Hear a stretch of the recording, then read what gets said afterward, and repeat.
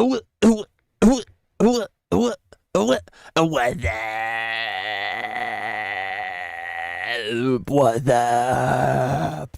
What's up?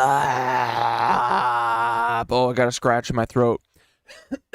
What? What's up? I can't do it. This is detrimental to my voice. It's hurting my throat.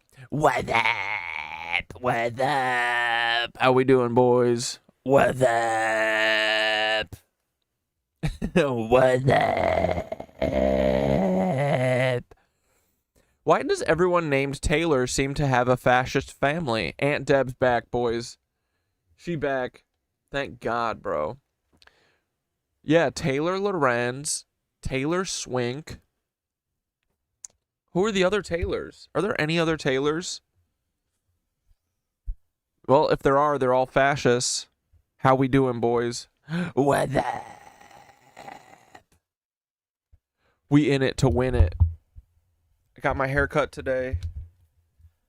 Everything's looking up, Cat Dad, boys. We got this. Taylor from Hanson. Oh, you're right. And wait, was it Taylor or was it because it's Taylor's the younger one. No, Taylor's the middle one. It's Taylor. I feel like the older brother's name is like Brad. No, it's not that though. Hold on, I'm gonna think of it. Taylor. What about Jonathan Taylor Thomas? Does that count? Different. It's Taylor. What's the little one called? They were my first concert. I have to remember this. I used to love them. Isaac? No, Isaac's the old one. Taylor, Isaac, Taylor, and Zach. Got it. Let's fucking go, dude. Isaac, Taylor, and Zach. We need a Warboner Bop remake. Oh, yes. Dude, Mac needs to get on a Bop fucking beat sample.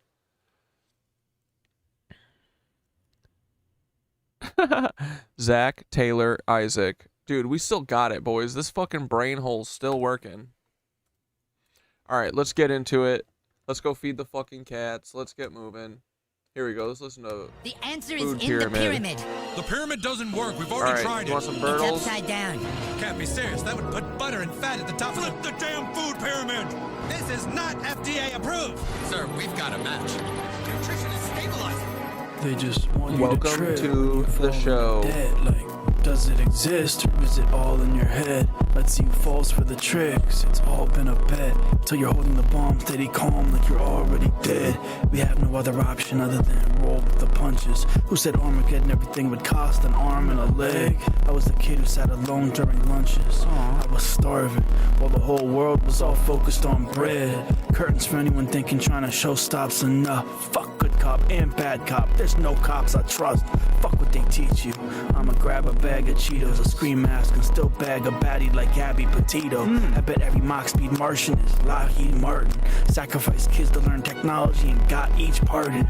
Biggest fast food chain in America is school lunch. We put the actual metal spikes into the fruit punch. I'm hungry, I'm bloody, I'm thirsty. No money, no wonder, no mercy. I'm hungry, I'm bloody, I'm thirsty. No money, no wonder, no mercy. I'm hungry, bloody, I'm thirsty.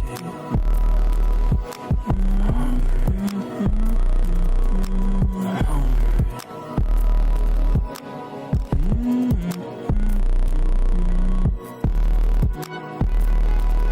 You think aliens built the food pyramid? What a load of shit. Wanna know the real truth that the reptiles hid? Paul got me pregnant and we had a reptile kid. Now all we really do is some reptile shit. I miss real food. I miss veggies, fruit. They have peaches in the streets with human meat at our school. Make it cheap so it's spot. Give all that we got.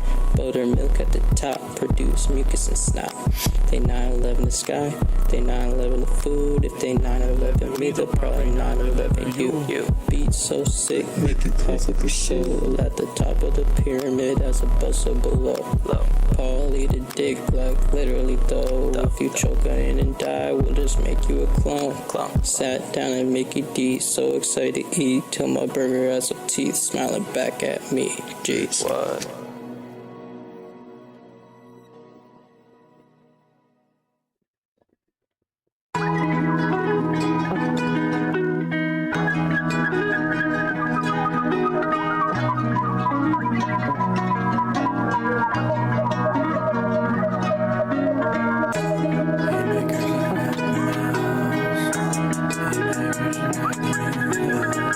I swear I'm happy.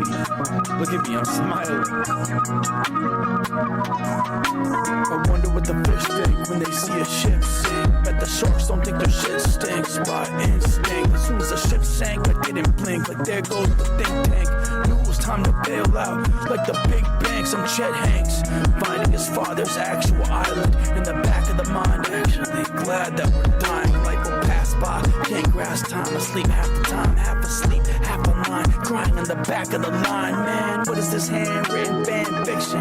A damn system that operates on division like a transmission.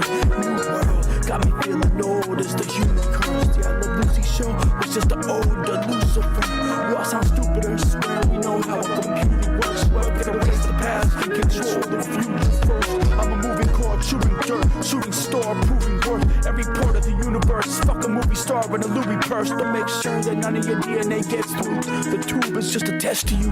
Class is exhausting. I just want a desk with some headroom, blessed with the best view. The face brick, right away for your compliance. It'll be Bates Motel if I resort to violence. It's a war on consciousness and confidence. They want you to not want to live. Never broke when I died a bit. Prison warden, auctioneers looking for the highest bid. In love with my love life. I can feel it like the blood on my buck knife. Buzz like a bug light. Keep chugging your bud light. Enough if you buck right. Let me simplify their semperfi. A war monument isn't what anyone would want to be remembered by. One's claiming to behead the snakes, led in spies. This is the genesis of genocide. Can't remember if I ever died. Smash my head on bricks till I find a better side. Laugh it up, because the cake batter's a drug. The #1 grandpa just shattered his mug. Technology will advance as long as there's a battery plug. Those who die in airplanes didn't believe in gravity enough. Praying for downpours at your clown parade. Just see how quick I can wipe a smile right off your face. The sun's scheduled to explode in light of recent events. We'll hand you a list of facts you're expected to know. You'll see it when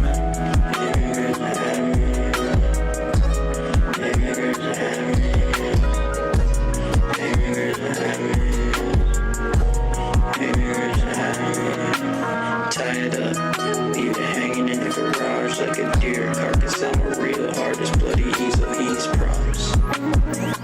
Bloody easel, he's promise. Nasty work, this a dirty job, it has to work. Or what if you gon' live with my arms, patch it up. Bullet hole full like an aqueduct. Crackheads on thin ice like a hockey puck. No canuck, like Wisconsin, I'm about my bucks. I'll be honest, I don't have that much. And if I was to be honest, probably press a trade. Foot in the grave, who's a slave for minimum wage. What a shame, on a break, sorry Kane. It's a big game before I call it like Dame back in Portland. Moved to the U, didn't work on the floor. You know hoop, so you gotta get up every morning. Beat the storm, beat the odds, and I made beats with God. Shooting from his fly as I scored every shot,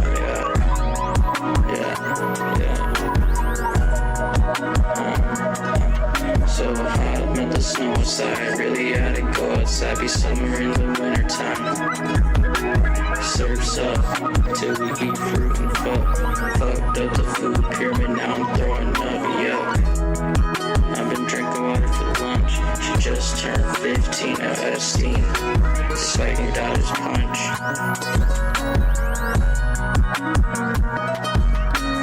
Rich cannibals with Peru disease, catching flights with honeys while I'm saving the bees. We're the Fuck gangsters.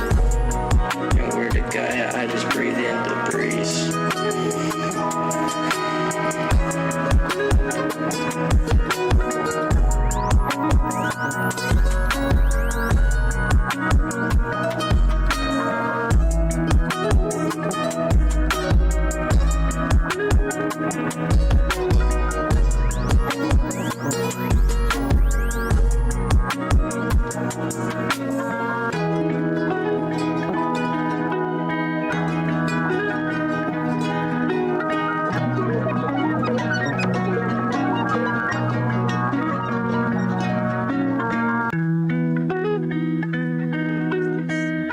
it, boys. Here we are.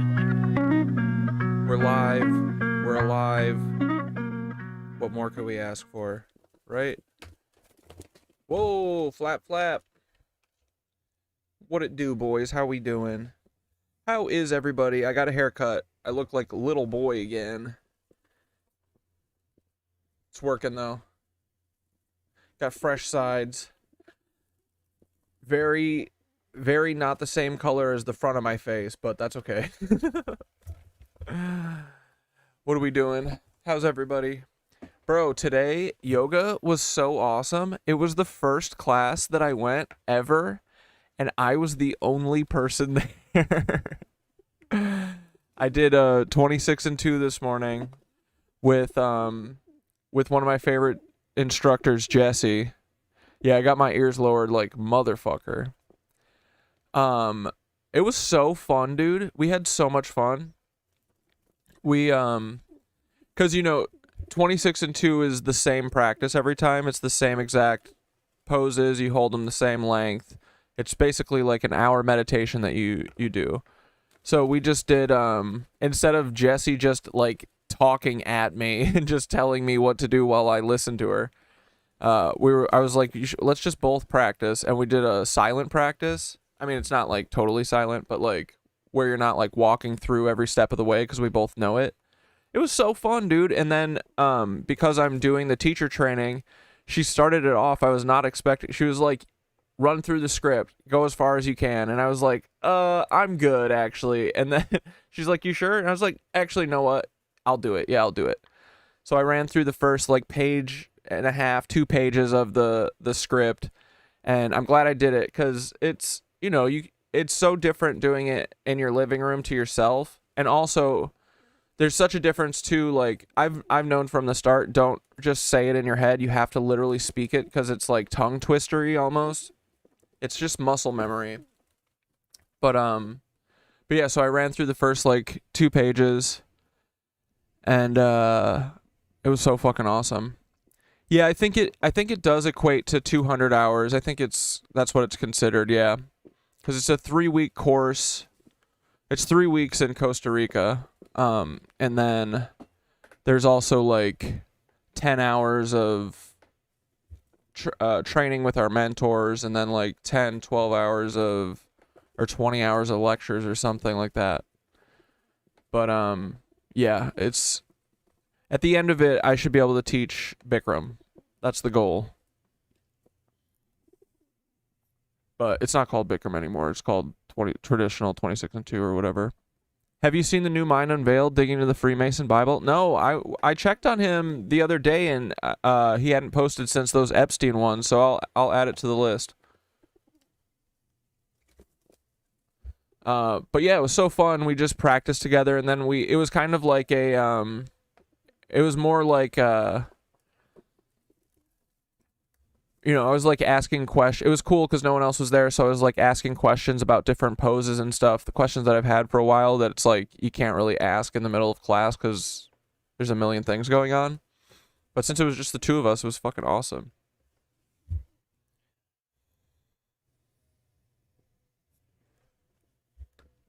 But yeah, dude. All right, let's type in Mind Unveiled.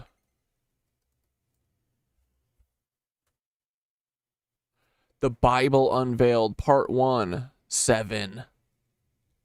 He did a 2-hour video? Oh my god. Someone be bumping, they don't know bail. Get out of here, Aunt Deb.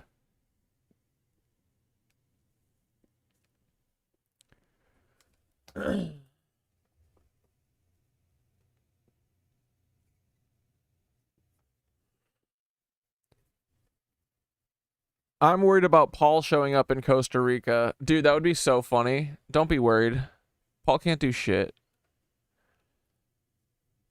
Paul wishes he could do something to me. I am going to have to be like, guys, I'm getting on an airplane. If it crashes, it was the FBI. Promise. Yes, Peter Thiel's dad is 100% Operation Paperclip. Someone was saying that today, and I couldn't remember if you said anything about it. Yeah. Dude, so he was known as...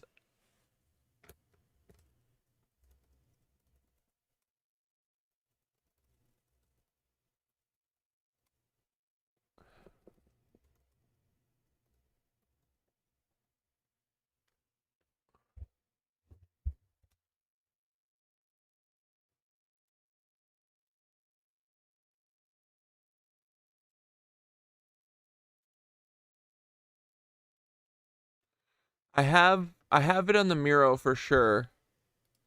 But there's a... Dude, this is why I hate Google. I think they're just deleting all this shit that used to be here. There's this guy that wrote a thing. He knew Peter Thiel's dad, Werner Thiel, or Klaus Thiel, and he said that he spoke in a thick German accent. He literally was a chemist or some shit for Israel, like less than 10 years after fucking Nazi Germany collapsed. He was a Nazi. And then people literally called him, they called him Klaus the German, Klaus the Nazi. But yeah, he's for sure Operation Paperclip.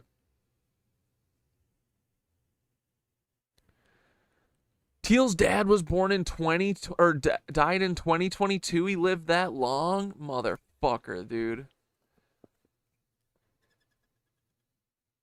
The ties are so clear. We went over a lot of this stuff like 2 years ago. You were going over all the World War II Operation Paperclip shit and the family connections to all these people. Yeah. I'm not going on a fucking helicopter ride ever, dude. I don't trust helicopters. Yeah, there's also all the connections with serial killers and Dr. Mengele, and some of the concentration camp people came over here and were like Zodiac killer and stuff. Yeah. Dude, honestly, I wouldn't doubt if Mengele was just the Zodiac killer too. Werner Thiel, birth March 29, 1907, Nordheim, Westphalen, Germany. So there's Werner Thiel. Wait, is it Werner Thiel or Klaus Thiel that is his father? Every time I open up the Miro, it fucking sucks shit and it doesn't fully open. Let's see if we can get it to go. Oh my god, why am I signed out of this shit?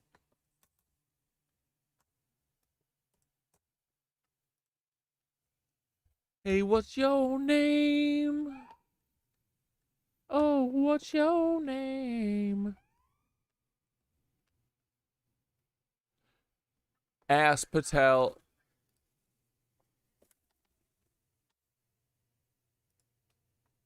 There's a fucking cop talking on his dumbass siren. I don't know what he said. Someone's blocking the road. It's still a cab all day. Dude, I love flipping off cops as I drive past them. As I ride past them on my bike. For literally no reason.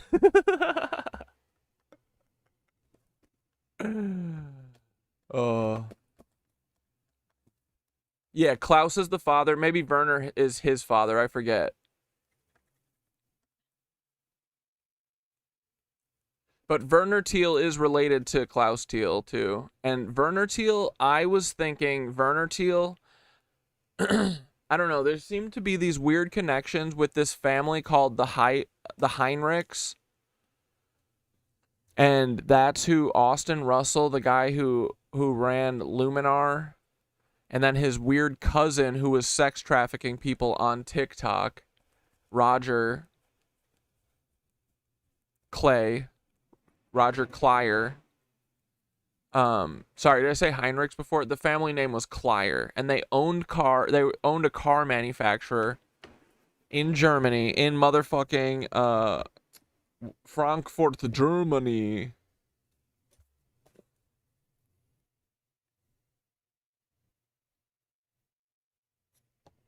About to get some Popeyes. I don't give a fuck. Long week. Dude, hell yeah. What's your Popeyes order? I don't know if I've had Popeyes in like 20 years. Don't worry, dude.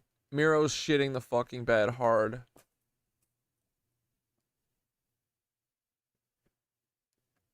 We went too hard on the Miro, boys. We broke it. Okay, here we go. Come on. Come on now. I didn't get to make the Paul video today, and I'm probably not going to be able to make it tomorrow either, because fucking Dave Matthews. But it's coming. That's what she said. Now, what the fuck is this? It disappeared. Hello? Hello?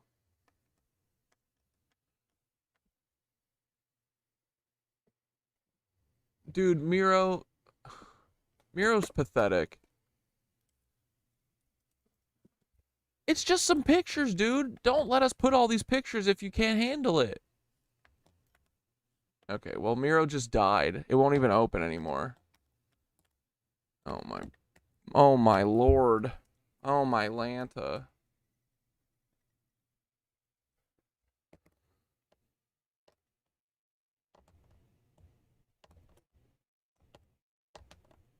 It might be the browser cucking Google. What, Firefox?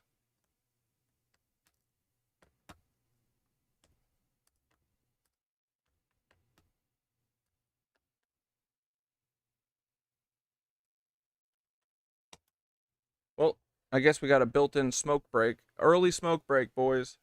Oh my god, it's so fucking humid now. It's been raining all afternoon, but now it's fucking so humid, it's gross.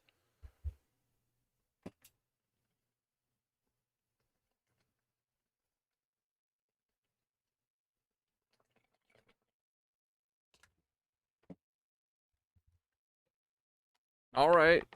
We're cooking. Little bit of cookage.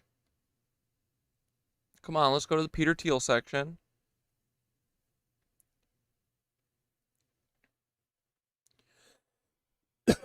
Thiel Clier family tree. Okay, it's over here somewhere. No.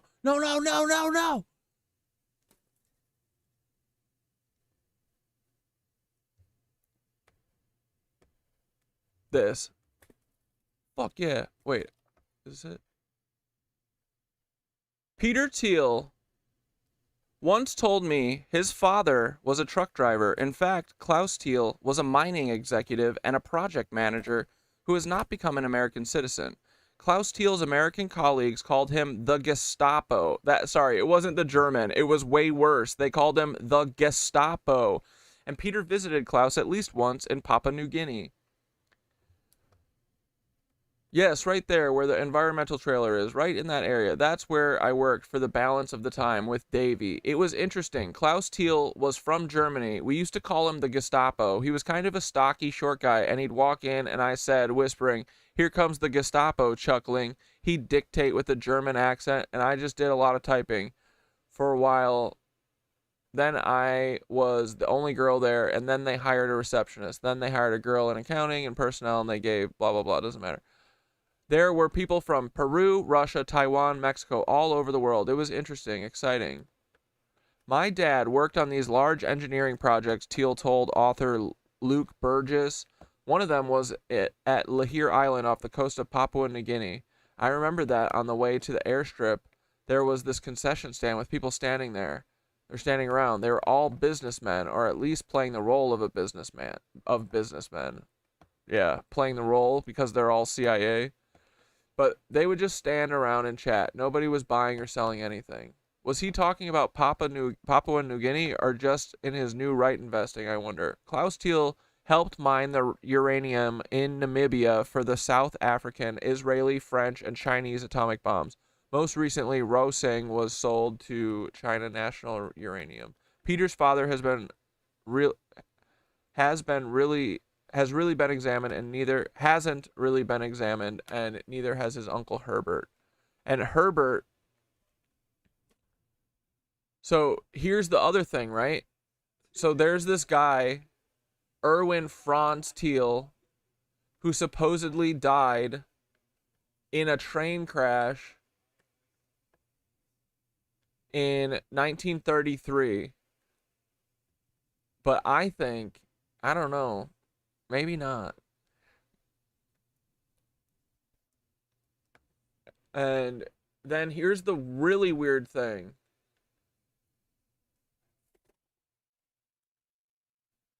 So this is Herbert Thiel, who is Peter Thiel's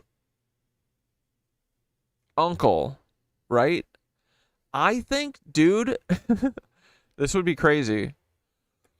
This was the dad of this guy, Roger Cly, who was on TikTok playing guitar with people trying and sex trafficking people, dude. Where's the video or the picture of?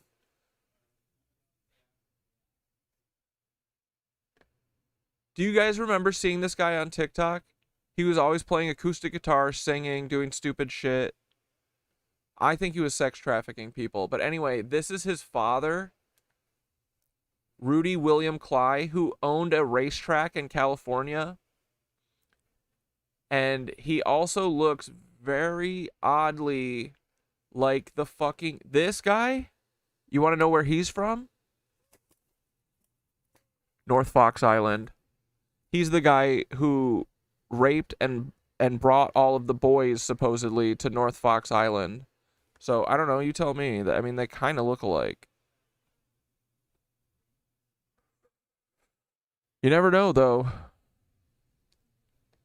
And then, here's the other crazy thing, right? First off, what do you think? Possibly could be the same person. This is a passport from someone going to Argentina, I believe.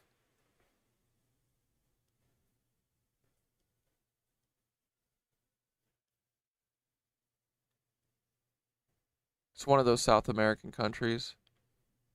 That's definitely in South America, right? Not in Central America. Does it say what country this passport's from?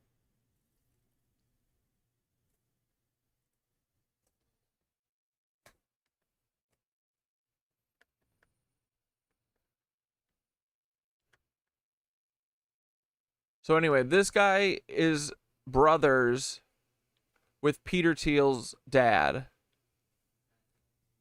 And if everyone remembers, the 1942 submarine saboteurs, there was a motherfucker on this bitch. There were 2 Thiels on the submarine that came over from Germany. One of them, George Dash, looks like Joe Biden. And then here's Peter Thiel's dad, I suspect. This dude's name was Erwin Franz, no, this one was...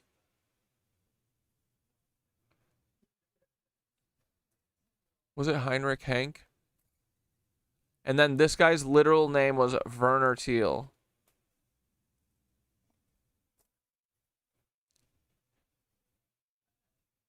I don't know. I don't know, dude.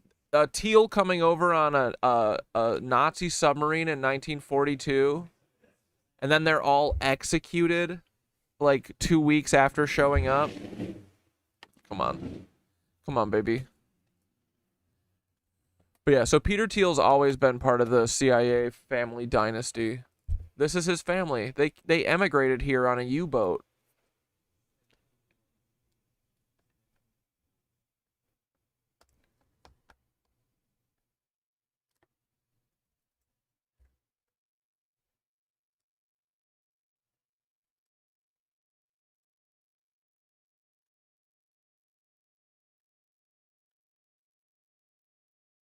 My fucking shit is... Miro crashed this shit, bro.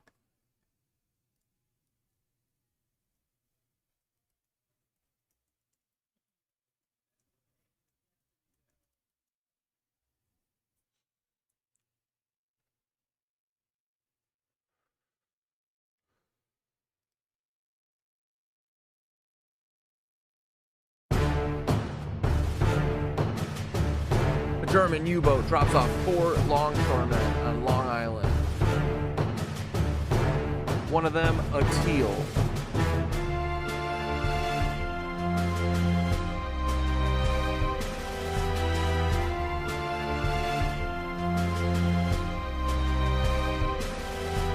Then the other ones went to fucking Florida.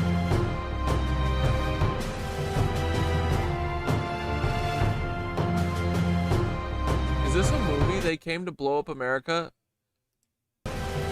Here's Joe Biden's dad, in my opinion. Yeah, exactly. Executed is Fed parlance for reassigned.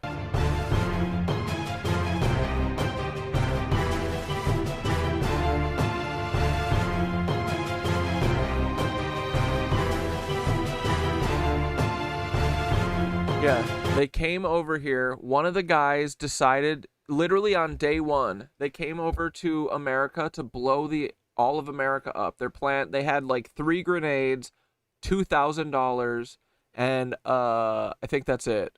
And they were like, and a U-boat. And they came over and they said, we're gonna blow America up.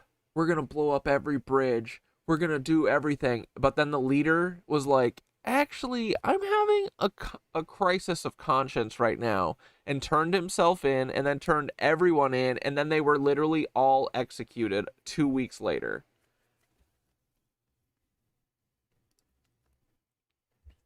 Sure. And 2 of them named Thiel, and now Peter Thiel runs the world. What a coincidence, right? Isn't that crazy?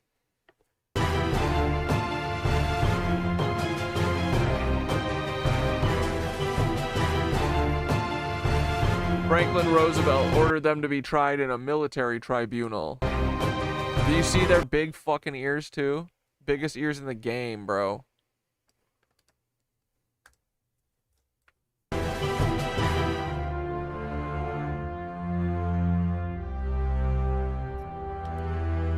I want this raw footage of Peter Thiel's dad, bro. Now look, George Dash, Joe Biden's dad, he tattled on everyone. So fake. They Timothy McVeighed his ass. One Mark Graves.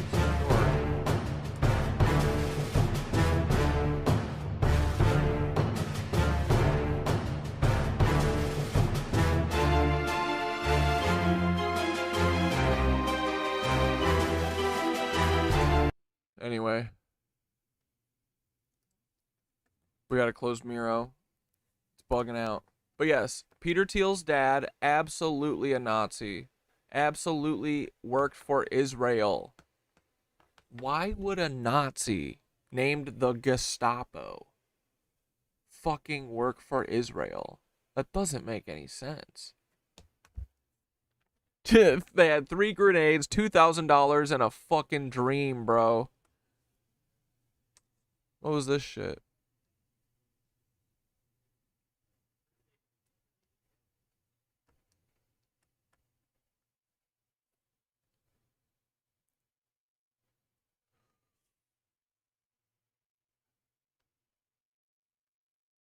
Yes, they were all sentenced to death for having 1 stick of TNT in America.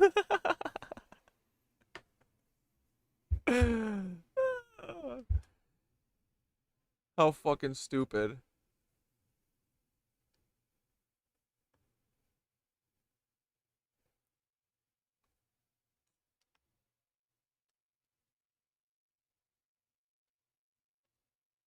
Frank R. McGay. Nice. Major General Frank R. McGay.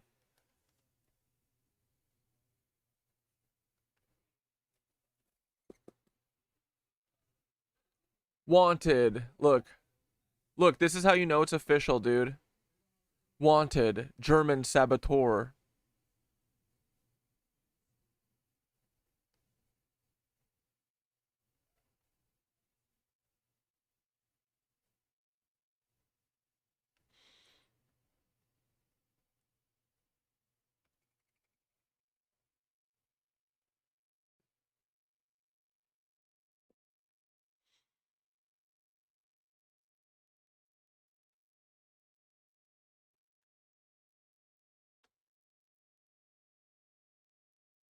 Oh, Taylor Lorenz. Everyone knows that Taylor Lorenz's grandpa made Zyklon B, right? And then her grandma, Marita Lorenz, had a baby with Fidel Castro. Crazy. What an odd world, dude. Alright, I'm gonna close the Miro, I think. Anyone want anything else before I close it?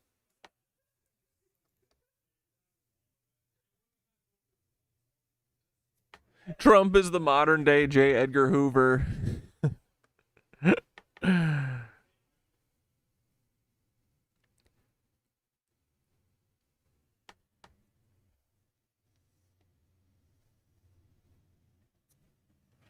I read today Peter Thiel's in Argentina to replace their government with an AI model. Yeah.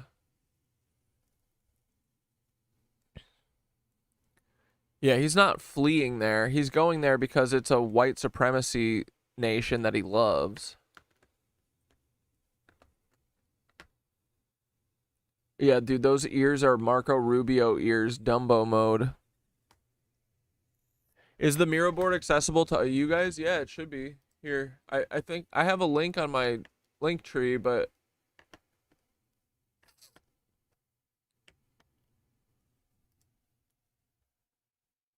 here, this lets you view. Oh, it's too long. What the fuck? I'll put it in the Discord. That's a viewable link. What a shitty ass link. It's like it's like 5,000 characters.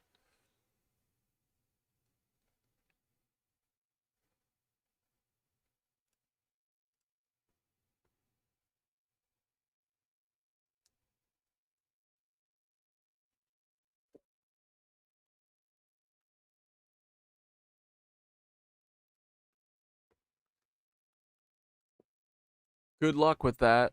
Good luck with opening it. Oh. I thought that was the chick from Libs of TikTok. Wait. Are you talking about Taylor? Wait, you know that they're sisters, right? Don't play games with me. Taylor Lorenz and Libs of TikTok are sisters.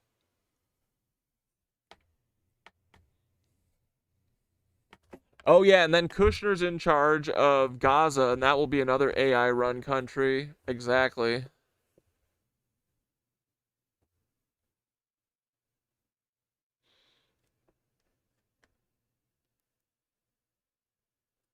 And, yeah, Fidel Castro is 1,000,000% Justin Trudeau's dad. Oh, I know you're not being like Tyler. Dude, I've made so many videos about this.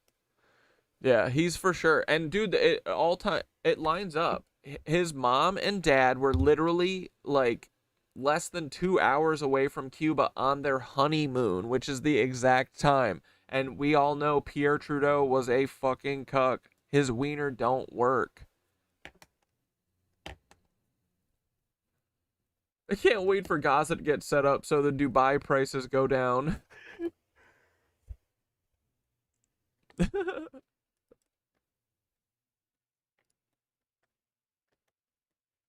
All right, let's burn some Allegedly, of these tabloids Tyler real shoots quick. Let's get Sammy's take on this. Charlie Kirk. He runs across the roof. His shadow disappears for some reason. He's like running and he has a shadow, then boop, no shadow as he crosses the rest of the roof. It's like the CGI guy quit halfway through. He's like, ethically, I cannot complete this job. Allegedly, Tyler uses his great-grandfather's rifle. The story is that his great-grandfather used this rifle in World War I. Yeah, and Justin Castro is now currently dating Katy Perry. Got to keep it all in the lizard family, dude. She gets to go up to space. He gets to be Fidel Castro's son, and no one knows or talks about it ever. Father used it in World War II, and then Tyler used it to start World War III, apparently. I think that was... And you see him running and then jumping off, just like... Like, where did the rifle go? Did it bend with his leg? Some people say, well, actually, he didn't have it in his pants at that point. He has it under a piece of cloth. He disassembled it. Right after he shoots Charlie Kirk, allegedly, he disassembles the rifle for everybody's first move. And actually, there's a screwdriver left on the roof, right at the scene of the crime. And guess what? The screwdriver has his DNA on it. How perfect is that? Tyler, 4.0 student, planned this shooting for like 6 months, interned for the CIA for a little while, and then accidentally leaves his DNA-ridden screwdriver at the scene while he's wearing gloves. How did he get the, was he just like...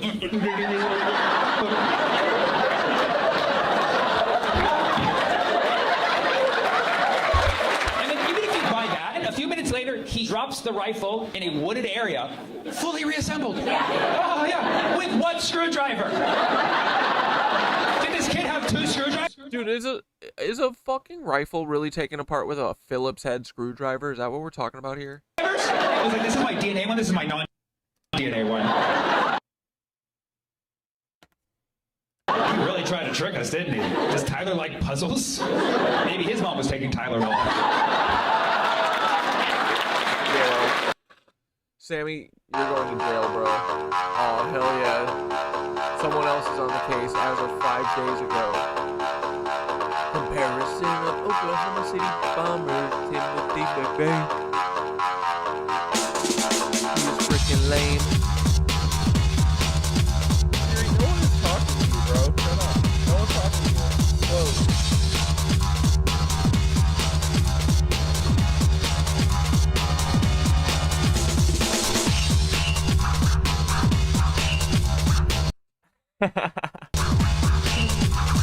We got him.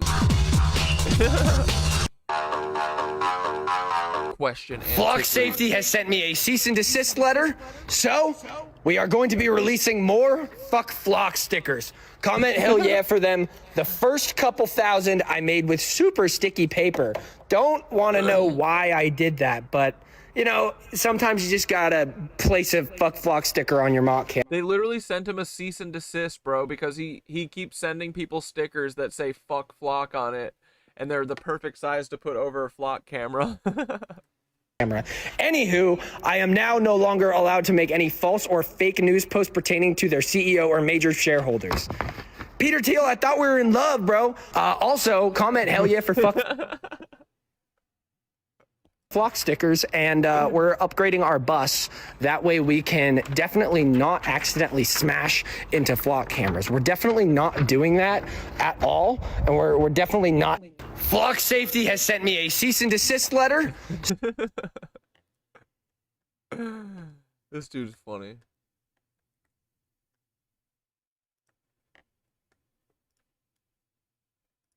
You guys need to stop destroying these Flock cameras right now, okay? It's someone else's property. And if you destroy another Flock camera, I might just send you $50 to go fix it and put it back up. You gotta stop doing that. If you keep doing that, I'm gonna be real upset. Y'all definitely should not comment Fuck Flock for Fuck Flock stickers.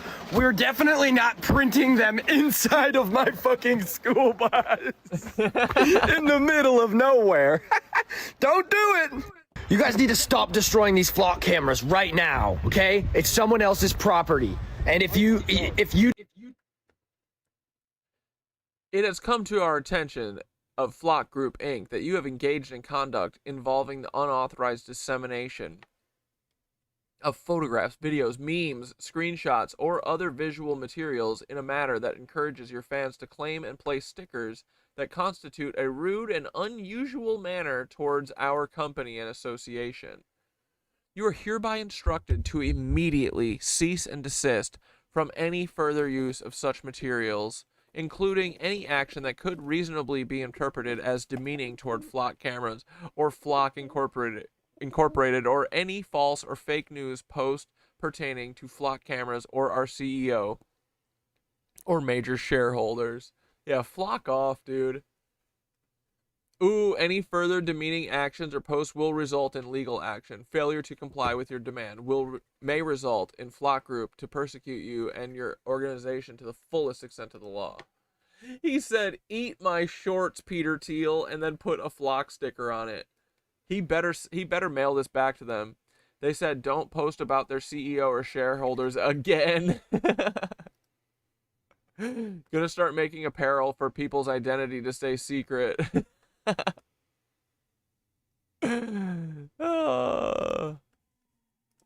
Flock Safety has sent me a cease and desist letter, so we are going to be releasing more Fuck Flock stickers. Comment hell yeah. I'm at the MMA Awards right now, and it's time to ask everyone who would win in a fight. Who would win in a fight? Michael Jackson or Prince? Michael Jackson. But Prince can fight though. I heard Prince can fight though. He also has them fingers, those guitar playing fingers. Right, yeah. Who would win in a fight? Is this another one?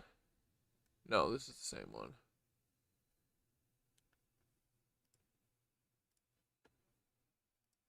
Eat my shorts, Peter Thiel.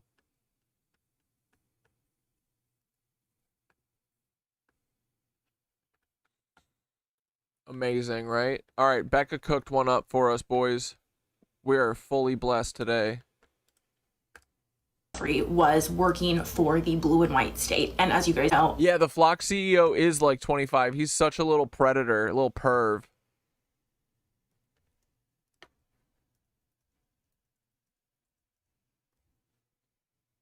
Little freak, dude. Ew. Dude, tell me this bitch ain't Mormon. Tell me he's not. Garrett Langley? His name is Langley, dude. I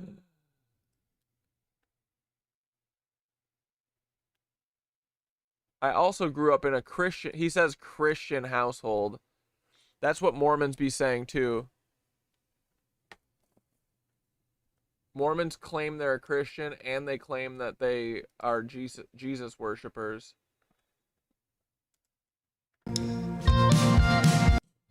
Breakthroughs on our side, forever live. And then also This must that be a different Garrett Langley.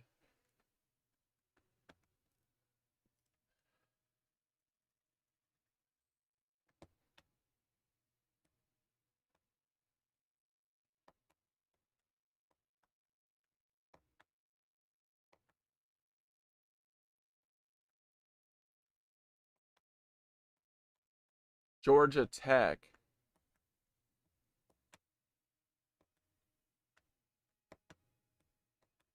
I can't believe his name is Garrett Langley, bro. And Matt Fury? I mean, come on. Paige Todd? How old is this bitch?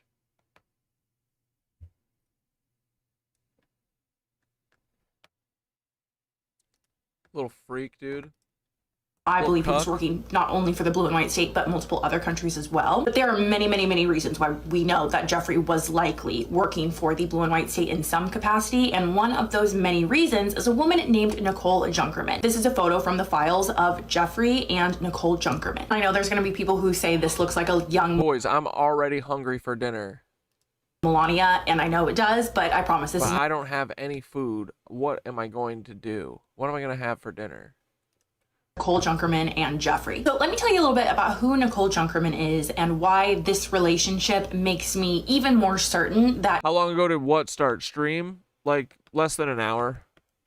Jeffrey was in some capacity working for the blue and white state. So Nicole Junkerman is a German entrepreneur, venture capitalist, and investor who is best known for founding NJF Holdings, which is an international investment firm focused on healthcare, biotechnology, artificial intelligence, sports, and real estate. Nicole was born in Germany in 1975, but she would spend her childhood growing up in Spain and then would ultimately go to the International University of Monaco to receive her education before she transferred to receive a higher education at Harvard Business School. In 1995, Nicole Junkerman also began a career as a model and began modeling for John Casablancas' Elite Models. We've talked about John Casablancas a ton. He's a close friend of Donald Trump. Palazzoli. He was a known predator. He was just a terrible person. Nicole Junkerman would go on to help launch the online gaming company Winamax before she became heavily involved with Infront Sports and Media, which is a company that acquired major broadcasting rights for international sporting events, including the FIFA World Cup. Nicole Junkerman has also served on the United Kingdom's Health Tech Advisory Board, which advises the Department of Health and Social Care on innovation within the NHS. Nicole Junkerman is also on the board of directors of Carbine, a blue and white state emergency communications technology company. And in this role, she worked directly alongside the former prime minister of the blue and white state, Ehud Barak. As you guys know, Ehud Barak was a very close associate of Jeffrey, and just a few months back wrote a puff piece for Donald Trump in Time magazine. And we know that he has also been named as a perpetrator of figures like Virginia Giuffre, who has accused him of our work. During Nicole Junkerman's time working at Carbine, she would help the company secure tens of millions of dollars in funding and would go on to expand the company's partnerships with different international governments, specifically the United States. Basically, Carbine is a cloud-based emergency response software that is designed to improve 911 and public safety systems by allowing callers to share real-time video, precise location data, and other information that can help emergency dispatchers pinpoint exactly where you are and be able to see you through your camera. And this is a company ran by the former prime minister of the blue and white state that the United States has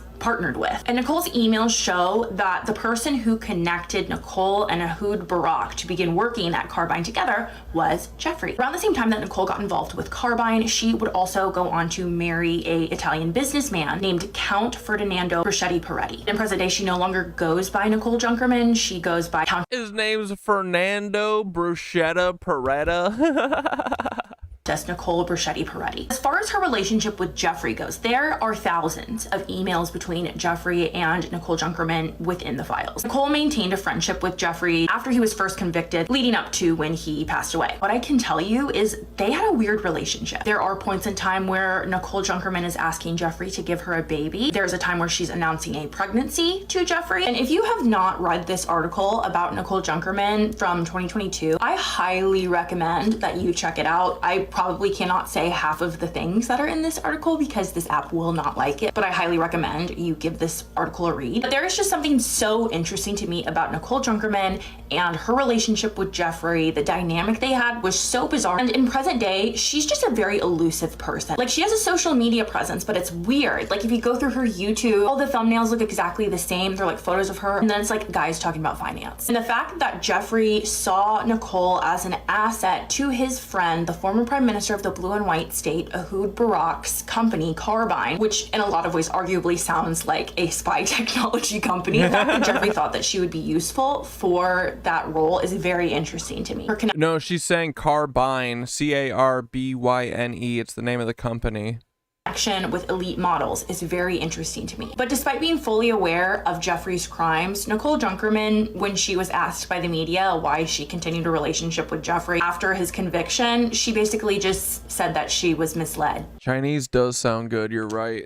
Oh, I forgot about my honey Nicole water. Junkerman is just one of those figures who I think there's a lot more beneath the surface. I think there's a lot more to this woman. I think there's a lot more that she knows. This is one of the many threads with Jeffrey that I think has not really been pulled at all. And I think there's going to be a lot more information that later comes out surrounding Jeffrey's relationship with Ehud Barak, Carbine, Nicole Junkerman, and what they were doing to work in benefit of the blue and white state. Okay, that's all I have for you guys right now. I'll see you in the next one. There are many reasons why we believe that Jeffrey was working for the blue and white state. And as you guys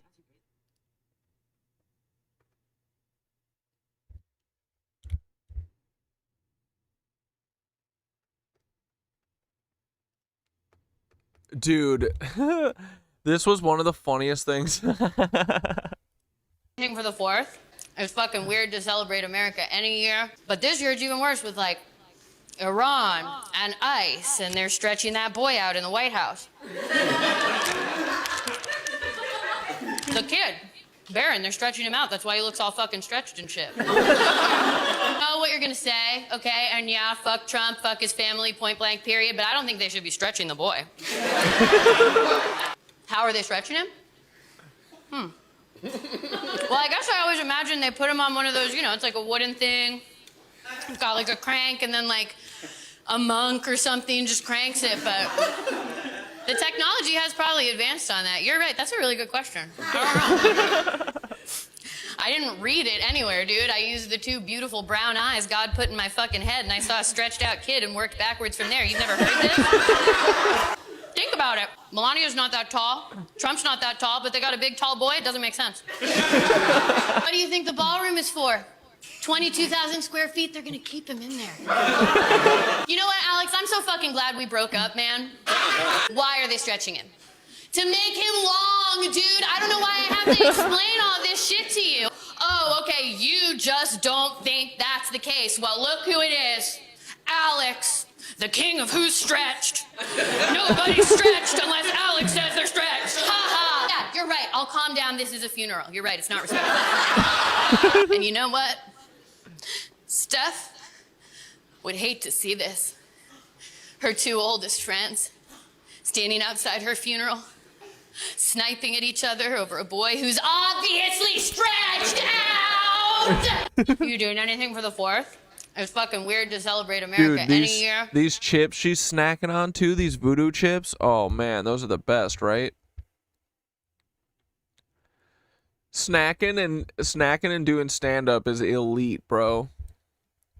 Nobody's stretched on unless Alex says they're... Yeah, no one's stretched unless Alex says they're stretched.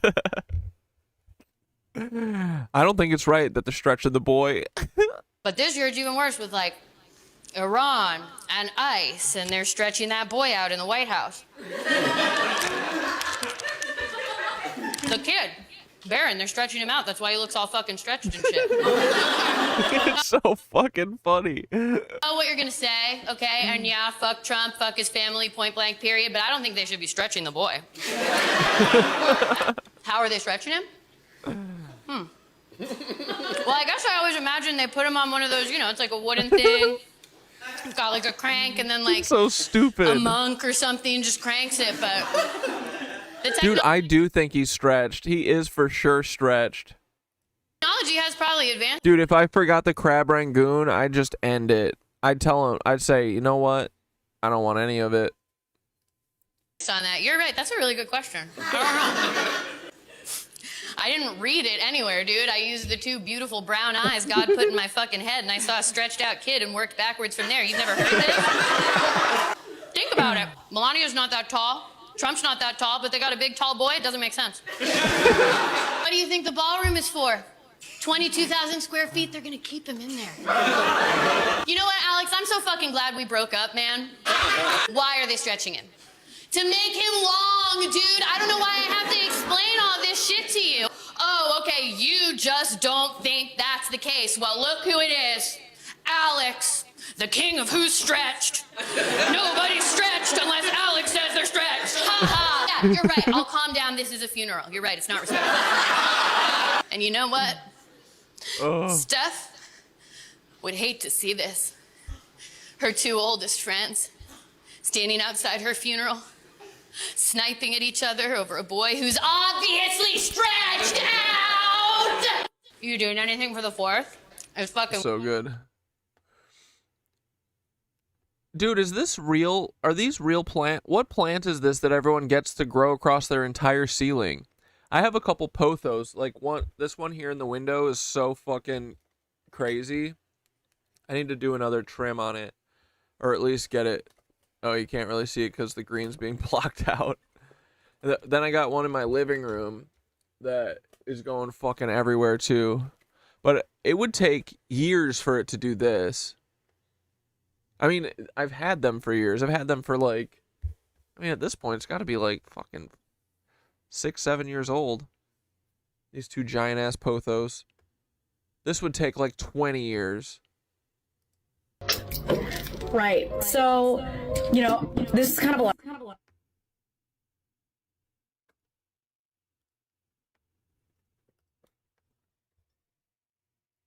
Here's a third of my paycheck. What am I gonna get?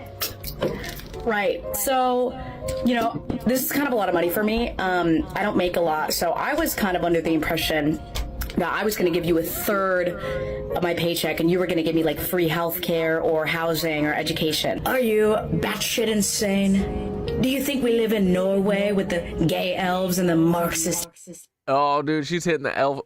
She's hitting the elf. She's hitting the Trump pretty good. Fairies. So if I The gay elves up in the North Pole. don't get any of those things, what are you gonna do with my money? We're going to bomb a children's hospital in the Middle East. Oh, what is that? Why would you do that? Oil. We have a bunch of clean energy sources here that are like ready to go, and you don't have to kill kids. Yay. If you're using my money to kill kids, and I'm poor, like I need it, and I'm not getting anything out of giving you this, I'm just gonna stop giving you money. Jail. Huh, okay. What? We're gonna keep you in a cage for 1,000 years like you're Gavin Newsom and I'm his 26-year-old dominatrix. Guillotines near me. Here's a third of my paycheck. What am I gonna get? Yeah, you just get fucking dribbled on, bro. Of the U.S. East Coast is the greatest coastline on Earth. Not because of its culture or its unbelievable wealth, but because of its unrivaled geography. Hello and welcome to Our World Through Maps. Today I'm going to break down the U.S. East Coast and show why it may just be the single greatest place to start a civilization in the entire world. Yeah, dude. I wouldn't be surprised if civilization did start here and everything's been inverted and it's all a lie. Two things set the U.S. East Coast apart: rivers and ports. Let's break them down. The U.S. East Coast has 7 primary ports.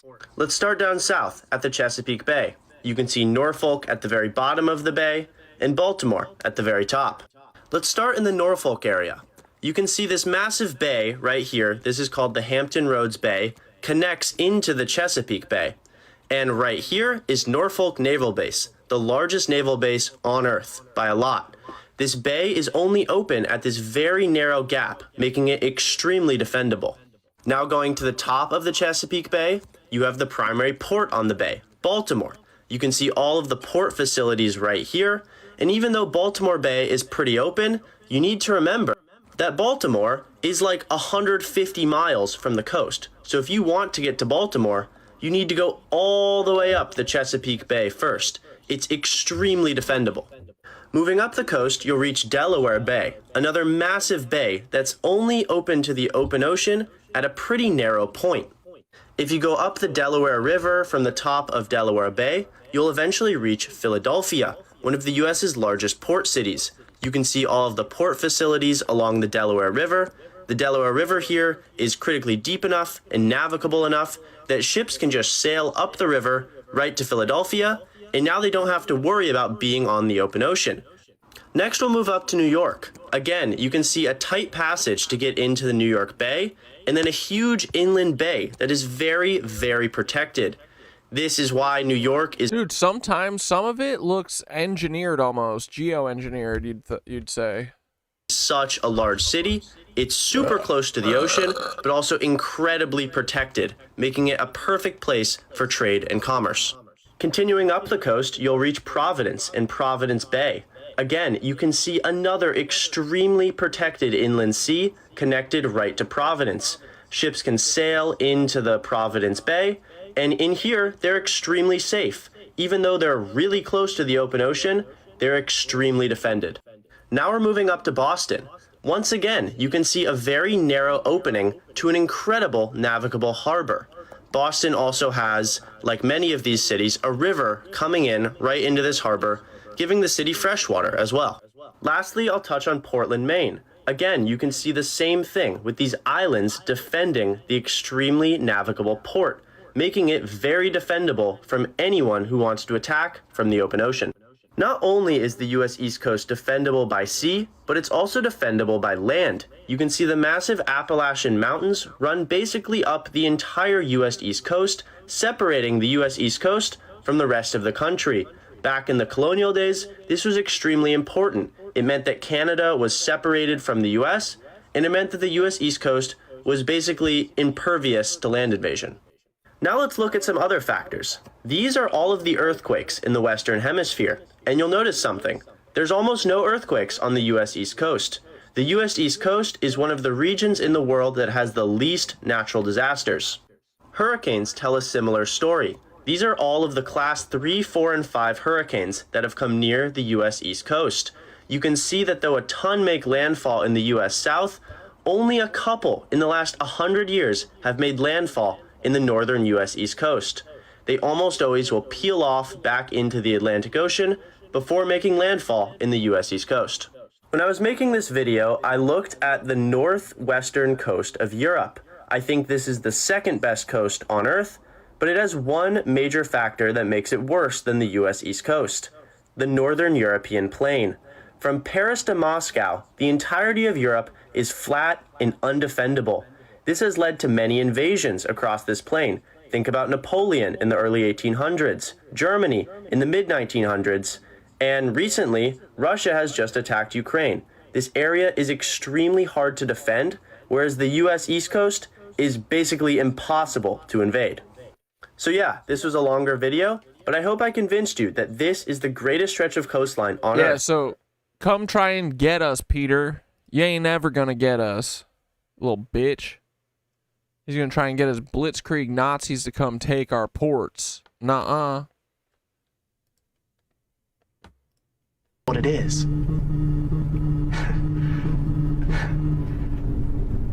There's a man. Oh yeah, this is where all the flock cameras are. Isn't this very interesting? The Home Depot. Lowe's. What are they looking at in the parking lots of Lowe's and Home Depot? I can see him through the wall. Then I realize what it is. Guys, you don't think Flock's working with ICE, do you? That would be fucking nutty bo buddy. Alright, here we go. Fucking Allie's talking about how Taylor Swift's family are a bunch of fascists. Go figure, dude. By Taylor Swift, and somebody left this comment. Scott Swift is the great-grandchild of Charles C.A. Baldy, one of Mussolini's closest American political allies. You can pause to read the rest of this comment. So I had a look and immediately confirmed that's correct. Taylor Swift is the great-great-granddaughter of a man named Charles Carmine Antonio Baldi. When Charles Baldi died in 1930, Mussolini sent personal condolences to his office. The two Dude, Taylor should get this fucking mustache.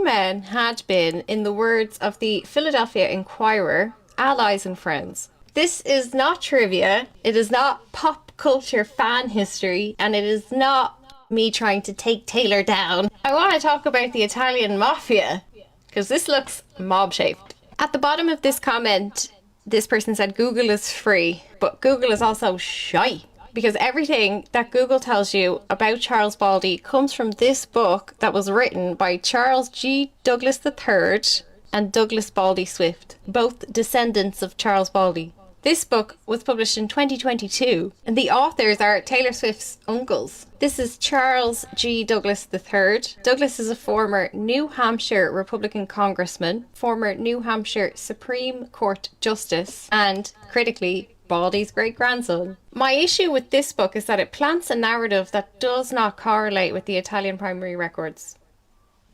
It's not adding up. This book tells a story about how Baldi arrived in America. It says that he and his brother arrived at the age of 14 with 40 cents in their pockets. It says he began with nothing, he was a street fruit peddler, and within a decade he had made his name. You are supposed to believe that within that one decade, this man went from 14-year-old with absolutely nothing to a kingpin operator of what looks structurally like a mafia. None of these sources use the word mob, of course. This story contradicts itself. It's structurally incoherent. It must have been written by someone who did not understand Italian class politics or who deliberately doesn't want to mention them. It says Baldi came here because, as a boy, he wrote letters for the peasant women of Italy to their American relatives. In Italy, in the 1860s, destitute children did not write letters. Illiteracy in southern Italy, where it says he was from, exceeded 80%. For that child in rural Salerno to be literate enough to be writing letters for peasant women, he must have come from the ceto civile, the literate property owning professional class. I am not going to tell you what to think of Taylor Swift or her family history. I'm just going to give you a history lesson. We haven't done any Italian history yet. Could be fun. The Risorgimento is a period of Italian history that unified the North and the South. This gets told to Italian school children as this great story of unification. Risorgimento itself means resurgence or rise again, suggestion that Italy was going to unify and rise again as this great force. But the reality is much more grim. This wasn't unity, this was conquest. The new unified Italian state was administered from the north. Northern Italy was industrialized and wealthy. Southern Italy was agricultural and impoverished. And the new unified Italian government imposed tariffs that taxed southern produce to subsidize northern industry. Peasants who had worked the same land for generations found themselves dispossessed by a new political order that did not represent them. Straight after the 1860 unification, the Italian government sold off 2 million hectares of common land in southern Italy to private buyers. That's not reform or unity. That is the structured dispossession of communal agricultural land from peasant communities, concentrating it in the hands of... And let me guess, if it were now, today, and they didn't want to move off their land, I bet, what if they probably did drones to them or missiles on top of them? It sounds like something, I don't know. Buyers with capital. Like Zionism a little bit. And the Neo-Borbonici Historical School documents that the conquest of the South involved concentration camps, summary executions, and the burning of villages and towns during the suppression of resistance. But the dispossession is only one half of this story. The state also had a structured apparatus and a plan for where those landless peasants would go. The padrone system was the infrastructure that moved Italian landless peasants into the American labor economy. The word padrone is Italian for boss, owner, patron. This is not a system that just emerged in America after immigrants landed. This was a structured, state-supported, transnational labor brokerage. Labor brokerage being a very polite way of... Bro, they're transing the nations now? My God. Saying human trafficking network. Padrones operated from the villages... Oh, this book is about Eye of the Chicken Hawk? Oh, God. This is about North Fox Island?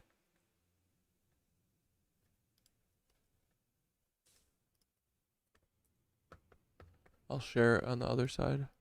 Of southern Italy. They would travel town to town in places like Calabria as people were being dispossessed and offer these families a way out, an attractive proposition. Send your son or your husband or yourself to America. Bro, think about this. This is literally just the same. This is war. This is what they do with the Zionism shit. They do a war. Everyone gets dispossessed, then they can easily traffic people because they don't have a home anymore and they're desperate. So they move them and then they bring them to America, and then I'm sure they fucking made a bunch of sex slaves. And the padrone will take care of everything. They will arrange your passage, your housing, and your work. Padrones were able to offer these peasants the promise of American wages, which were unimaginably high compared to the absolute nothing that they were getting at home. But the reality of the arrangement when workers arrived in the United States was far different. Upon arrival, workers found themselves contractually bound to the padrone. This illustration is a perfect example. The padrone controlled their wages, their accommodation, their food supply, and their ability to obtain any other work.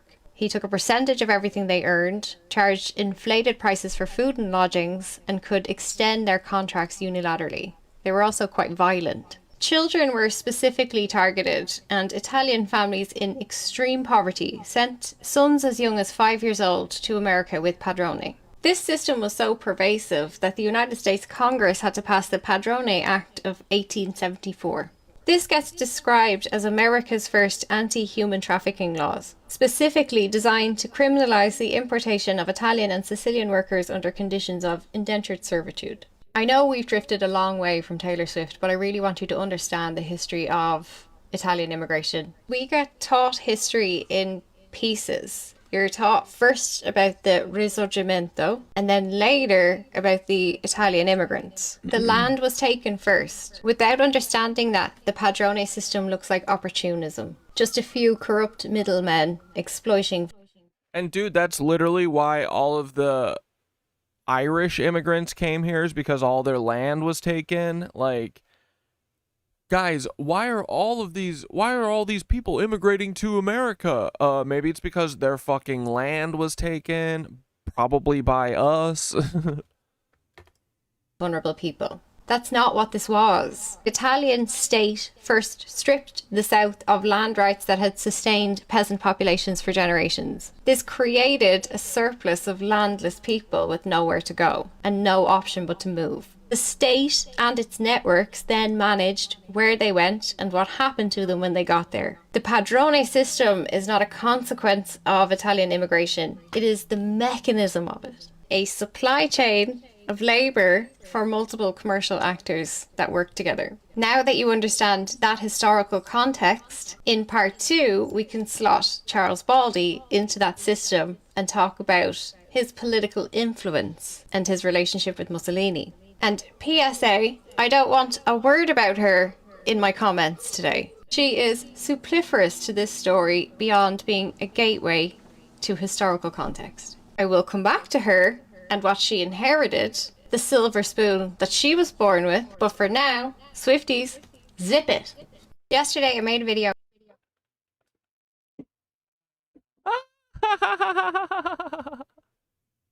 She said, zip it. Brother. Did you see this motherfucker? We're going to watch part 2 in a second, but palate cleanser. Here's your palate cleanser. This is in the Epstein files. And then putting this to this fucking Beirut song, get fucked, bro. I love this song. The times we had, oh, when the wind would blow with. I mean, dude, what is wrong with these people? This is all they do and think about is buttholes, and I mean, what is wrong with them? Dude, I'll tell you what. Money can't buy you class, that's for sure. Also, it looks literally torched. It looks like burned in an oven.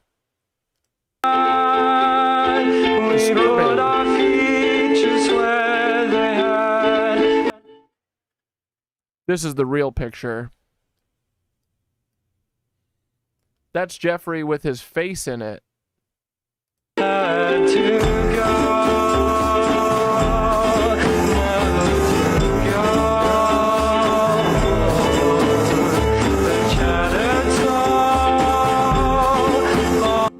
What the fuck, dude?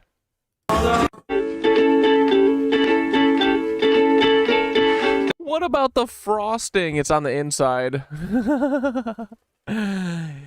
Jeffy's got to put his dick in to get the frosting.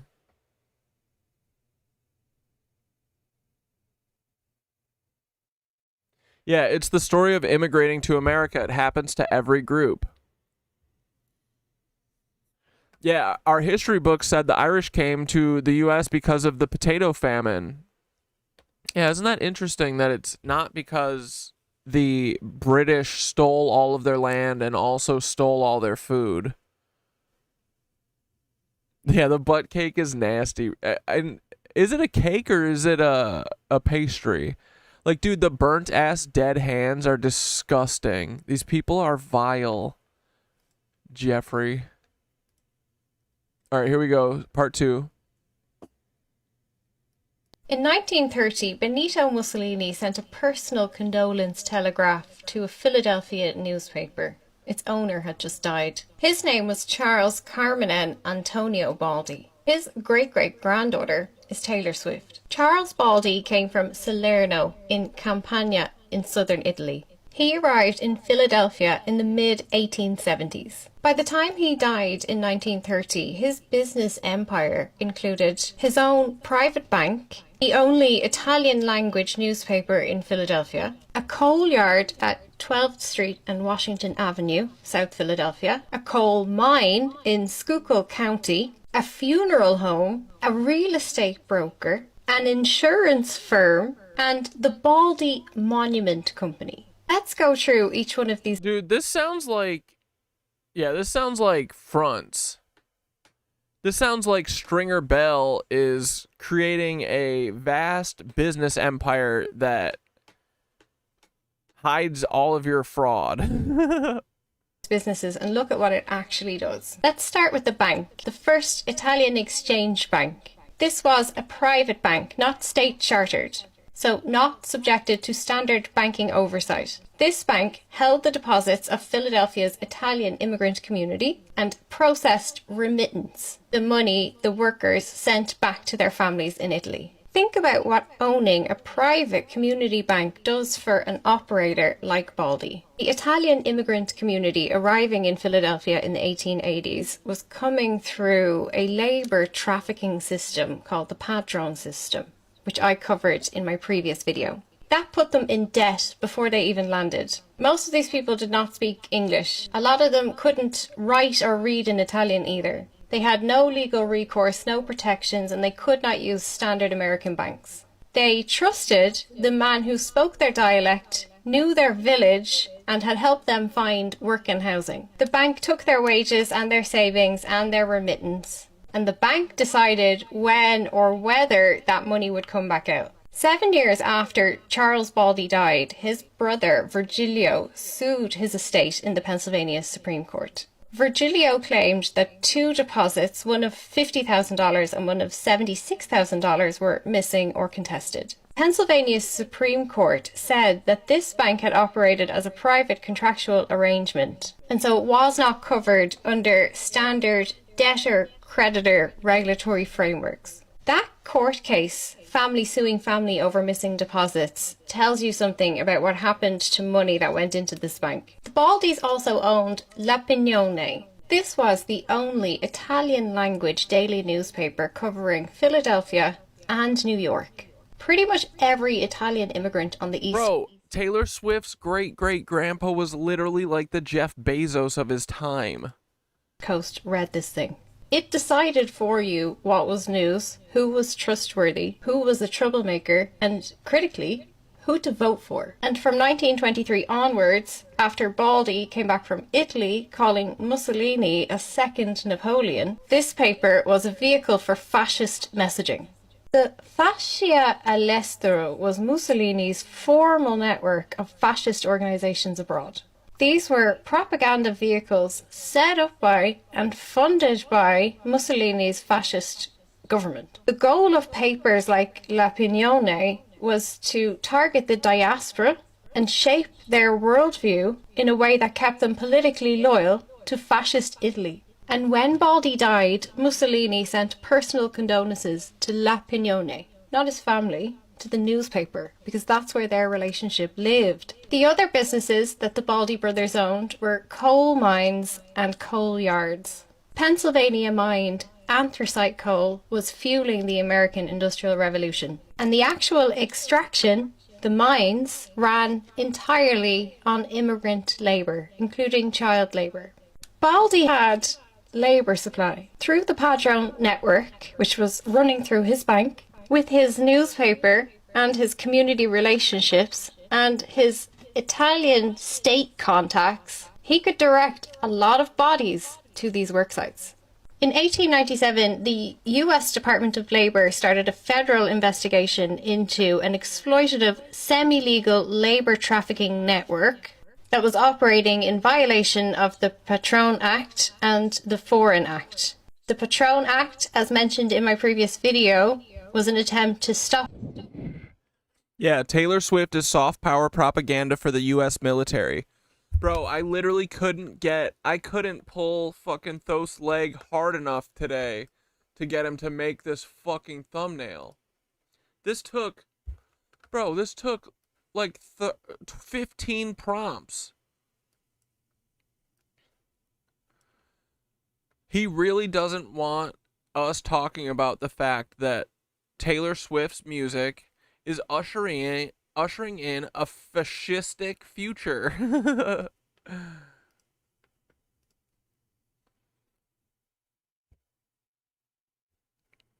Taylor Swift's message of toxic white feminism enables the U.S. military terror around the world by making white women passive about the suffering of non-white people. True. The smuggling of Italian and Sicilian workers into the United States. The Foreign Act, or Alien Contract Labor Law, also banned importing foreign workers under orphan-trained children worked most factories sent to repopulate certain areas too.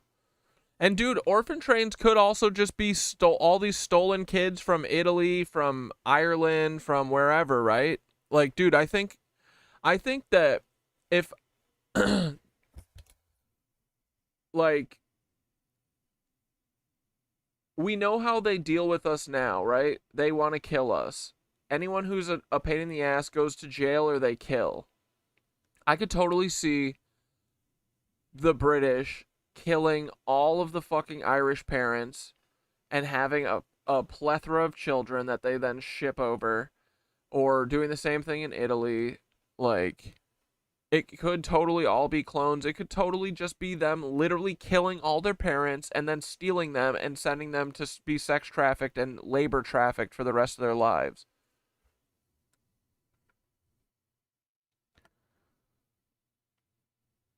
Her so-called wedding was a satanic ritual, not at all what most think. Hell yeah.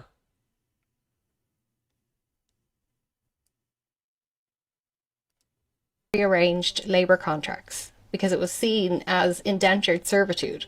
In this Department of Labor text, Philadelphia is distinguished from the other Italian colonies because, and I yeah, hyper self-focus and white individualism is Taylor Swift's brand.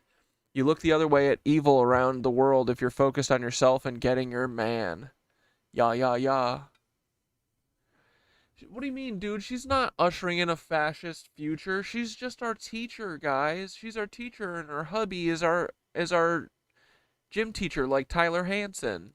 He's our Tyler Hansen. The bosses in Philadelphia have also entrenched themselves, not just in the labor supply, but in banking, housing, media, and civic organizations.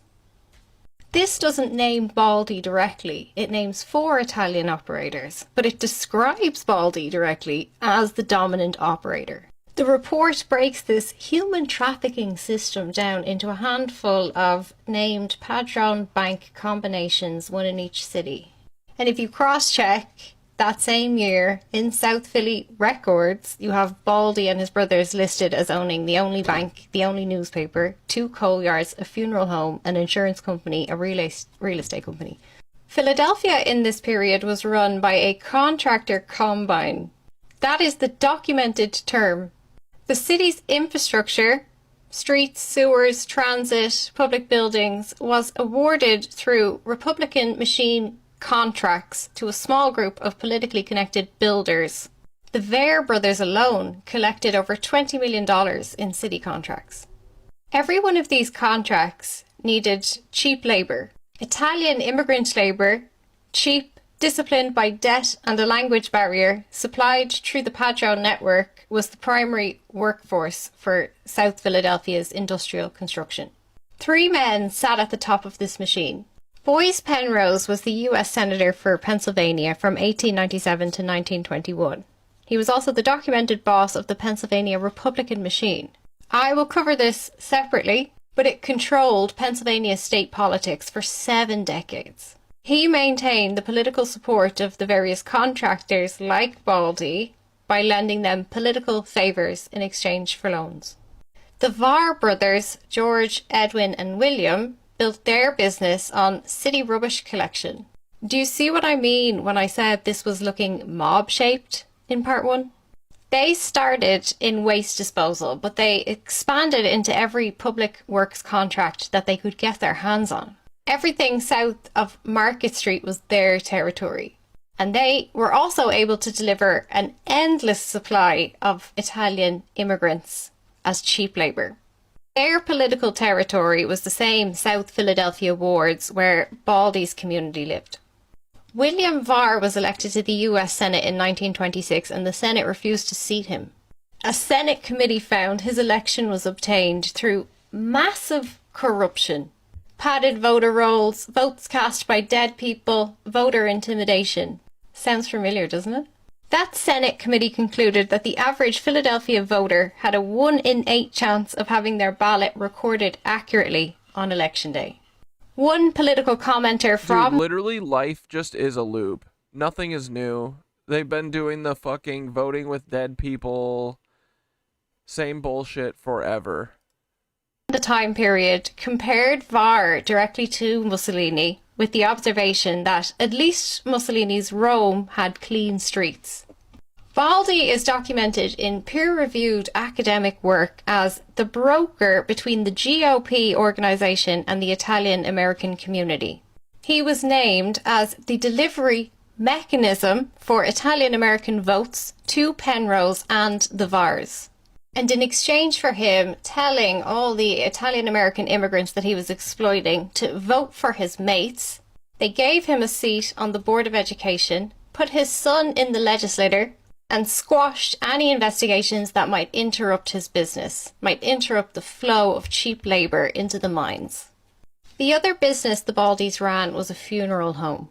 This is still operating in 2026 at 1011 South 8th Street. A funeral home serves everybody in the community, regardless of their politics, their debt, or their relationship with the operator. You can't really opt out of having your deceased buried, and it is cash intensive at the moment of maximum family vulnerability.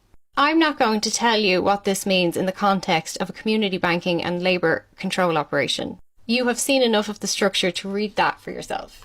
You have seen enough to know exactly where she came from. Continuing to support her is a very loud choice. Yeah, dude, literally, she is just Meadow. She's Meadow. Meadow Soprano. In 1930, Benito Mussolini... She's worse than Meadow Soprano. I love Meadow. Garden issues, bro. Dude, I'm not having garden issues anymore. I got some tomatoes came up.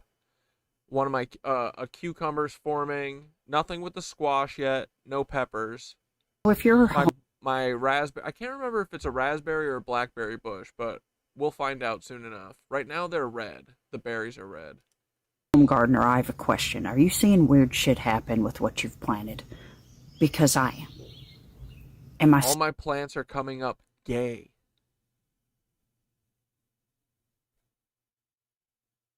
Not good. It's not good, dude. They're coming up. It's all male flowers. All female flowers. What are you going to do? You're going to scissor two female flowers together? Create a cucumber? Doubt it. I don't think so. Got all these gay plants, dude. Sisters and some friends of ours that have a garden have been telling us some interesting stories about what's happening. Because we've done a couple of raised beds. And I'm out and I do my watering. I've given them some, some nutrients and some fertilizer, and everything was going great. I had like 5 or 6. And they're all still gay. 6 green peppers that were pistol on pistol action. coming up looking absolutely beautiful. And then we had a big rainstorm that popped up out of the blue, and I'm going, well, it's because of the humidity, right? And the next day I walk out, and every single one of those green peppers were yellowed, beginning to rot, and pretty much dead and useless. I had a cucumber start to grow that was this big, bulbous on one end, and it ended up being like a baseball. It was a Jeffrey Epstein shaped ball, and then had a little nub on it. Friends of ours are reporting that their gardens are... Yeah, wait, how do you know if the flowers coming up on your cucumbers are evil gay or straight gay? Oh, fuck. We're never gonna find out. failing. My sister and my family plant a garden every year. They've had to redo beans 3 times. And what they're getting also in some of the squash and zucchinis are warped. Some of the beaches got swept away from the storm on Monday. What the fuck? What was going on Monday? I don't remember. Was it raining a lot? I don't even remember it being that bad. They look more like gourds. So if this is happening in small gardens, can you imagine what's happening in the larger ones? But my question is, why after a rainstorm that just blew through out of the blue, did suddenly every one of my green peppers rot and die overnight? The fuck is going on? If you're not paying attention to this, friends, to what's going on with food in... Do they sell the garden gaydar online? Oh, it's sold out, a sharper image. It is probably a hot commodity, bro. General right now. Well, people are starting to pay attention. But if you have something you Not can, me. Please put it in the comments. I'm because I'm not paying attention to shit. Yeah, shit's failing. Take care. So if you're a home gardener, I have a question. Are you seeing weird... Dude, is this who I turn into in 40 years?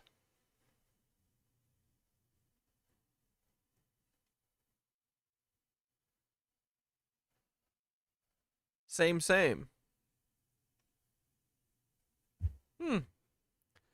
Very weird. Shit happen with what...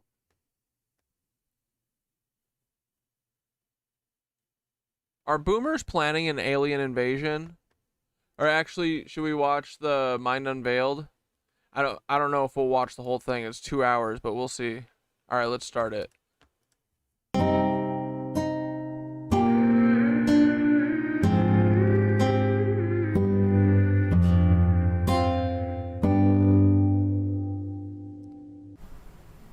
Why is the world the way it is? Pucks. Why are so many people waking up, yet the world is still asleep? Hey guys, it's been a long 3 months, and in that time I've grown a lot. Bro said, I'm in Bible mode. Now I understand that everyone was worried why the video was taking so long, but sometimes it's not about how long a video takes, but how long it takes before a flower can bloom. And that can only happen when you follow the river. True. For sometimes, True. she takes you to places you never expect. So what's going on? Well, I got a lot to say, so let me catch you up. So this all started with the Epstein series. Honestly, doing mainstream politics and recent events is not really my cup of tea. So I never really thought of doing Epstein content until it became clear that there was a bigger picture unfolding. What came was a 6-part series that showcased a hidden part of our world. One based on actual evidence and not just fear-based theories. No, I'm not going to recap the entire series, but suffice to say that it was an interesting sequence of events that culminated on the Part 6 video. Candace. Many people came to the assumption that something was wrong, because after the Candace video, the river picked up and flowed in a certain direction. The 7. Why 7? Why is 7 so important? Well, at the time, to be honest with you, I didn't really think much of it. I was just following the normal flow. I thought I was going to continue the Epstein series, so when finishing the Part 6 Bride of Farmer video, I knew Part 7 had to do with deception. That's all I knew. I had an entire video going through the files, specifically involving this concept. You are being deceived. But in that process, something else was presented. It wasn't really a choice, it was a sign. In the America is Under a Trance video, there's a specific part that can summarize the entire reason why America is asleep in one statement.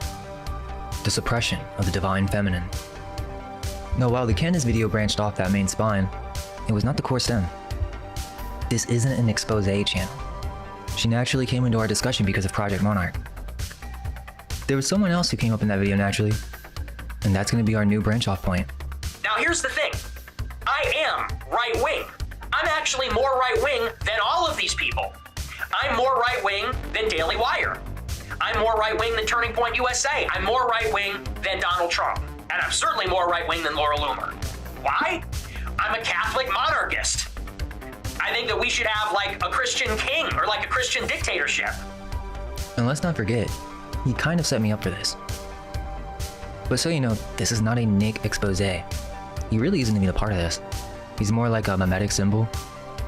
But really, I just want to discuss ideas. Don't take my word for anything. Everything I show you, I suggest you follow the river and look at it for yourself. Ooh. And it's not just Nick. It's all the major Christian YouTubers and political... Yes. Who do we got? Wesley Huff, Doug Wilson, Tucker Carlson, Charlie, Matt Walsh, Michael Knowles. Yeah, Candace. Entertainers who use religion as a weapon. Once you see it, you can't unsee it. This video is the product of nature and love, the two things they can never bury. But first, I must warn you. This video and what follows it hold the power to change how you see the world. This isn't a joke. The heart and soul was put into this. Do not watch this video unless you're prepared to challenge everything you hold dear. Bro, what are we about to cook? Now saying that, I will do my best to be a guide, and I will do so with love. You deserve to know the message behind this video. Peace and love. It's just not going to be easy. What that means is this video is a door. If you walk through that door, you're entering a new realm. That is your choice to make. Here, I'll watch this 7 short real quick. Don't take this down, Paul. What's up with the number 7? There are 7 chakras in the human body, 7 colors in the rainbow, 7 classical planets, which corresponds to the 7 days of the week, and the 7 metals. In the Bible, Joshua is instructed to march around the city of Jericho with 7 priests. I always love this stuff, but also a lot of the time I'm like, okay, but like, what other numbers can they be? If it was 9, we'd be like, oh God, 9 is crazy right now. You know what I mean? Sometimes just like that. Yeah, 7th heaven. You go in the closet, make out in the dark. 7 trumpets for 7 minutes in heaven. I thought that show 7th Heaven was about 7 minutes in heaven. I thought that it was like the premise was that people met in a closet kissing. Never watched it, obviously. 7 days, marching 7 times on the 7th day.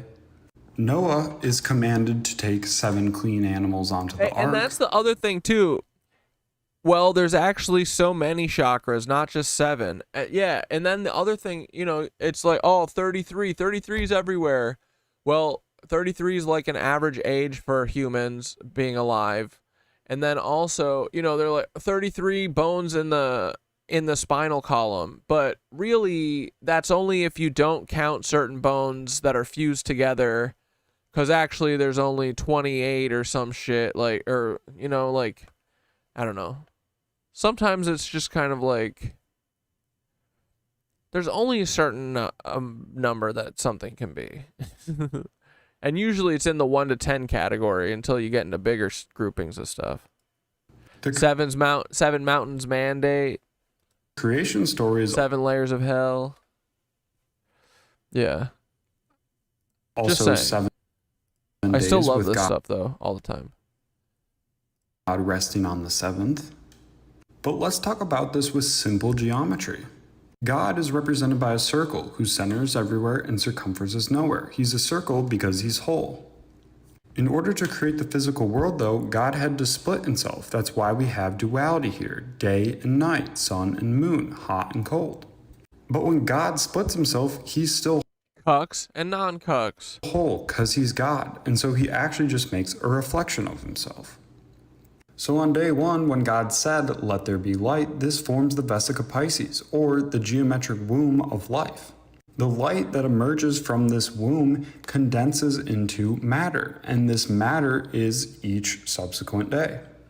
Each day we are just reflecting another circle of... Wait, are you Gabriel, are you talking about King of the Beach by Waves? Is that what their name was? Mind Unveiled's about to make us hate our goy slop.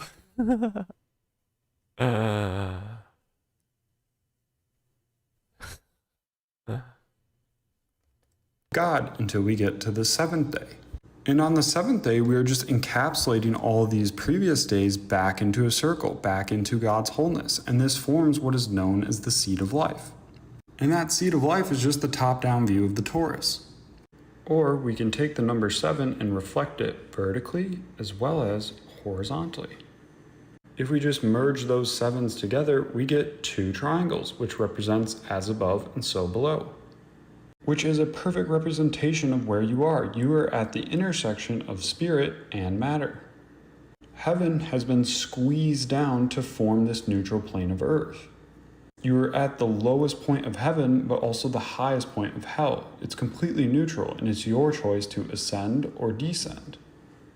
Those triangles also represent water and fire, but sometimes 7 actually has a line on it. So when we have these 7s merged together, we get earth and air. So from the number 7, we get the 4 elements that make up this physical plane that arise from the circle or from spirit. All from that simple number 7. Sweet. Sweet, dude.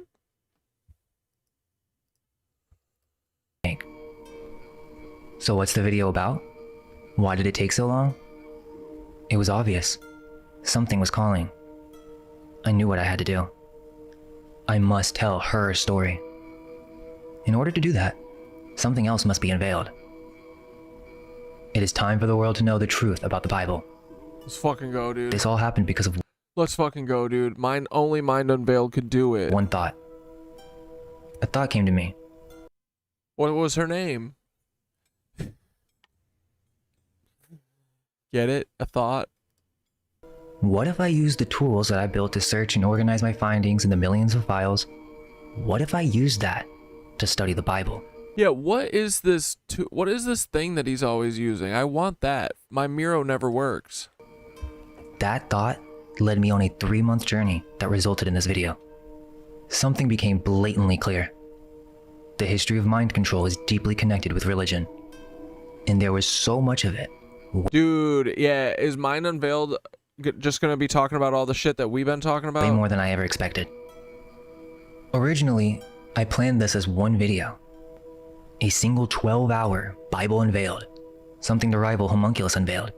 12 hours? He's gonna make one 12-hour video? And for months, that's exactly what I was building. But once July hit, I realized that that one thing was limiting it. What I've researched and decoded runs way past what one video can hold. So in spirit, it's still a single work, but I'm gonna give it to you in a multi-part series. That way it gets the love and care it deserves, and it's not rushed. Let's go. Guys, it's 2026, and the Bible, the book, can finally be fully analyzed and decoded, her mysteries for all to see. But let me ask you, do you believe in signs? Do you believe God and or reality can communicate with you? This video is really for anyone curious about what the Bible really is. Now, I don't claim to have all the answers, but I present a base with a river that floweth. And that river has its turnings, its signs, small little stones where they need to be. This is Fortuna and her wheel, and the wise watch the wheel, for the wheel weaves and she plays a tune. Christ said it plainly, John 7, out of his belly shall flow rivers of living water. And he said it was of the Spirit. The river was never out there, it runs inside of you. This video is not just for Christians, but to be honest, I do think the Christian community needs to come together for a discussion. If you're a skeptic and believe the Bible's all nonsense, you'll probably enjoy this video as well. Have you guys seen those Bible iceberg videos? They're pretty cool, but the issue is they never really actually decode anything. They just present the mysteries and that's it. Well, this isn't an iceberg video. This is the Bible Unveiled, and it is the first of many to come. We will get straight to the most mysterious and esoteric parts of the entire Christian tradition. Yo, Jeebus be looking like he have a big old dick up in his abdomen. Look at that. That looked like a dick, bro. Brody got a dick on his chest. Well, I guess it kind of looks like a circumcised dick, and they probably wouldn't know shit about that. Bro, when did all this circumcision shit start happening? I guess they write about it in the Bible, right? They're like, give us all their foreskins. Bro, literally, right? Isn't that what one of the cucks in the Bible's like, yeah, I want a mountain of foreskin, and we're literally still providing that cuck with a mountain of foreskin? Weird. But what you must understand is this video is a work of art. It's not just an investigation or Dude, get to the point, bro. This is like a Dragon Ball Z episode lead-in. Dude, this video is 2 hours. He said he's taking his sweet-ass time. He said, don't rush me, bro. It is an Epstein-shaped penis. It's a painting. And in that there are certain understandings that can be had that are deeper than teachings of the tongue. Please, don't just accept anything as the truth. Do your homework. And see this video as just us flowing on the stream together. So why 7? It's a good question. Don't ask me. Once you see it, it's everywhere. And soon, you won't be able to get away from it either. Is it all just a coincidence?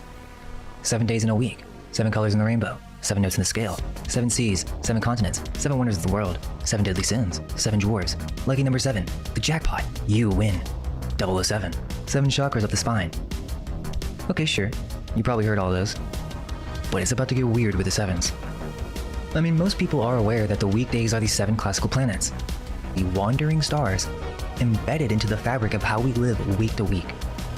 If you believe in astrology, you must also follow because all that shit was so important and we literally lived with the universe and the planets. The signs during the weeks and hours. Same 7. Secretly a part of every aspect of our lives. My boy was uncirced. Did you see that? Uncirced and unkirked, bro. Doesn't even have a bullet in his neck. Lucky guy. Greek has exactly 7 vowels, 1 for each planet. September actually means 7. It just got shoved 2 months down the calendar. Roman numerals, 7 letters. Even your mind only holds about 7 things at once, give or take. There were said to be 7 sages who brought civilization before the Great Flood, and that memory shows up in several different mythologies. Then you open up the Bible, and it's everywhere. 7 days of creation, and rest on the 7th. Pharaoh dreams 7 fat years and 7 lean. Jericho, 7 priests, 7 trumpets, 7 days, and on the 7th time around, the walls come down. Naaman dips 7 times, and the leprosy is gone. Forgive him, not 7 times, but 70 times 7. The Sabbath is the 7th day, and the Sabbath year is every 7th year. And the Jubilee comes after 7 times 7. Wisdom builds her house and hews out her 7 pillars. And then Revelation just opens the floodgates. Try to say it in one breath. 7 churches, 7 spirits, 7 golden lampstands, 7 stars, 7 seals, 7 trumpets, 7 bowls, 7 thunders. The lamb has 7 horns and 7 eyes. The dragon has 7 heads. The beast sits on 7 hills. It is a 7 of 7 of 7, all the way down. And it's not just our Bible either.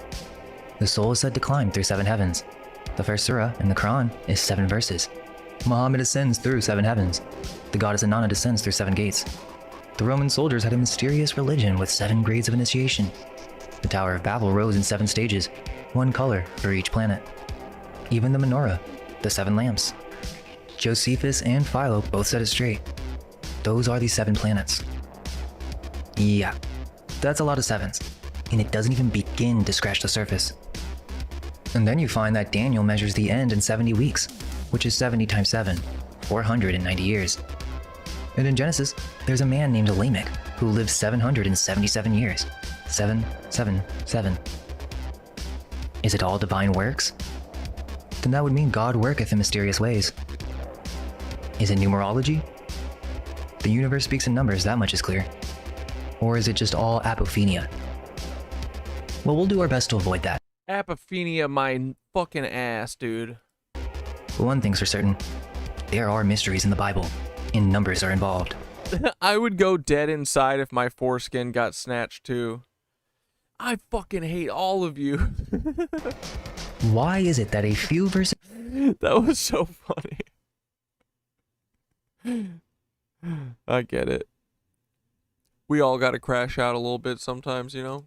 This earlier, there's another Lamech, a different man, same name, who says he will be avenged 70 and sevenfold. What the fuck? I'm back. I had to go get a Biscoff cookie butter blizzard from DQ.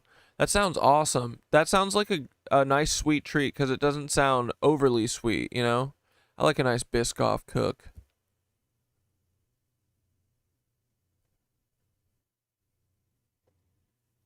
My mom is illiterate and racist. Nobody wants an illiterate racist mom. That fucking sucks, dude. Sorry your mom's a cook. Yeah, Juanita said she's your greatest teacher, though.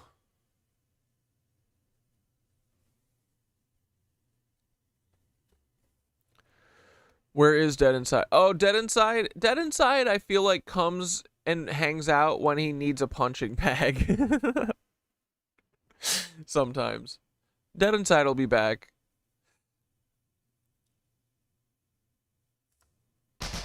The same name. There are 7 members of Trump's family. Dude, signed, sealed, delivered. Carrying the same number twice? 7. So what does any of this have to do with the Bible? Well, literally everything.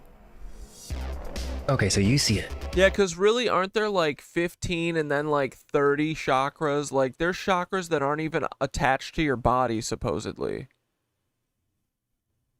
They're like here. And a bunch up. I think there's a ton above your head, supposedly. What's with the 7s? Well, again, most skeptics will just say either coincidence or replication of a natural phenomenon. Coincidence? However, let's explore that. I think the 7 is a sign, and it points in a very particular direction. So, if you had to describe the Bible in the fewest words possible, how would you describe it? I have my answer. Kings. Yeah, kings. But not just any kings. Nature kings. Oh, nature Now, it will take me some time to explain that. In order to do so, I must tell you her story. And there are many layers. Also, I don't want any one religion or Christian denomination to feel singled out. And also, so do know, to be fair, Mind Unveiled is setting up a 20-hour series. So there's a little bit of preamble for sure. This video is directed towards all religions and all Christian denominations. Amy Sue, there's 144 chakras. 144 is an interesting number too. Isn't that how many beads are on a rosary and how many beads are on, you know, don't like Buddhist monks have 144 beads, not rosaries, but they have beaded things that they count. They do a mantra and then they use it to count. And then all these Catholics got it too. What's up with that? Yeah, 12 by 12, 144. We will cover your specific orientation and time, and you'll start to see a pattern. The invisible threads. I want to make it clear, I'm not attacking Christianity. This is not some zeitgeist type video where my goal is to show similarities to other cultures with the intent of debunking or anything. Not at all. I see so much beauty in Christianity, and so much of it was lost. It is my goal to preserve the original Christianity. And in that pursuit, I do my best to stay as unbiased. That fucking pagan Christianity, bro. That ancient Christianity, that shit's tight. That's what I'm interested in. Not this fucking Vatican slop. They got goy slop and they got vat slop, bro. The Bible is some vat slop.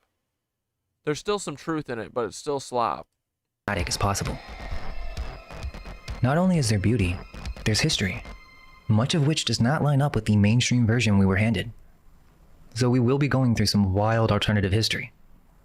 For example, what if I told you the Bible is really a medieval feudal document? The deeper you look at who actually built our timeline, the stranger it gets. It's all connected. So, where are the Christian kings at? Where are the Christian leaders? Because all true kings come from the mother. And I'm not talking politics here. I'm honestly asking, who actually leads the Christian world? From the top all the way down, it's basically 7 thrones. First and foremost, the whole Christ is King. We'll have much to say on that, but no, it may be foreign to your perception of that concept. Second, royalty. The bloodlines who carry the tradition, the ones responsible for what we consider the modern day. Third, the state. And why is Jeffrey Epstein interested in all the bloodlines, right? What's he building in there? The ruling power. And if it is a Christian nation, it is meant to serve as a kingdom under God. Is America a Christian nation? Let's talk about that. Fourth, the church. The institution itself. Though its power has fallen substantially, people still go, but the practices between today and just a century ago are shockingly different. Fifth, the political voices. The people who dominate the political sphere and claim a Christian background. And I won't question their religious authenticity. For now, I'll assume they are true to their own beliefs. Sixth, the creators. The YouTubers, streamers, content creators, and authors. A few Christian leaders now build the worldview for the masses. And in doing so, they shape what Christianity even looks like to a whole generation. Yeah. Seventh, the people. The house. How we influence each other. Ultimately, we all have the power to lead and set an example. And it is our duty to do so. That may be the most important throne of all. He said duty. So when it comes to Nick Fuentes, it would seem, in relation to what we're discussing, he is the one with the most influence behind him right now. The one being built into the face of a movement around this idea of the United States being a Christian nation, and specifically Catholic. So look, this isn't an expose. Bride of Farmer came naturally, and so did this. It came from the fountain. Why Nick? Because of everything he represents. Who will lead Christianity, and how will it affect women? The question is, who will protect the women? Andrew Wilson, he's well known for his debate cliques. This dude's such a fucking loser. The Whatever podcast, right? Have you guys seen that? It's almost this entire culture war where one side is fighting the other, but both sides are polarized and will never come together. So ask yourself right now, is our culture one that protects women? While each side has their own explanations to point their finger at, one thing is consistently ignored in all of these debates: the history of the church, brotherhoods, and sisterhoods. Whammon. Obviously, something is missing. Something we're not being told. And it has to do with a lost tradition. Something these Christian... Why is Barry being censored on my chat? He's talking about strawberries and pistachios. YouTubers will never look into, for they do not have the keys or tool set to explore the deepest mysteries. But it doesn't matter. The time has come to where Christians will no longer be able to ignore the cold facts about the Bible. Anyone who refuses to look into the mysteries of the Bible from here on out is simply not being honest. And think about it, Fuentes. It's not necessary to fully break down the matter. Again, I'm not here to attack him. He's told you exactly who he is, and most of you know what he's known for. You could argue that he's the antithesis to the sacred feminine. Those with eyes will see clearly. That brick ceiling, it must crumble. Only then is the body of the mother restored, and the wheel will turn. So let's go down the rabbit hole together, for a king must know the esoteric tradition of Christianity. It is no longer something to be kept to underground whispers under the secret oaths of the fraternities. And yes, early Christianity itself ran as a secret order. The mysteries withheld from outsiders, the rites themselves called sacramentum, the Roman word for a soldier's secret oath. There's been this new wave of Christians on YouTube realizing that Freemasonry is actually esoteric and occult. You have a bunch of Christian content online recently where there's this Christianity versus Freemasons or Christianity versus Kabbalah stuff, right? Like that Jay Dyer debate with Freemasons. Yeah, that dude, exactly. Nick Fuentes isn't even masculine. He's part of the emasculation of masculinity campaign.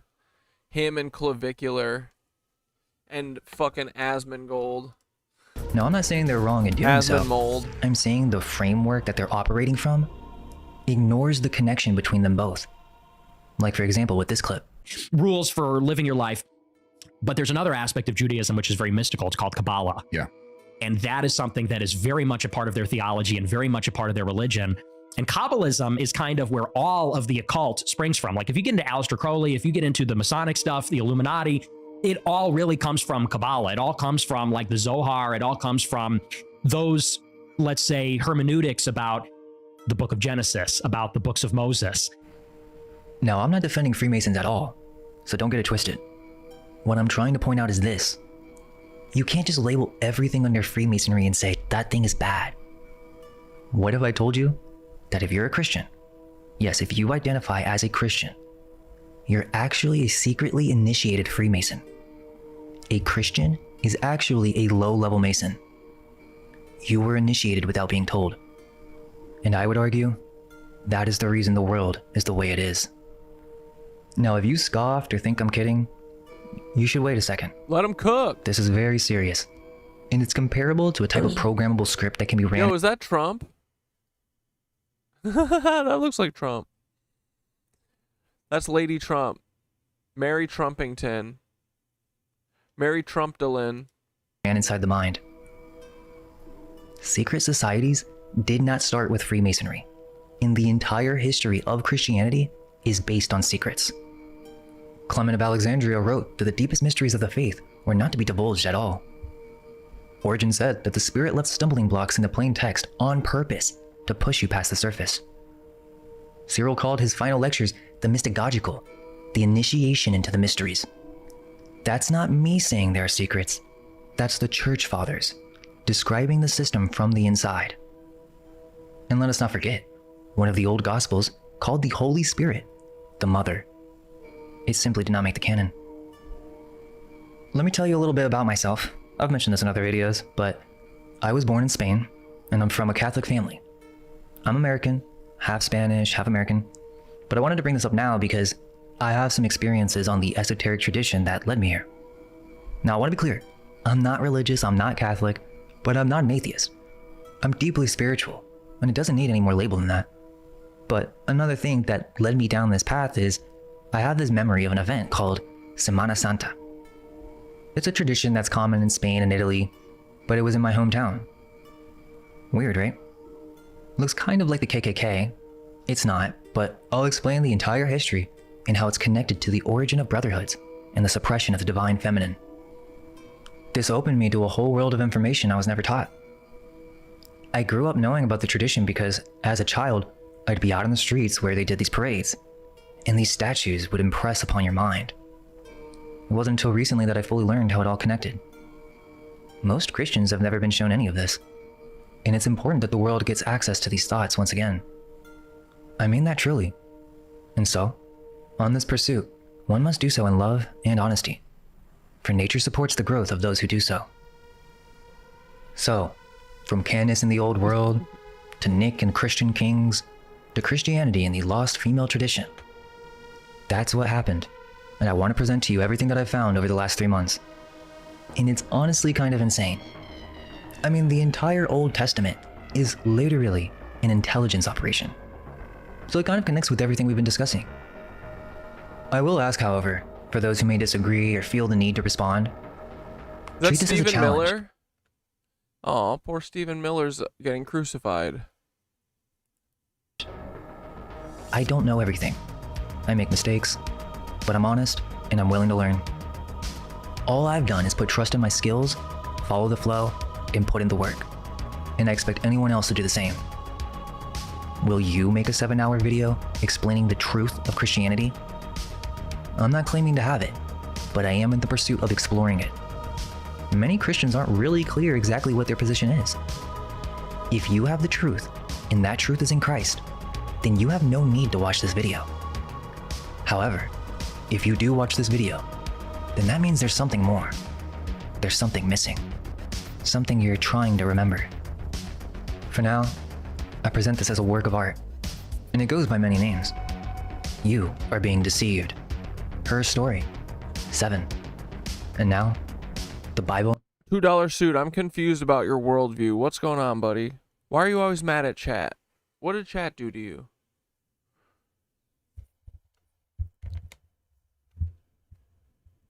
Dude, these all look like virginas. Is that a virgina right there? That looks like a virgina. That's a virgina. That looks like a Virginia right there.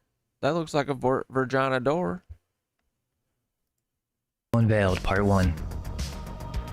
So it's pretty obvious. I mean, just look at social media recently. You are being deceived. Look at this. Look at that. A new war. A new villain. A new outrage. He's a Christian. He just admitted it. Who? $2 suit? I mean, there's tons of Christians in here. Everybody else ain't mad at chat. A new thing to buy. A new thing to fear. Every day, a new scandal that's forgotten by lunch. Scroll, scroll, scroll. Yeah, those are 100% Virginias, right? I think it was. They look like one to me. I seen the one on the internet one time before. From politics to global entertainment, the world has narrowed our consciousness to a single point. All the war boner rough drafts from here on out are about to be Christian rap. West Virginia. This isn't an AI voice. This is actually, this is Mind Unveil's voice. Distraction. They don't even try to hide the truth anymore. They just bury it under 1,000 brighter things. Politics became a sport. Religion became a brand. And you're... How can we both be seeing the same shit for 3 years and still think we're good parents? Christian is an insult. The goal is to be a Christ. Because how can we both be seeing the same shit for 3 years and still think we're good parents? Are you talking about yourself? I'm confused. Are you a parent? I'm not a parent. I don't know shit about being a parent.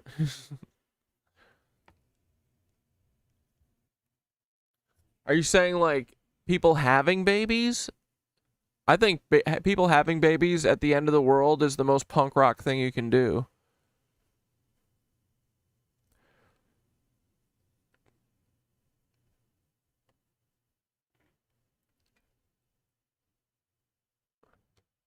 No, I'm pretty sure this is him. This is Mind Unveiled. By the second. It was never about making you believe one thing. It was about keeping you looking out here, external. So you never look in there, internal. Wait, are all of Mind Unveiled's videos fucking AI? Why? This doesn't give me the AI heebie-jeebies.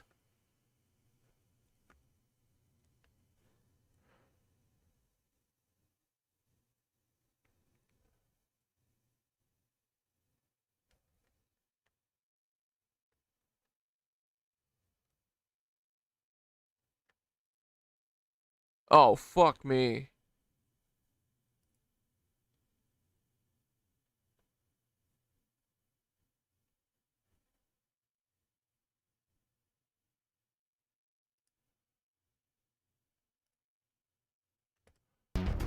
Something.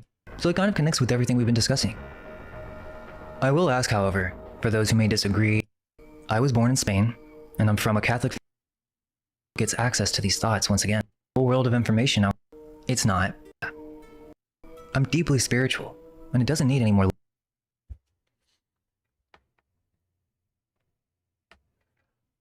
This really doesn't give me AI voice queasiness. Label than that. I could be wrong though. But another thing that led me down this path is I have this memory of an event called Semana Santa. Oh, he definitely used to lower his voice, I'm pretty sure. I think he used to have a filter on it. I don't think he does it anymore. It's a tradition that's common in Spain and Italy. If everything is a lie, we are detriment to new life. Are you talking about like humanity? What is your mission then? We should all just fucking quit? Give the planet to the worms? But no, everything is a lie. Our job is to put that in the fucking light. But it was in my hometown. Weird, right? Looks kind of like the KKK. It's not, but I'll explain the entire history and how it's connected to the origin of brotherhoods and the suppression of the divine feminine. This opened me to a whole world of information I was never taught. I grew up knowing about the tradition because, as a child, I'd be out on the streets where they did these parades, and these statues would impress upon your mind. It wasn't until recently that I fully learned how And I also have the audio sped up 25%. all connected. Paul says, can we watch beaver videos? Most Christians have never been shown any of this. And it's important that the world gets access to these thoughts once again. I mean that truly. And so, on this pursuit, one must do so. Yeah, $2 suit, you're dead inside maxing a little bit. We're not the enemy. And the thing about being parents is every day you can decide to be a better parent, you know? Even shitty parents can decide to be good parents just on the drop of a dime. For no reason, they could just do it. Fed inside.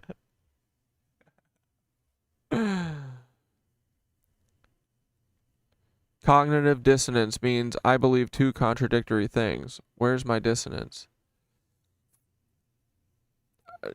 You're too much of a riddle. I don't know, $2. So in love and honesty. For nature supports the growth of those who do so. So, from Candace in the old world, to Nick and Christian Kings, Yeah. to We will never give up. The one and only said, I'll never give up, and no Fed cuck will demoralize me into doing so. Yeah, dude, don't be defeatist. Christianity in the lost female tradition. Elsie keeps saying this is AI voice. Is this your first time hearing Mind Unveiled? Do you know Mind Unveiled? I've never gotten an AI vibe from Mind Unveiled. That's what happened. Does he even use my I can't remember. He uses AI for that little like sun man that like he has animated sometimes, but like I mean these are actual pictures. I want to present to you everything that I've found over the last 3 months. And it's honestly kind of insane. I mean, the entire Old Testament is literally an intelligence operation. So it kind of connects with everything we've been discussing. I will ask, however, for those who may disagree or feel the alive of Christianity, I'm not the flow and put in the work. And I expect anyone else to do the same. Will you make a 7-hour video explaining the truth of Christianity? I'm not claiming to have it, Okay, now I am like, come on, Mind Unveiled, but I let's am in the go. pursuit of exploring it. The intro was dead air. Many Christians aren't really clear exactly what their position is. If you have the truth, and that truth is in Christ, then you have no need to watch this video. However, if you do watch this video, then that means there's something more. You have biological bias based on algorithm programming, division, multiplying your delusions, your feelings and emotions. What, I have a biological bias to believe that this is not AI? What do you mean? We question everything. I'm just being real. Why is everyone so negative tonight? What the fuck is going on? There's something missing. Do I need to do a couple Trump impressions? Is everyone missing a little bit of Trump? Do we miss Trump, boys? Is that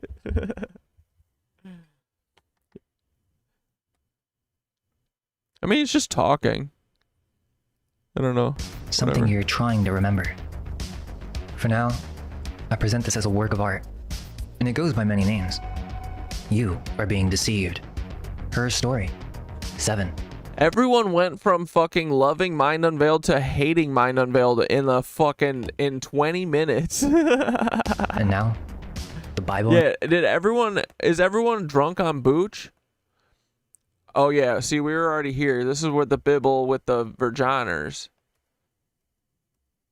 The Virginias. While you're looking away. There are two huge difference between gnosis immediately. Here we go. Of the exception. Now, we're going to be covering themes that Christians will attempt to label with Gnosticism. Borg Queen, you said the intro never ended either. Did you get to this point? Dude, if the intro if this isn't the beginning of the video, then fine, we'll skip it. And we must address this immediately. This video is not a Gnostic retelling of the Bible. Absolutely not. There is a huge difference between gnosis. Now we're gaslighters, Elsie? What do you mean we're gaslighters? I have no fucking dog in this game. Maybe I'm getting goofed. I'm just saying personally, me, I'm not getting that vibe. I'm not saying you're wrong. Everyone calm the fuck down. Is it a full moon tonight? What the fuck is going on? Everybody chill. What are we doing? We're just doing the same shit we always do. Talking about fucking Bible. Talking about maybe esoteric shit's real. I don't know. Sure, maybe he's being a little bit of a Kanye right now. That's for sure. Saying his shit's a work of art. Only the War Boner album, Apocalypse Now, can be said as a work of art from the artists themselves. And it not be, overblown and stupid like Kanye. Because it's true.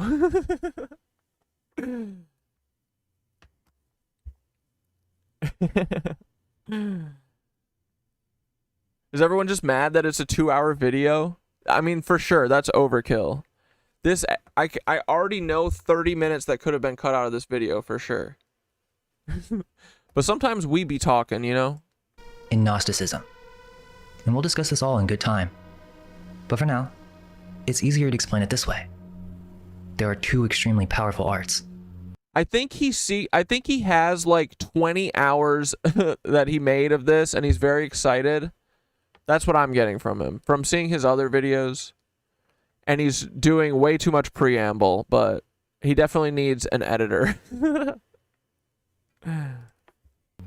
One is the art of remembrance. The other is the art of deception. And you can only be made to forget some part of you that you already knew. Neither are inherently good or evil, for not all deception's bad. Is it evil to tell your kids about Santa Claus? You know it's not the full truth, yet many still do. It's a tradition, right? So it's important to keep that going. And for those who are done with the Christmas tradition, do you think God is deceptive? I'm just asking. We don't have to get too deep. Yeah, y'all are driving me to 9/11 early. Quick. But it's a good question. What a shame. What is the nature of this realm? Because here's the strange part. The Bible says yes. There's one scene where God sits on his throne, the host of heaven around him, and he asks, who will go and deceive the king?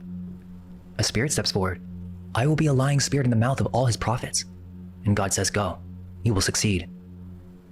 So yes, apparently, in Kings and again in Chronicles, Ezekiel has the Lord say, if the prophet is deceived, I, the Lord, have deceived the prophet. Jeremiah cries out, Lord, you have deceived me. And the New Testament says God will send a strong delusion, so they will believe a lie. Believe. So what kind of realm is this? One where the truth wears a veil? But the veil was never to hide it from you. It was to hide it for you. Because a thing you remember on your own is more yours than a thing that you're handed. The only question is whether you have the eyes to see it. And that is what a key is for. Many grew up with the Bible already well established within the household. The most owned book in the country, and yet quietly, one of the least read. When you get used to something, it's difficult to see it in new ways. But by the end of this video, you'll be able to see things that were in front of your face all along, but you just didn't have the tools to see it. This is the part that nobody tells you. Jesus did not teach everyone the same way. To the crowds, he spoke in stories, parables, little tales about seeds and coins and lost sheep. But then he would take the few aside, in private, and tell them what the stories actually meant. And he says himself, right there in Mark chapter 4, unto you it is given to know the mystery of the kingdom of God, but unto them. You're saying he's using AI to generate his scripts? I mean, Mind Unveiled's been making videos for literally fucking 10 years, right? And they've all sounded like this. That are without. All these things are done in parables. Humans can sense AI, especially an older millennial like myself, because I've been on the internet since its inception.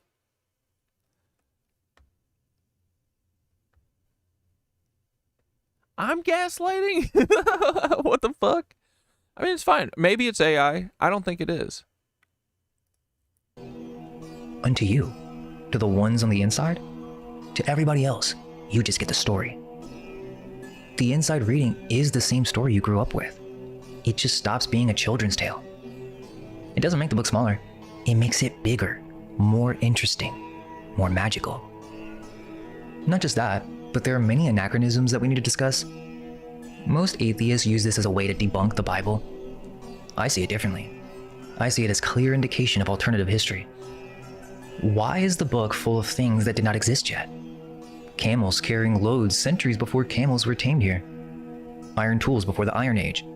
A people called the Philistines walking around hundreds of years before they show up according to mainstream history. And are we going to talk about the paintings? Since medieval times, the great masters drew Abraham in European robes, kings in European castles, a holy land that looks exactly like medieval Europe. These weren't ignorant men. They painted it as their own world because to them it simply was. Their own kings, their own land, not some faraway desert.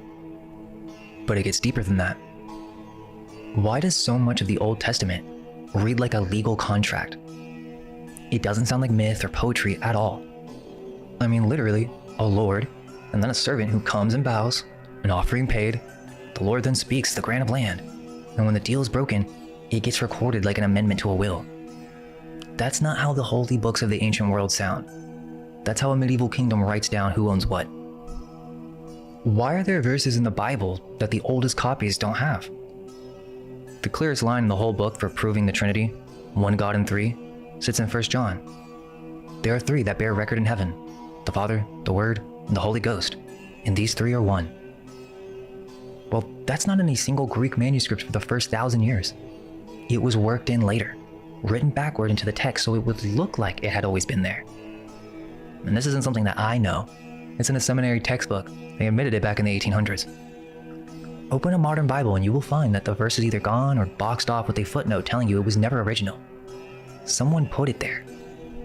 Can't we listen to Imagine Dragons at 9/11? Whole books could be taken out. Jude, in the New Testament, quotes the book of Enoch by name and calls it prophecy. Yet, Enoch is not in the Bible.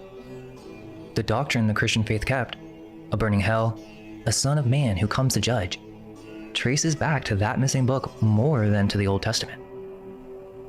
The original King James Bible in 1611 printed 14 more books until they were quietly dropped in the 1800s. So we're told that the Bible is from 40 different writers, spread over 1,500 years, who never met, and somehow it all fits together like one person wrote it. And it does. A good Christian will tell you that one person is God. And the way it lines up is the proof.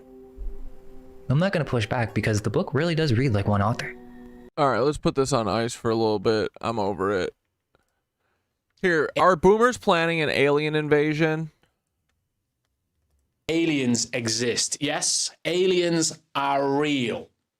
Now, how do we know this? I'm getting a fucking boot. Y'all are driving me to drink too. Trusted sources have come out and told us that actually the US government have known about aliens for a long time, since the 1940s. And they haven't told us about it. They've been keeping this a secret from the public until now. Because now they're coming out and telling us that actually there's a compendium of aliens. It's not just one alien. Oh, no, no, no. There's a continuum of aliens.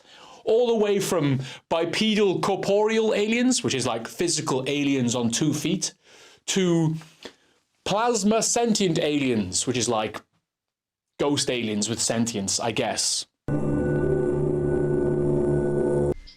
Now, you have to admit, things are getting a little weird on the alien front and the UFO front at the moment. Things are getting crazy. Donald Trump has recently been photographed with the Nordic race of aliens. Yes, the Space Nords. Or potentially they are actually the Agathans that have left their underground kingdom to meet with Trump. We're not quite sure. But shortly after this meeting, Donald Trump announced to the public that he would be releasing the UFO and alien information. He would be disclosing this information. And he said it's very interesting stuff. But of course, it doesn't stop there. We've got whistleblower after whistleblower talking about aliens. We've got the mainstream media pushing these ideas, pushing out videos of unidentified flying objects. We've got scientists talking about how they're going to announce aliens to the public. We've got the greatest propagandist of the boomer era, Steven Spielberg, releasing a movie called Disclosure Day, where this is exactly what happens. They disclose aliens to the public. We've got all this stuff going on. It's almost like there's an agenda, right? It seems like there's an agenda, like they're pushing these ideas onto us. But here's the thing. Why? Why is all this happening? And why is it happening now? These are good questions. These are all great questions. Let me just take... I think we should start this video by talking about John Podesta. So I'm going to assume you know who John Podesta is, right? He's one of these like shape-shifting, reptilian-like US politicians that's been around for a long time. In the 90s, he worked with Bill Clinton. In the 2000s, he worked with Barack Obama. In 2016, he was the chairman of Hillary Clinton's presidential campaign. And of course, that was a fucking disaster because John Podesta's emails were leaked to the public. Rest in peace to Seth Rich, of course. Now, within John Podesta's emails, there was a lot of shady stuff which made Hillary Clinton look bad, but also there was some weird stuff, shall we say. Code words for pizzas, grape soda, hot dogs, $65,000 for hot dogs. That's a lot of money for hot dogs. And you know about this, right? We all know about this. But also, there were some emails about UFOs and aliens, including a chain of emails from, get this, the lead singer of Blink-182, going back to 2015. See, here's the thing about John Podesta. Before he was associated with child abductions, he was associated with alien abductions. See, John Podesta used to be the UFO alien guy. Conspiracy theory circles, especially within the UFO alien space, they loved John Podesta.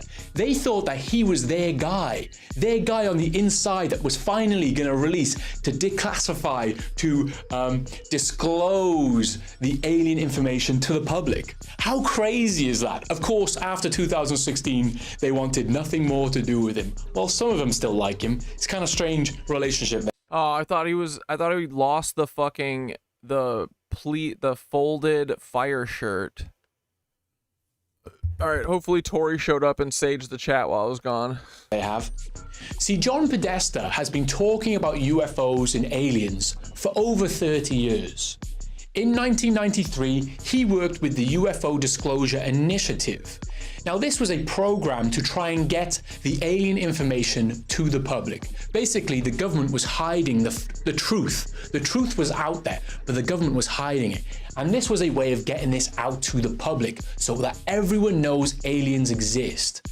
Now, the UFO Disclosure Initiative also goes by a different name, the Rockefeller UFO Disclosure Initiative.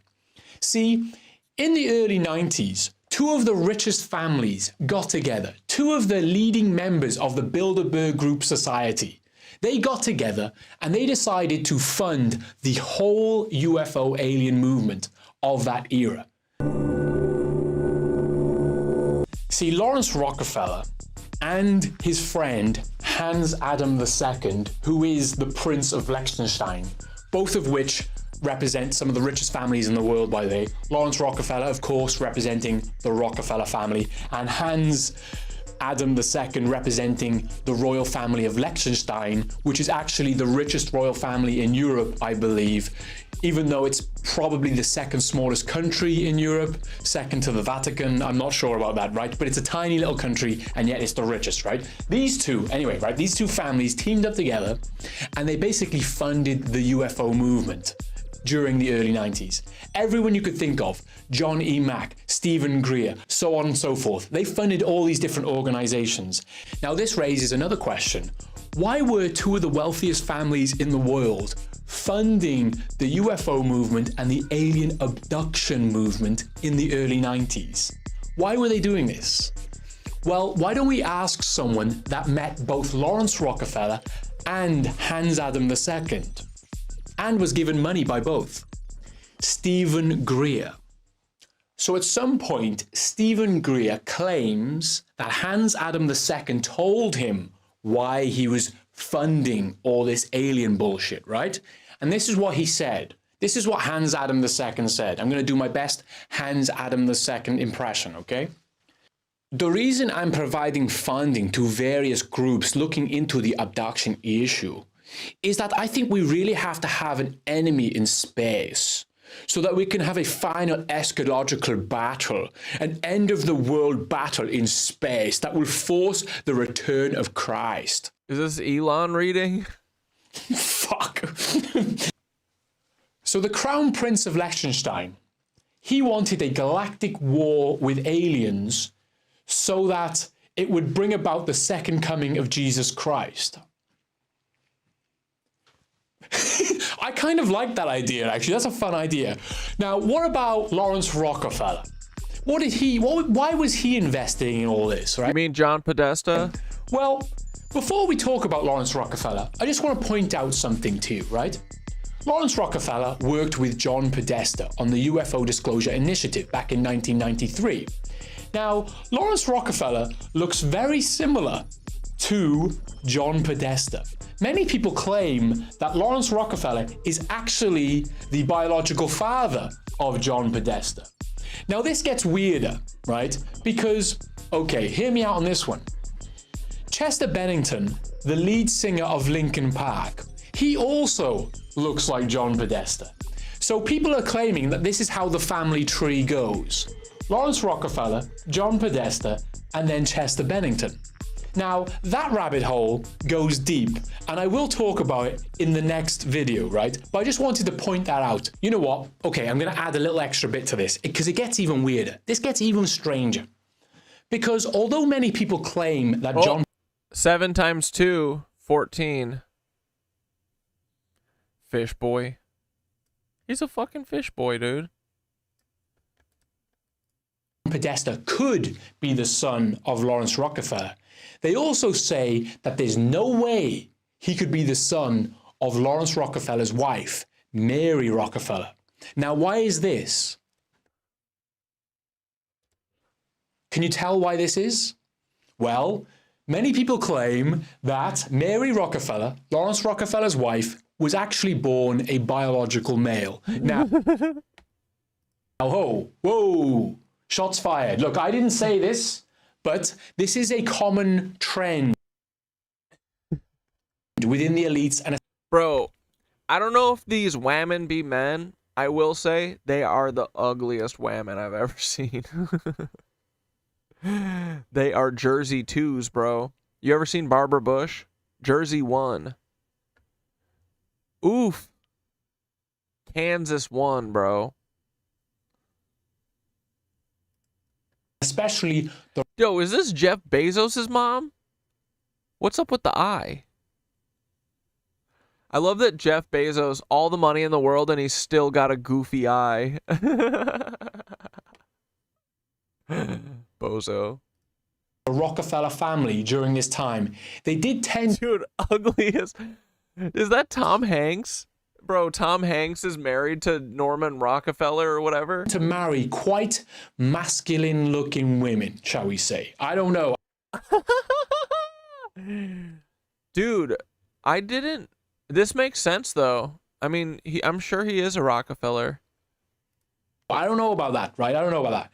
Anyway, I've lost my trail of thought. Oh, yeah.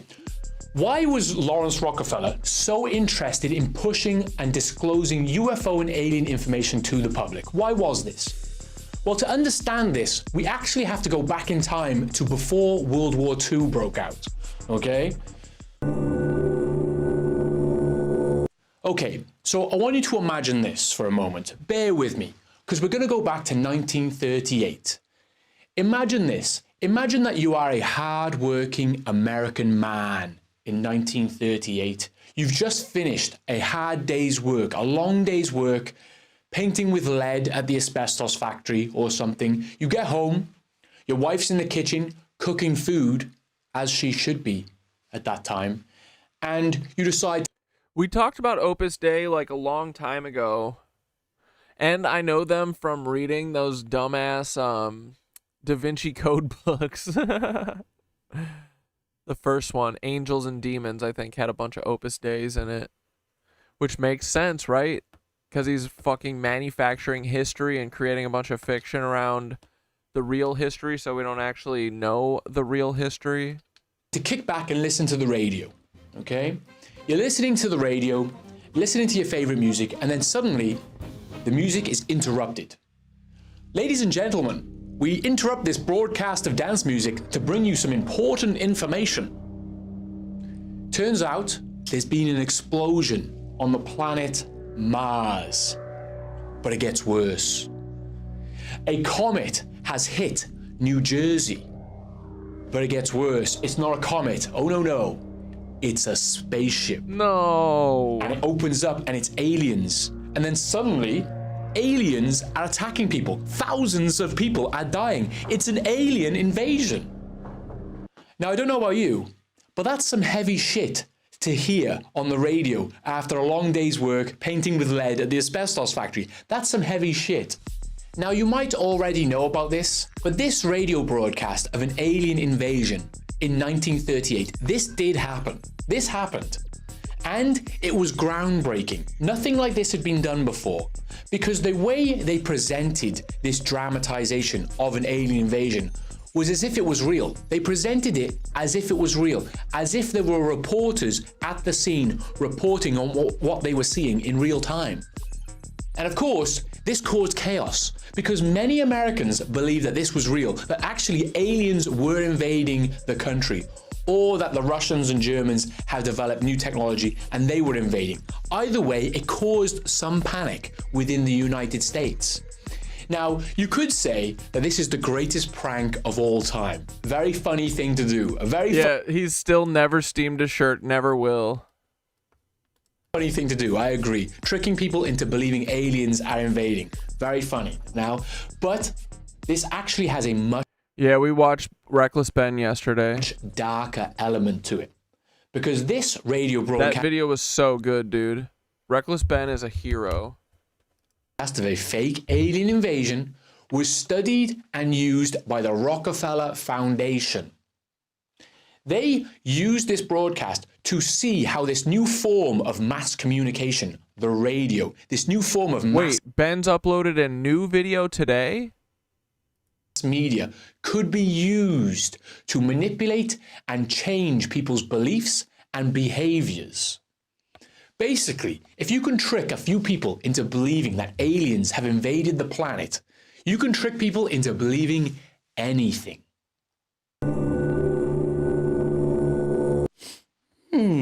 This gives me the dickens. The plot thickens, shall we say. No.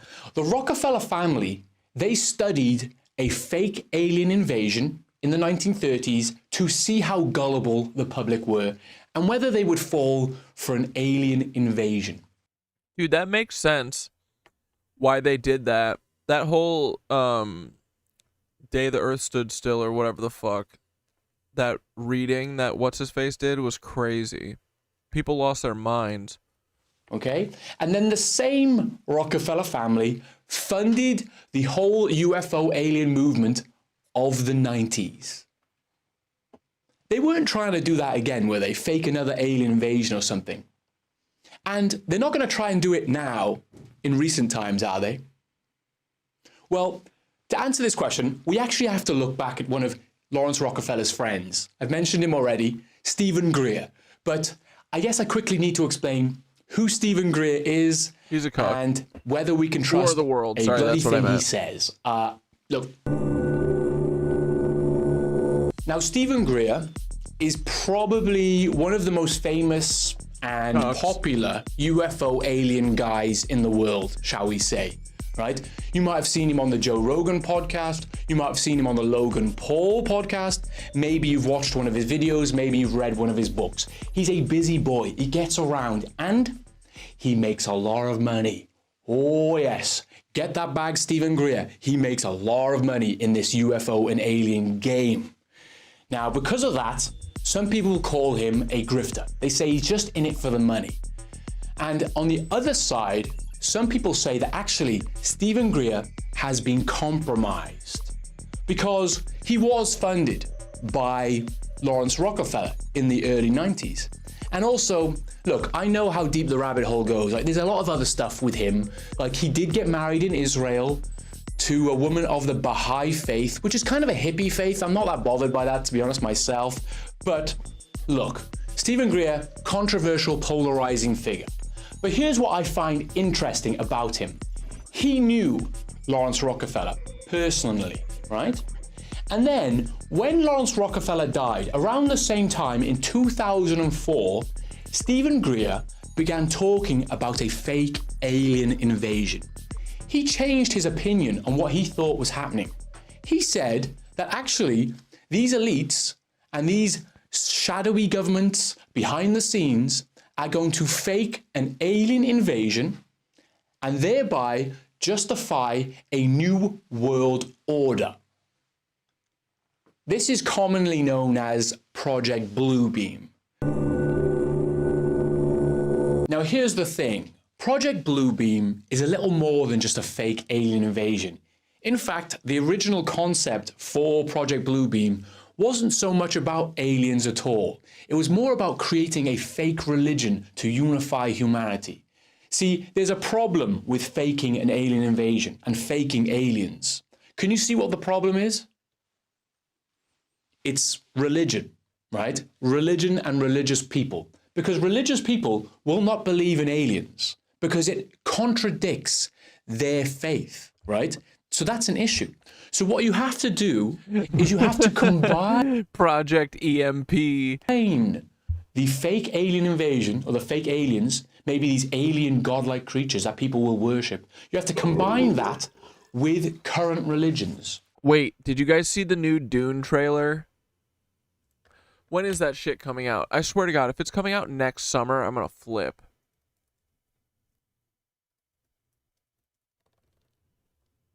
Okay, Christmas. I wish you could... Dude, isn't that insane that they don't want you to play...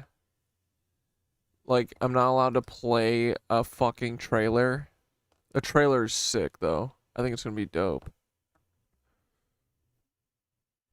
Although... The one disappointment, I've been waiting to hear Robert Pattinson's voice in it because he always does the funniest voices. It is very not... It is very boring. It's very just like normal. What a new Dune. They destroyed the first one. What do you mean? You didn't like the first one? I like the Denis Villeneuve Dunes. I'm a Denis apologist. I love Arrival, bro. Prisoners, such a good movie. What else? That one with Jake Gyllenhaal when he's a teacher with the giant spider. Yeah, dude, Dune 3 is gonna hit like crack. Dune 3 is gonna fucking slap, brother.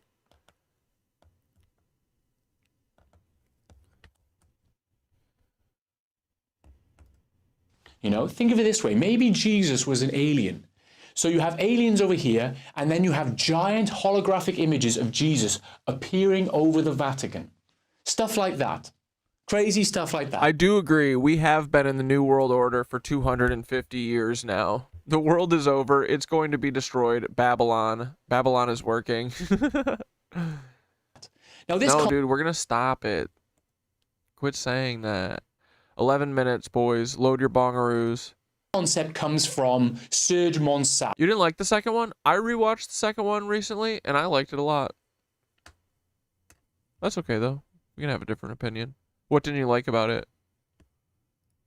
He wrote the book Project Bluebeam, and then he died under suspicious circumstances shortly after releasing this book. It's a weird situation. Now, can we trust Serge Monsat? It's a good question, because he is Quebecian. He is Quebecian, and Quebecians are weird. They are like these old inbred French people from a long time ago that are still around today. Can you trust an inbred French person from a long time ago now living in Canada? You cannot. Think of Quebecians, XQC. They're all weird. They're all weird. This is the QQ, the Quebecian question. Now, I'm joking, of course. I'm joking. I am not. Now, for a long time... He says, I'm joking. I am not. The idea of a Project Bluebeam or a fake alien invasion, it sounded insane. It sounded like a ridiculous idea. That could never happen. But today, people are starting to question whether this could happen. But not only that, whether it is happening now. Now, why are people doing this? Why are people questioning this? Well, to begin with, we are having an influx of UFO and alien information shoved down our throats, right? That's what's happening. We are seeing little Tic Tacs being flown across the sea on the mainstream media. We are having people connected to the CIA talking about 4 races of aliens. I think, he's saying Quebecois, but he's doing it disrespectfully. Well, no, I think he's just calling them Quebecians because he doesn't care to look up what they're called. And also, fuck them, right? They're weird, man.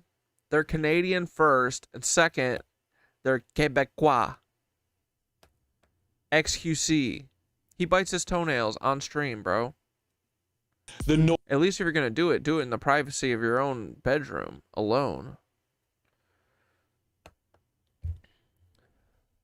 Nordics, the classic grey aliens, the insectoids, and of course, the John Podestas of the world, the reptilians.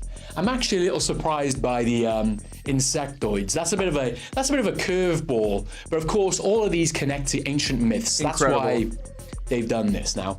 But can we trust all this information?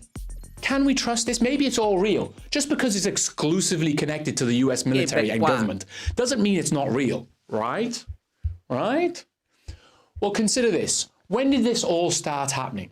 When did we start getting this information? We haven't seen a wave of information like... Who does that? Ew, who does that? Dude, I used to be able to bite my toenails when I was a kid.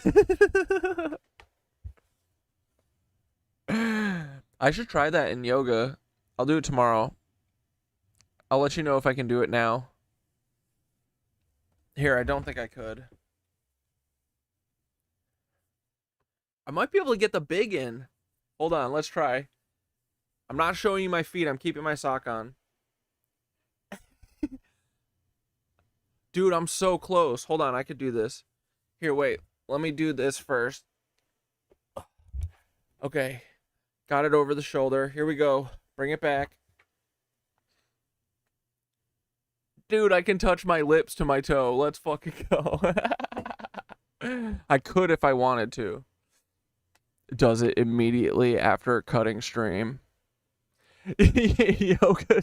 yoga tomorrow to immediately. Absolutely, this bro. About aliens and UFOs since the Rockefellers were funding the whole operation in the 90s. We haven't seen... Hold on, let me try my right too, because, you know, your body's different. All right. Let's put the backpack on first. Okay. Here we go. Ready?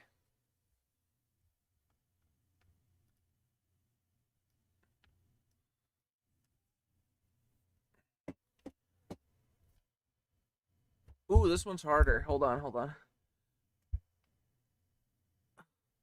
I popped my fucking hip out of socket because of this. Did it?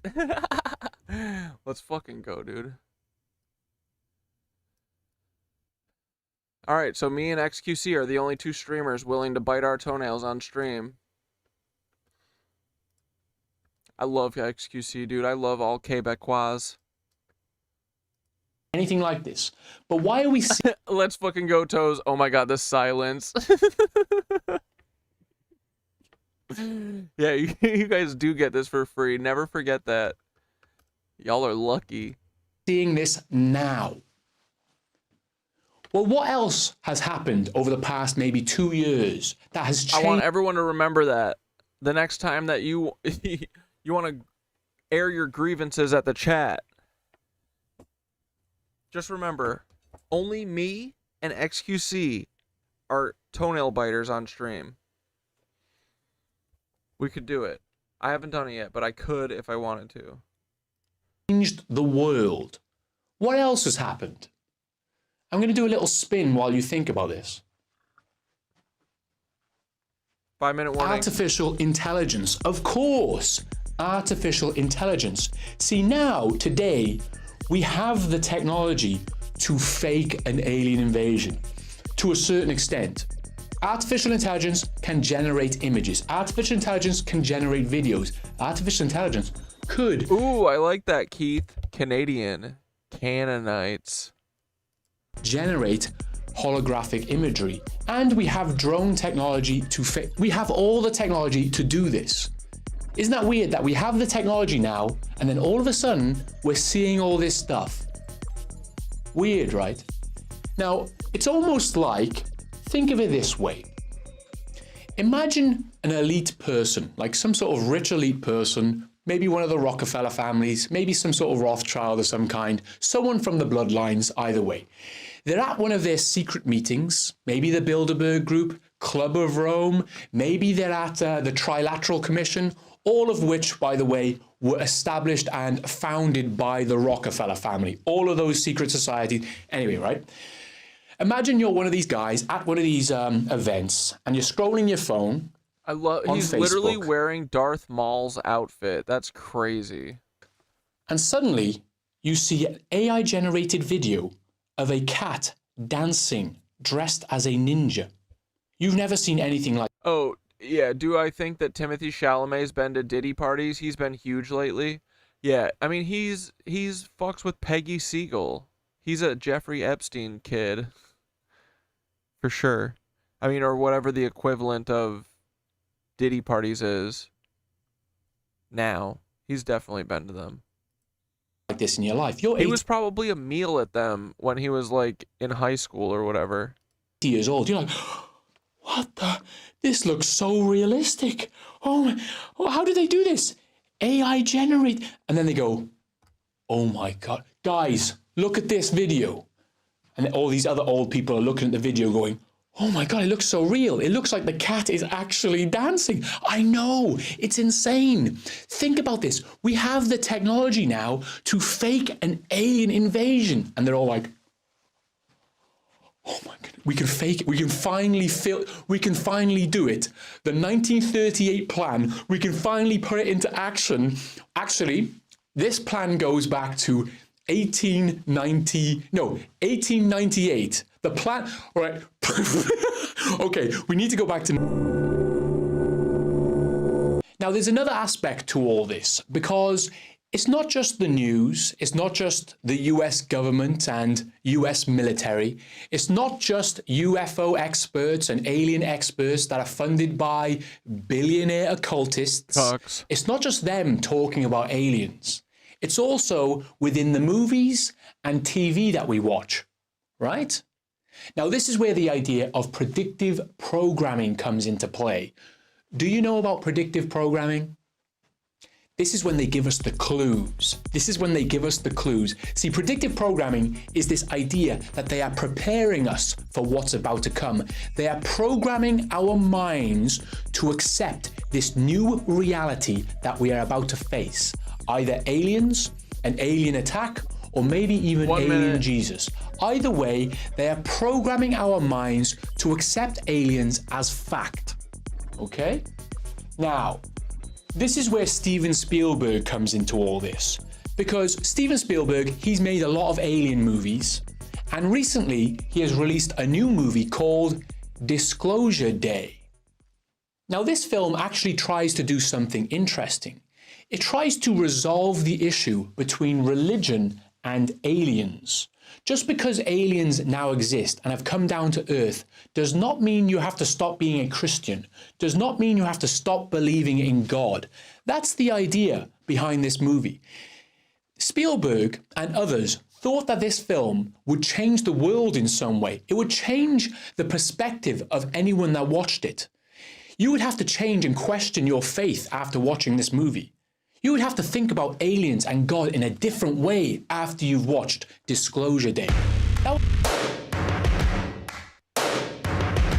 Let's get fucking banned off YouTube, boys. First things first, I'ma say all the words inside my head. I'm fired up and tired of the way that things have been. Oh, ooh, the way that things have been. Oh, ooh.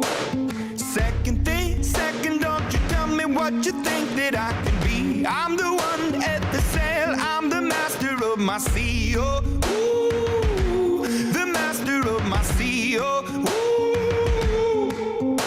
I was broken from a young age. He's the master of his sea hook. Also, this is the guy from This is the Russian guy from Rocky 4 or whatever.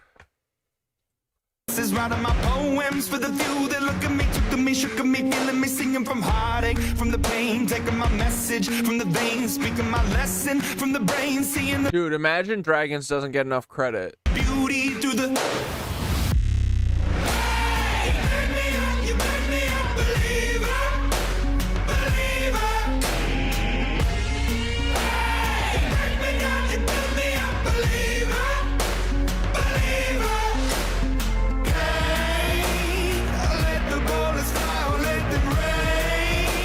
What is William Ramsey on YouTube or what? I'm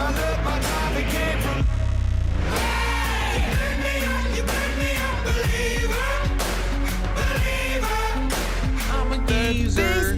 Send a prayer to the ones up above. All the hate that you've heard has turned your spirit to a dove. Oh, ooh, your spirit up above. This is important, guys. I was choking in the crowd, building my rain up in the clouds. So far, Imagine Dragons not getting mad at Falling me. like ashes to the ground, hoping my feelings they would drown, but they never did. Ever lived, ebbing and flowing, inhibited, limited till it broke up and it rained down. Dude, is Imagine Dragons actually just rap? I didn't realize. It rained down like.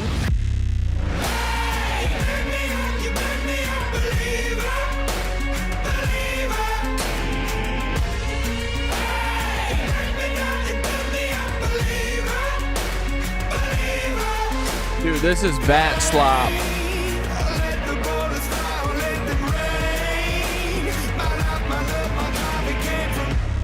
Yo.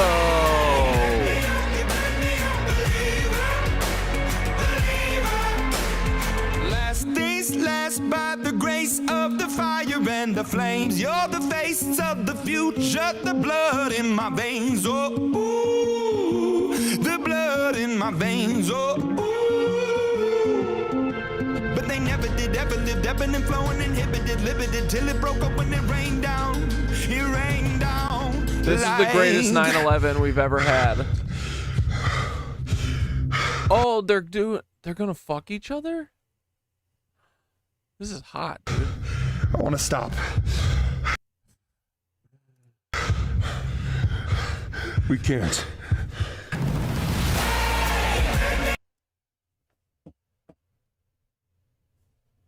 Bro, this is their music video? This is awesome.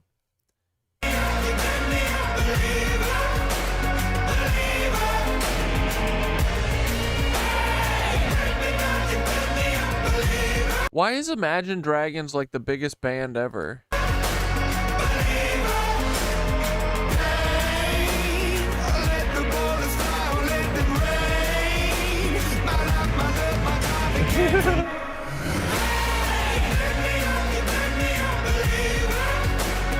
I'm a believer too, dude.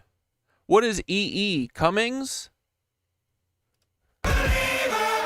Or is it a JE? It's Jeffrey Epstein branding. This thing, Lori? These are called Echelon stations. Echelon stations are for free roaming cats in Dubai. They've opened up a dozen of these in parks around the area, and it dispenses food. It keeps track of these cats, and they also... Bro, this is fucking Flock for Cats. This is Flock for Cats. do TNR as well. These machines do TNR? These machines neuter them? Oh, no. Now this is pretty amazing. Check this out. So these are I called do like the cute little the cute little cat head. I'm not getting it either. He's fighting his demons? I don't know. No, I think he's hate fucking and fighting his boyfriend. His older boy. It's clearly like what's it called?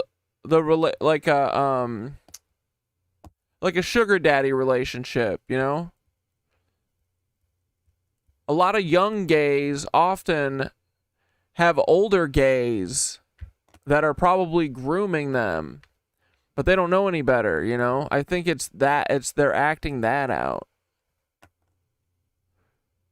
They're not grooming them. I mean, probably taking advantage of them. The evil ones.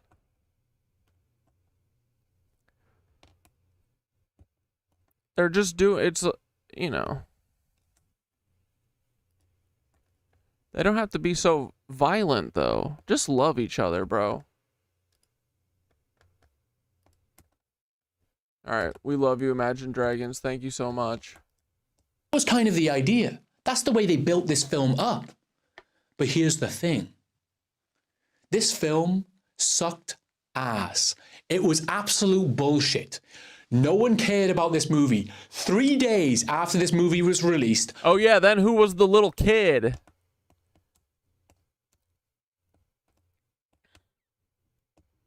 Not sure. Has anyone seen this fucking movie? Is it worth watching just for goofing on it? No one spoke about it ever again. And that's the issue with an alien attack or a fake alien invasion. No one gives a shit about this stuff. That is a boomer idea. Faking aliens is a boomer idea. Can only come from the mind of Hans Adam II, who is in his 80s. Steven Spielberg, who is in his 80s. Lawrence Rockefeller, he's dead. This is an old person idea. The younger generations will not fall for this bullshit. Am I right about this? I don't know, because this actually goes deeper, because the nature of our reality is going to be so strange soon. With artificial intelligence, we won't know what to believe. We won't know what's real or what's fake. The only thing we'll be able to trust is what we see with our own eyes. And even then, it'll be a bit... It's going to get... There's a weird future ahead of us, right? So who knows what will happen. But here's the thing. With this video, I'm not asking you to not believe in aliens. That's not what I'm doing here. I believe in some crazy supernatural stuff myself, maybe, I don't know, right? Maybe I think a lot of this alien stuff is actually an artificial intelligence god from the future influencing the past, using plasmoid aliens to make us think, you know what I'm saying? You know what I mean? I think some crazy shit. Keep going, bro. Keep going, keep going. Myself. I'm not asking you to question your faith in aliens. What I'm asking you to do is actually question who is giving you this information. If it's coming from almost exclusively American military sources, if it's coming from people paid by occultist billionaires like the Rockefellers, then I would question. How are their eyes so demonic, bro? Ah!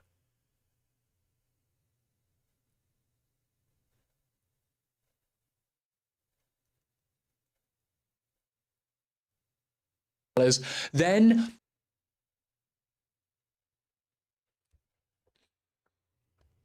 hold on, let me see if I can drop my opacity.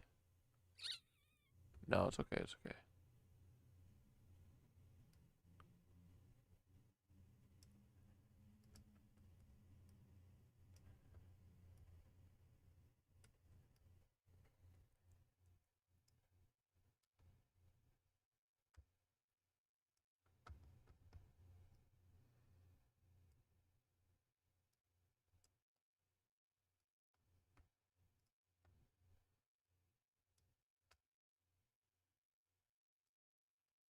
This is demonic, dude.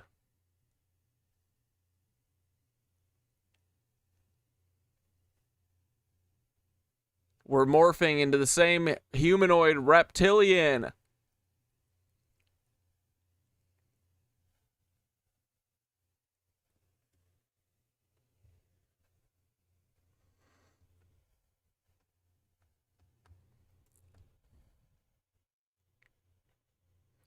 Y'all are too much. I would question that information. I would question that information. It gets worse. Now, all of this is just the tip of the iceberg when it comes to this fake alien idea. I kind of like being a ghost. Right? And who is trying to fake aliens into our mythology? Do you know who invented the idea of an alien invasion? Do you know who came up with that idea? It was H.G. Wells. Now, H.G. Wells was probably one of the greatest magicians of our age. He hyperstitioned this reality that we are living in now. We are living in a manifested future from H.G. Wells' mind. And that rabbit hole goes deep. But think of it this way. H.G. Wells, he wrote War of the Worlds in 1898. Then, do you know that fake radio broadcast in 1938? Yes, that was a dramatization of War of the Worlds by H.G. Wells. Now, do you know who else made a film about H.G. Wells in 2005? The most recent adaptation of War of the Worlds? It was Steven Spielberg. There's a lot to it. Now that's... It's just so much cuckaroni shit. It's always these same cuckaroos. And they're all weirdly related to the same weirdos. Why does this keep happening? Wow, wow, wow, wow, wow, wow. Oh no! I just got Thanos snapped. Please help me. Ah.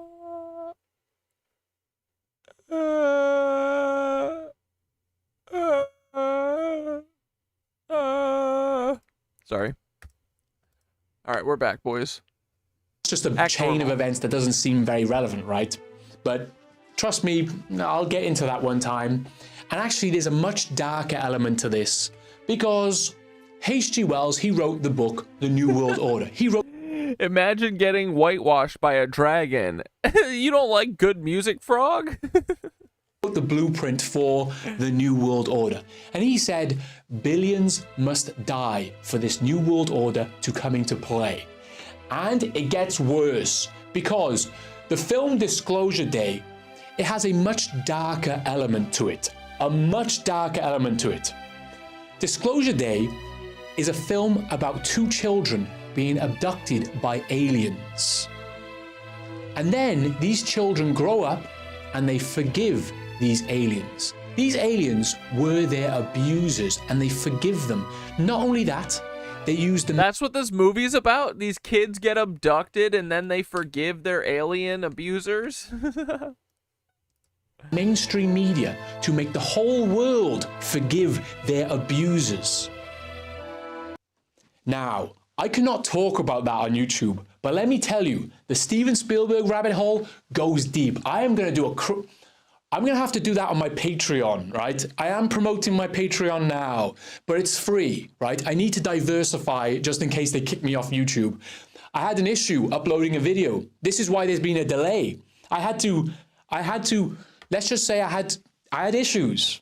Let's just say that, right? Mossad blew up my computer. I lost a whole video. I am going through hell, okay? No, it's fine.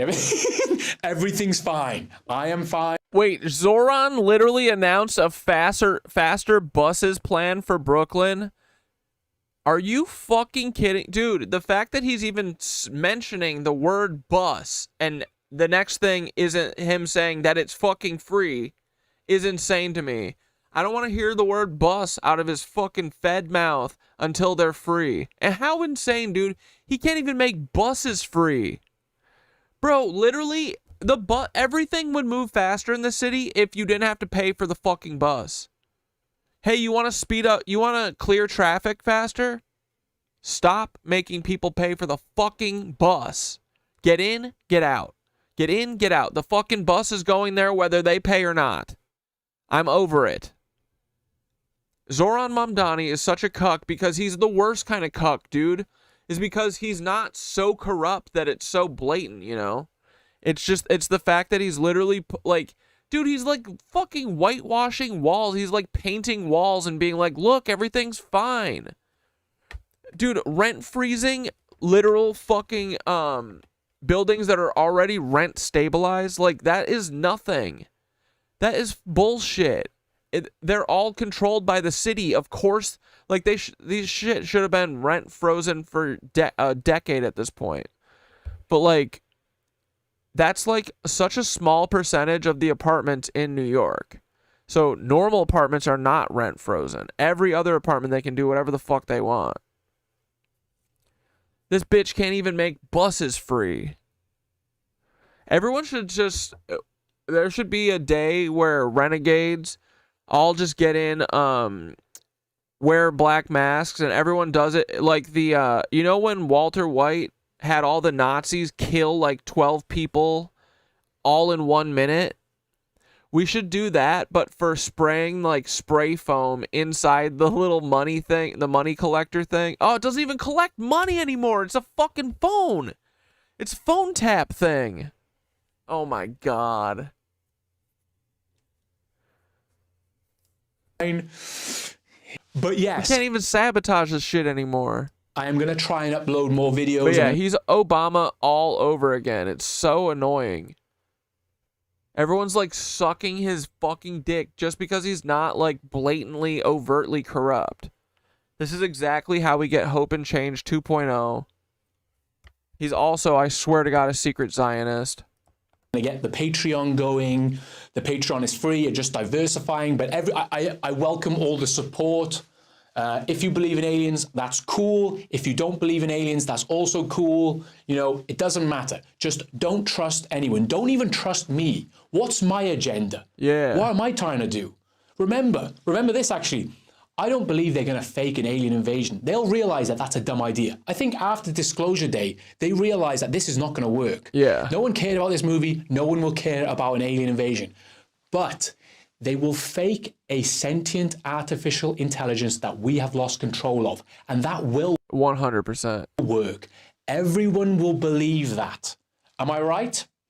If we lose control of artificial intelligence tomorrow, drones start attacking people, computers go down, whole power grids go down. Dude, literally an AI taking over and controlling all the drones would literally look no different than if Peter Thiel had full control over all of them. It would still just be the drones killing all the citizens of the world. Dude, that's exactly what they're going to do. They're going to do AI take... I mean, they've already been setting it up the whole time, right? Oh, I don't know. I think that the AI is going to kill everyone. How much is a bus ride? $3 fucking dollars. It's a gallon of gas back in the day to ride the bus one stop. That's crazy. $3 motherfucking dollars. Criminal.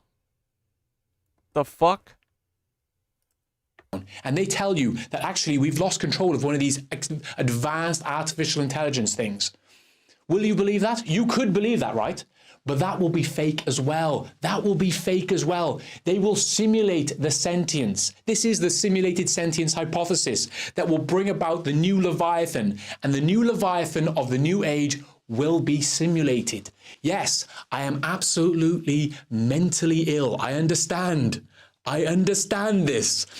It's very hypocritical for me to say all this alien stuff is bullshit and then me tell you the... Like, is he folding the shirt up every time in the exact way? Or, like, I gotta believe that he's hanging it on a hanger. That's the easiest way to deal with this shirt. And it's really been... I mean, this is months old, if not probably years at this point. The crease is just always there. You'd think that just from gravity they'd come out. Craziest thing you've ever heard in your life. But let me tell you, Skynet will be fake. Skynet will be simulated, and that's what they're going to use. It's not going to be an alien invasion. It's going to be a simulated sentience invasion. A fake AI demon. My daughter. Anyway, we're all having fun here. We're all having fun here. Let's have fun. Let's continue having fun. I'll see you all next week, hopefully. Hopefully.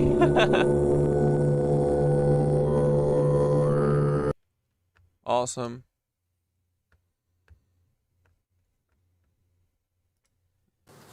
Oh, this is Tyler Robinson's ex-lover. Meeting Lance Twiggs, the fakest name I've ever heard, ever. is to use your statement here instead of your testimony at a preliminary hearing. Aw, Tyler's boyfriend's cute. Understand that? Mm-hmm. Okay, so in order to do that, I need to place you under oath and also give you an admonition about false statements. Okay. First, you just. Ooh, tuna casserole. Ask Aunt Deb. You're just baiting Aunt Deb right now, Lori.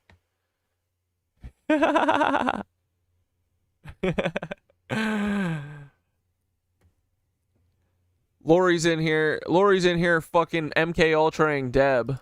Solemnly swear or affirm that the Don't evidence you shall summon give Deb. in this issue shall be the truth, the whole truth, and nothing but the truth. So help you God. Yes.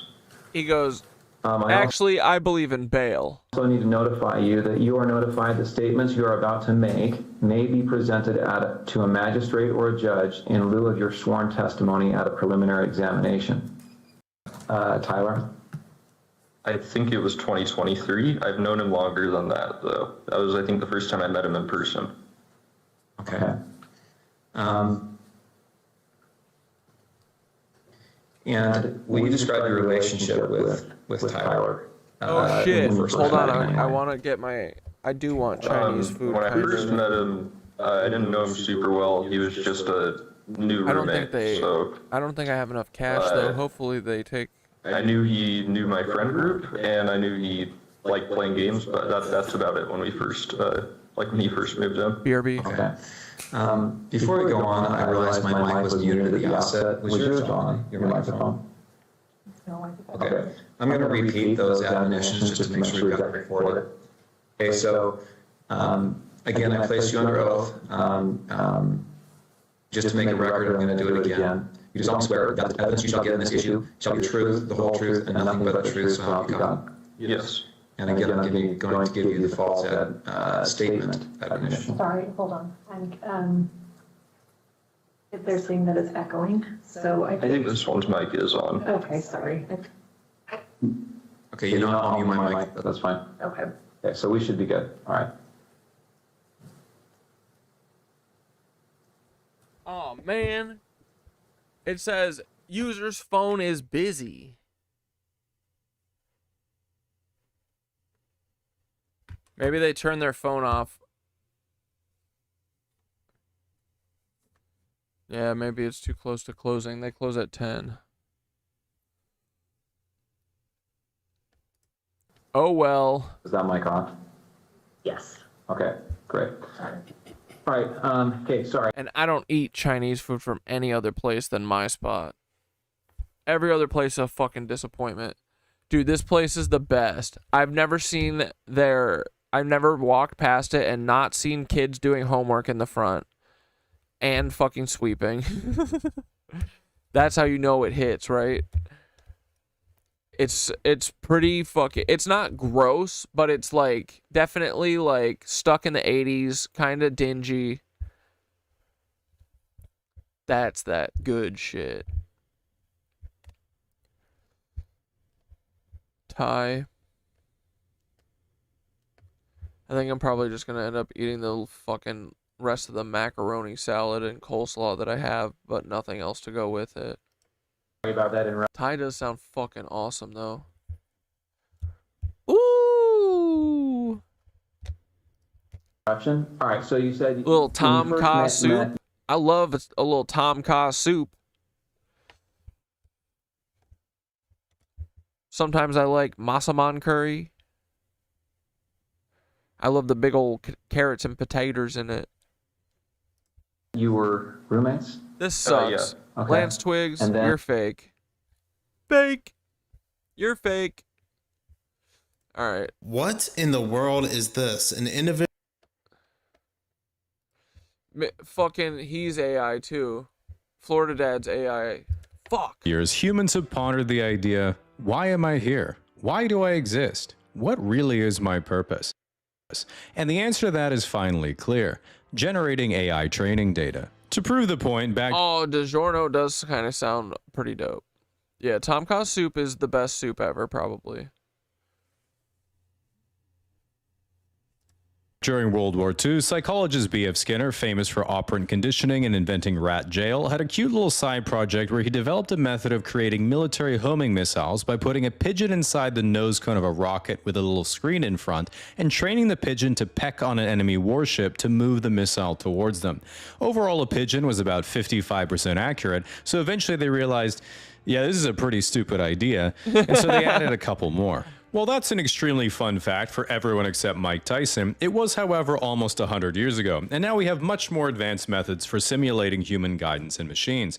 For example, when CAPTCHA says, click on all the pedestrians, and you're like, I mean, technically this is a stroller, not really a pedestrian.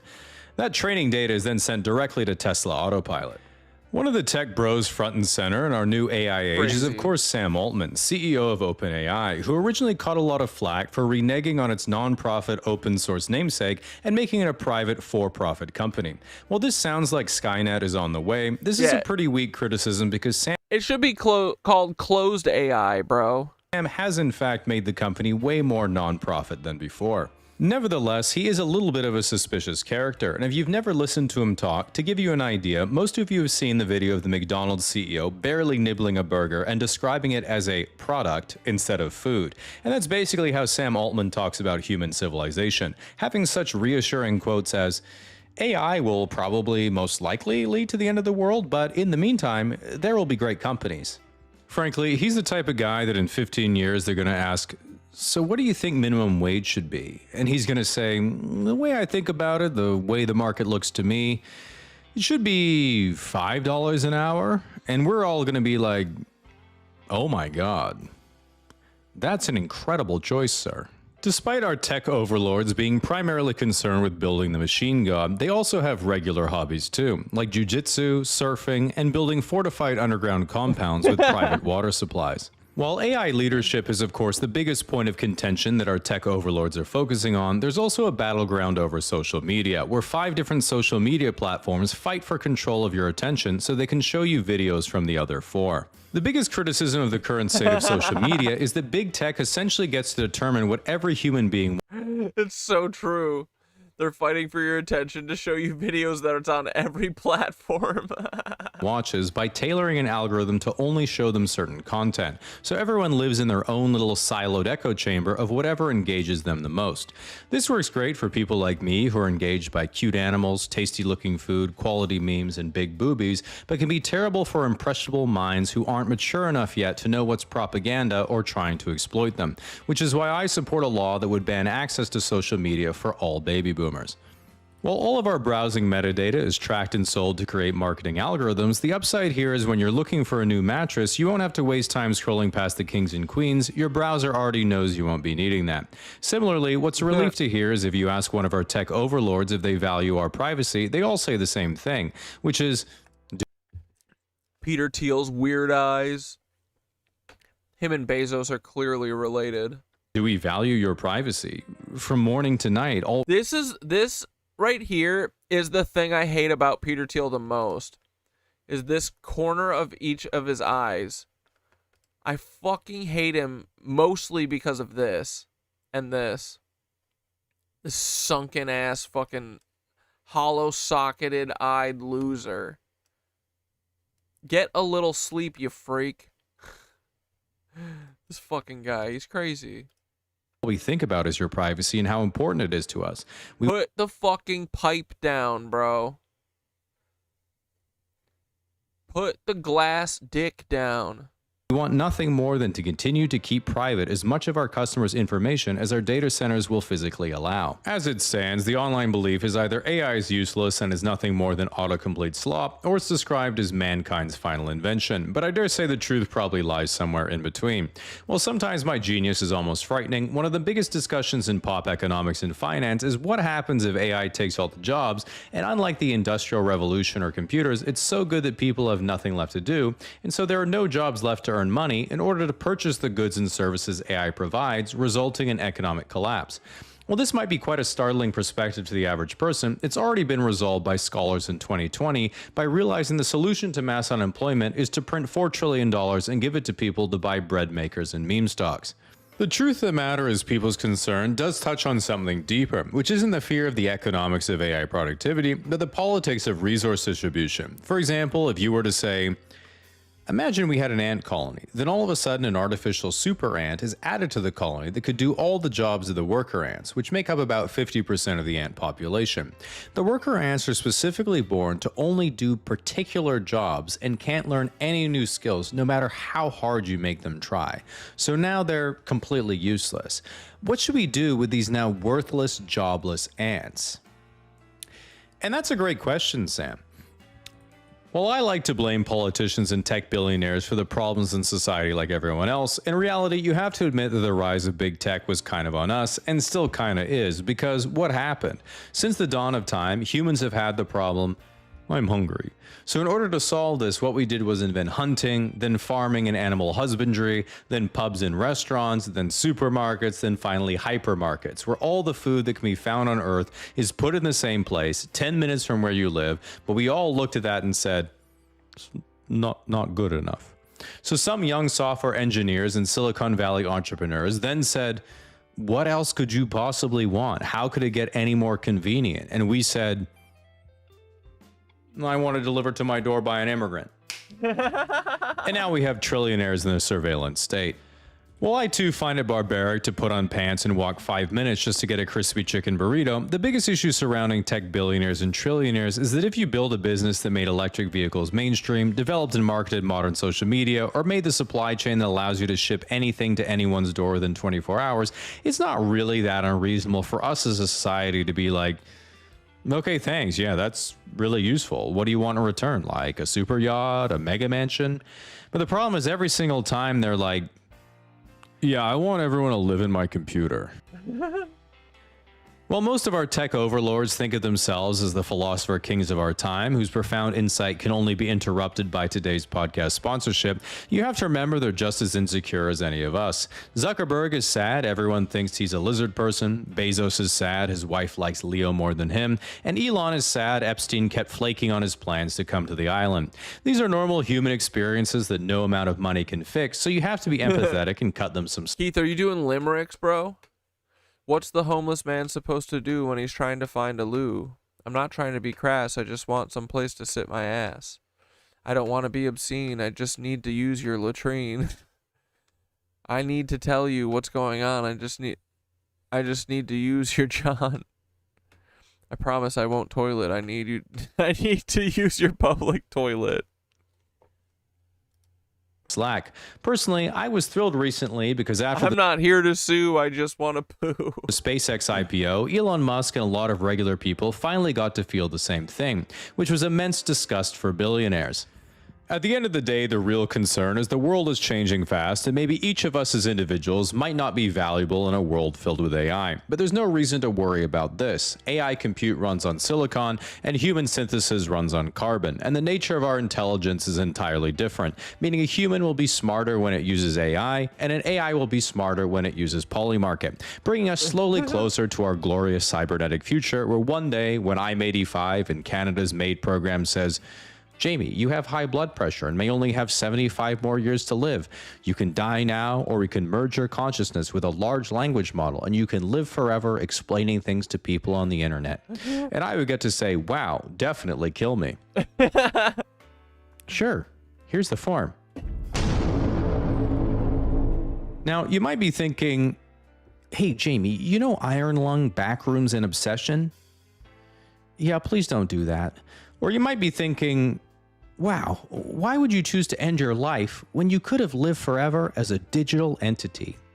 Which may in fact be exactly what your SIM card is thinking too, which is why you might need today's sponsor, Saily. Saily is an app that allows you to download a digital eSIM onto your airport layout.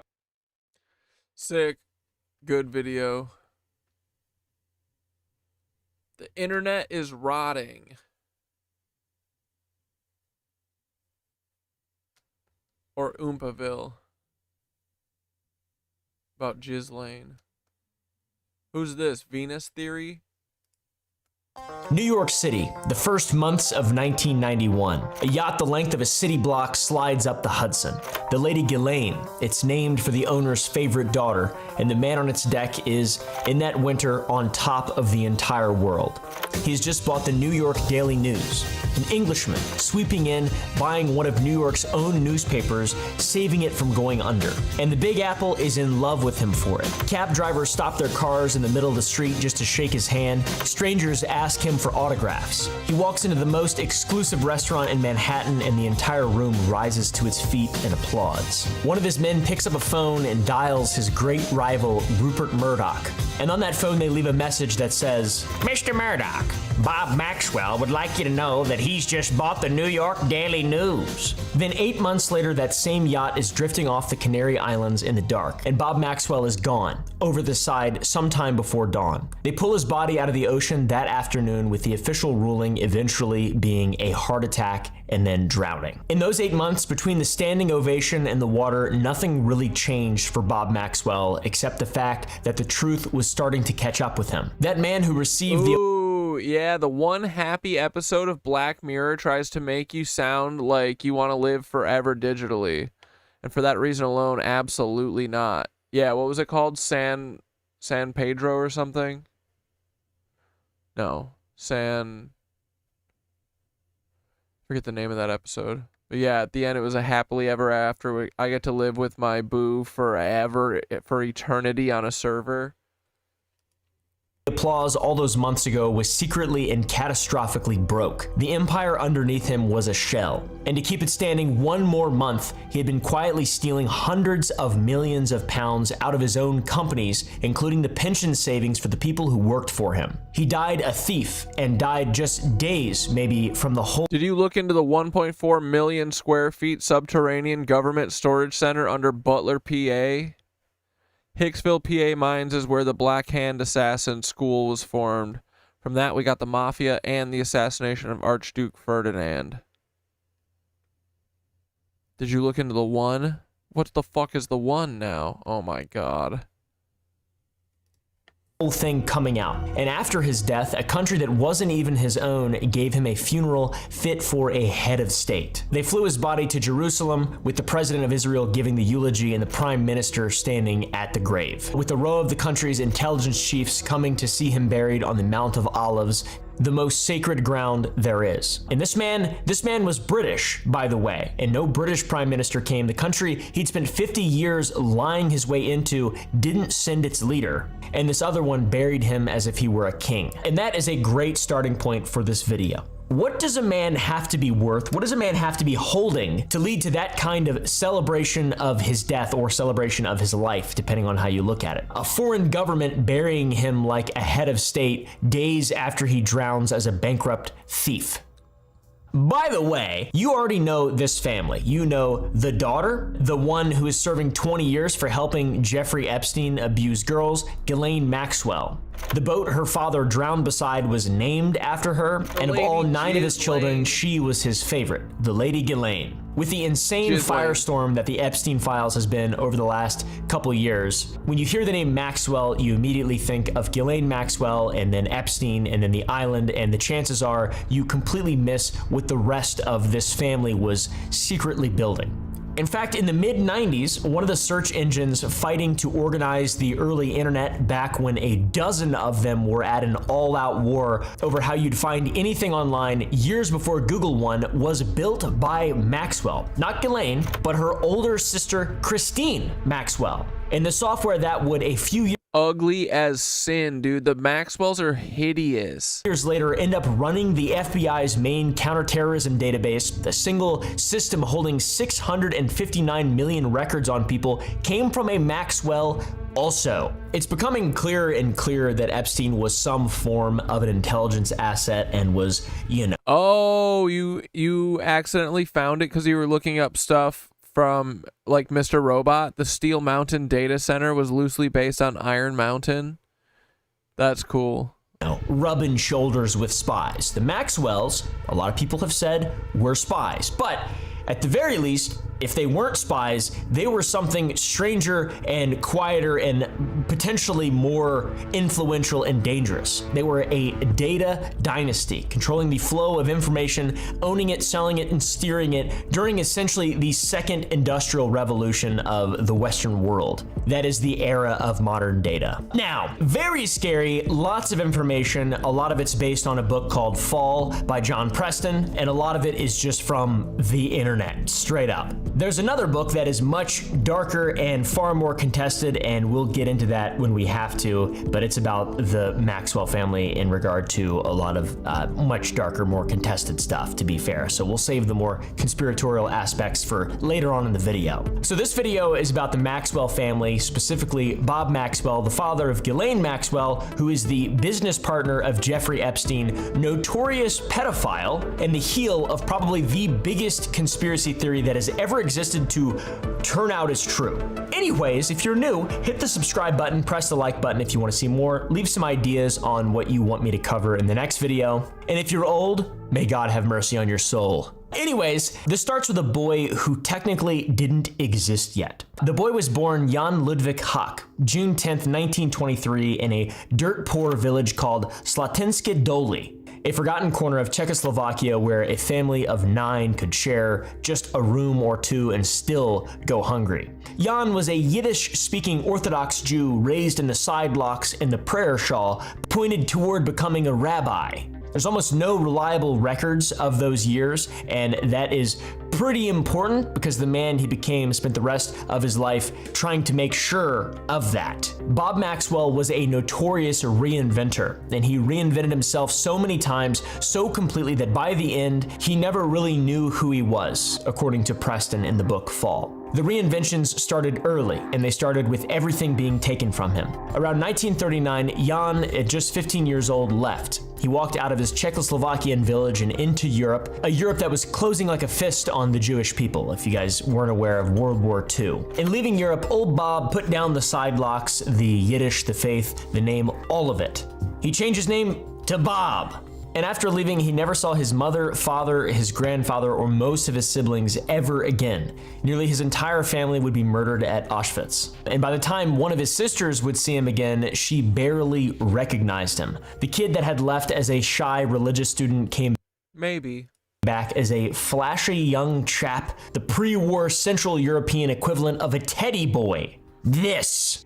He had already started building somebody new on top of the boy who had essentially lost everything. But of course, under that, he's still just the kid that, grew up where he grew up with who he grew up with. And there's a detail in Preston's book that said years later, at the height of his power, Bob Maxwell would sit and watch archival footage of the arrivals at Auschwitz, scanning the faces of the people being unloaded onto the platform, looking for his mother or his father. So with that and whatever else you make of him from what we've learned so far, his talent was absolutely real. It carried him across a burning continent. He talked his way out of terrible situations through Belgrade, Beirut, Marseille, and he reached Britain eventually. He joined the British Army, and then that little Czech village boy somehow got rid of his Czech accent and built an entirely new one.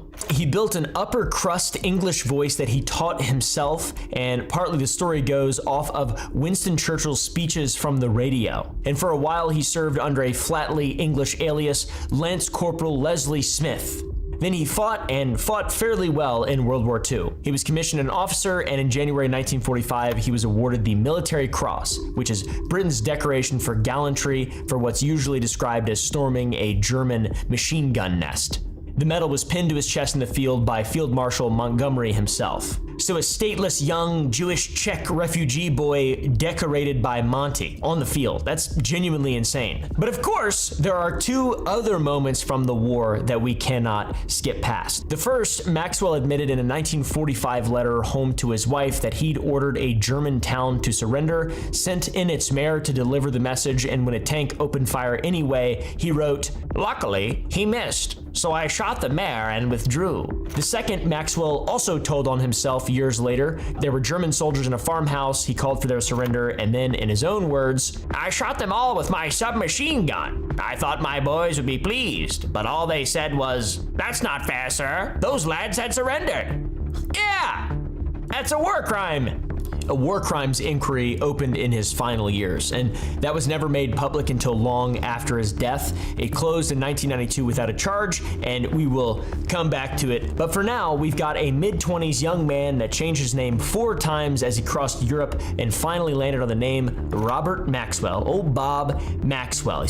He'd later deny most of his past outright. He told a Jewish newspaper flatly that he was not Jewish. He said, "I'm not Jewish." He completely reinvented himself. I'm not sure you can do that.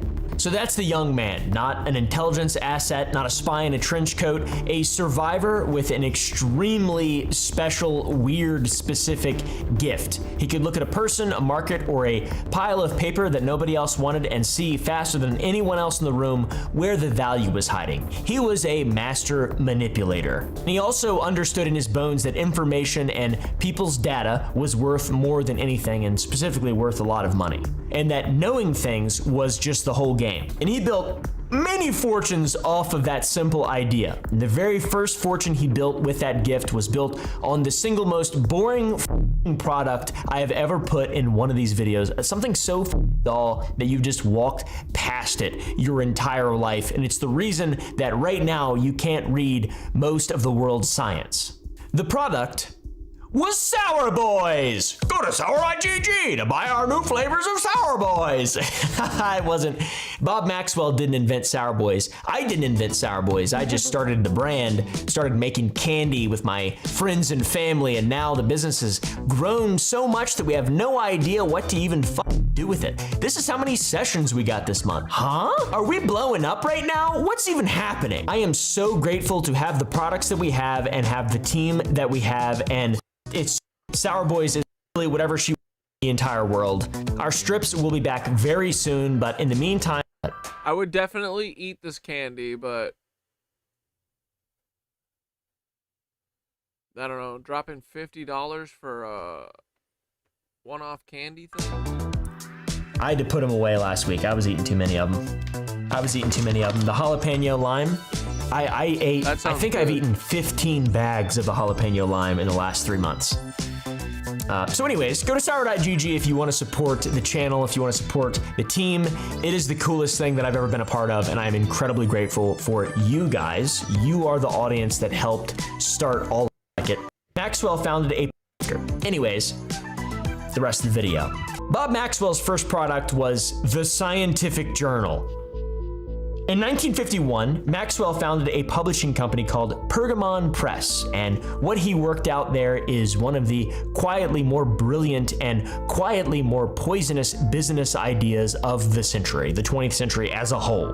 The trick is, scientists do research, usually paid for by universities or by the public through grants. Then they write it up and hand it to a journal for free.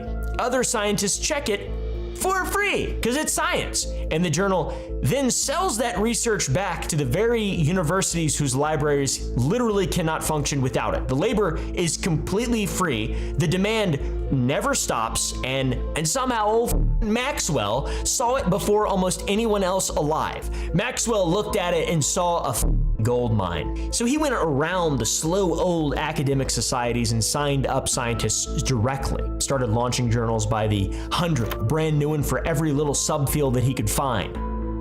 And he created a machine. Research is not interchangeable. You can't decide one study is close enough and then just swap in another the way you grab like a different brand of cereal off the shelf. There's no substitute for the exact paper you need. So every journal that Maxwell launched became a tiny little monopoly. And if a serious library wanted to keep its researchers current, it had to buy all of them. He built thousands of figurative little greedy toll booths and planted one in front of every doorway in science. That's why to this very day, if you're not sitting inside of a university and you go to read a piece of publicly funded research, you hit a paywall with a price tag. It's insane. You can thank Bob Maxwell for that. By the early 1990s, Pergamon was running more than 400 scientific journals. But obviously, the information that only scientists wanted was never going to be enough for old Bob. So in the 1980s, he went after the kind that everyone consumes, mass media. He wanted to be Rupert Murdoch 2.0. Another man who understood that the real power isn't in making things, it's in controlling what people get to know. Yes. So he started buying the channel. Exactly, dude. themselves. In 1981, he seized control of Britain's biggest printing company, the operation that he would eventually build into the Maxwell Communication Corporation. And in 1984, he bought Mirror Group Newspapers, which is the home of the Daily Mirror, one of Britain's biggest tabloids. In 1988, he bought the American publishing giant Macmillan for $2.6 billion. And in 1990, he launched a pan-European paper simply called The European. And obviously, he eventually bought the New York Daily News. So he went from selling scientific journals to a few thousand scientists to deciding what millions of people read during, let's say, breakfast. But it's the same idea each time, to be clear. You control information, you, in some sense, control the people who depend on that information. Now, he didn't get to the very end without trouble. The regulators had already seen through him once. Back in 1971, a British government inquiry looked at how he ran his business and delivered a verdict that would hang over him for the rest of his life. And that is that Bob Maxwell was not a person who can be relied on to exercise proper stewardship of a publicly quoted company. On the internet and in many a book, that Bob was trying to rebuild the family that Auschwitz took from him. Which is a theory that makes sense, but also some people just like having large families. I mean, my mom has 7 brothers and sisters. Not all of Bob Maxwell's children survived childhood with him. His eldest son, Michael, was in a car crash that left him in a coma. And that accident came just 2 days after Ghislaine was born at the end of 1961. He never woke up from that coma and died in 1968. Another child, Karine, had died of leukemia at 3 years old in 1957. But the ones who lived grew up inside the Maxwell machine, and they lived it, and they breathed it, and they absorbed it. 2 of the brothers, Ian and Kevin, followed their father straight into the business and then into the wreckage of that business. Both were charged with fraud after his death. Both were acquitted. Kevin even set a British record for a personal bankruptcy that was north of 400 million pounds. So son like father, but the genuinely scary ones are the daughters. They didn't just inherit a company and live exactly like their father. They took the ideas and then turned them into their own businesses. Starting with Christine, for sure, her father did hand her information on demand, but under her, it was plugged into more than 250 databases, pulling documents and data for businesses, hospitals, and labs. Then after that, she built a search engine. Her twin sister Isabel, with Isabel's husband David Hayden in the leadership alongside her. They called it Magellan. Dude, they're all somehow look just like Ghislaine, but just uglier. It was one of the competitors scrambling for ground in the early internet search engine wars, before Google even existed to win them. In 1996, they sold Magellan to a rival, Jolly Ranchers are underrated. For around although they should sell me a bag of just blue Jolly Ranchers. $18 million. And then after this, Christine was not done. Not long or after, in the late 90s, she co-founded a company called Gilead. Gilead built advanced data mining software, the kind that could run a plain language question across enormous, messy piles of data without an analyst having to log into each separate system. Basically a consolidation platform or information curation a dashboard, if you will. Then after 9/11, that software ended up powering the FBI's counterterrorism investigative data warehouse. That's the system from the very beginning of the video. 659 million records. So in one career, the flow of information had run from a library brokerage to inside the American intelligence apparati. Christine's twin Isabel ran the other direction to the Middle East, towards Israel. Isabel became president of an Israeli email security firm called ComTouch. She took it public on the NASDAQ in 1999 with a $20 million investment from Microsoft and became a kind of pipeline carrying Israeli technology into Silicon Valley. And in her own words on the record, she called it a chance to continue her father's involvement in Israel. So look at the spread. Just from what we have documented that's public and easy to find. You got one generation of one family, scientific journals, chains of newspapers, information brokerages, search engines, Israeli security firms, counterterrorism databases with 600 million people inside of it. That is a crazy amount of power, and how the are these aren't like household names somehow. Now I mentioned that. Yeah, the green apples can literally go fucking kick rocks. They suck, dude. And the worst part is that the green apples leave like a weird after. It's like a film in your mouth. I fucking hate the green ones. All the other ones, fire. Like the grape. What is it? Strawberry. That one's good.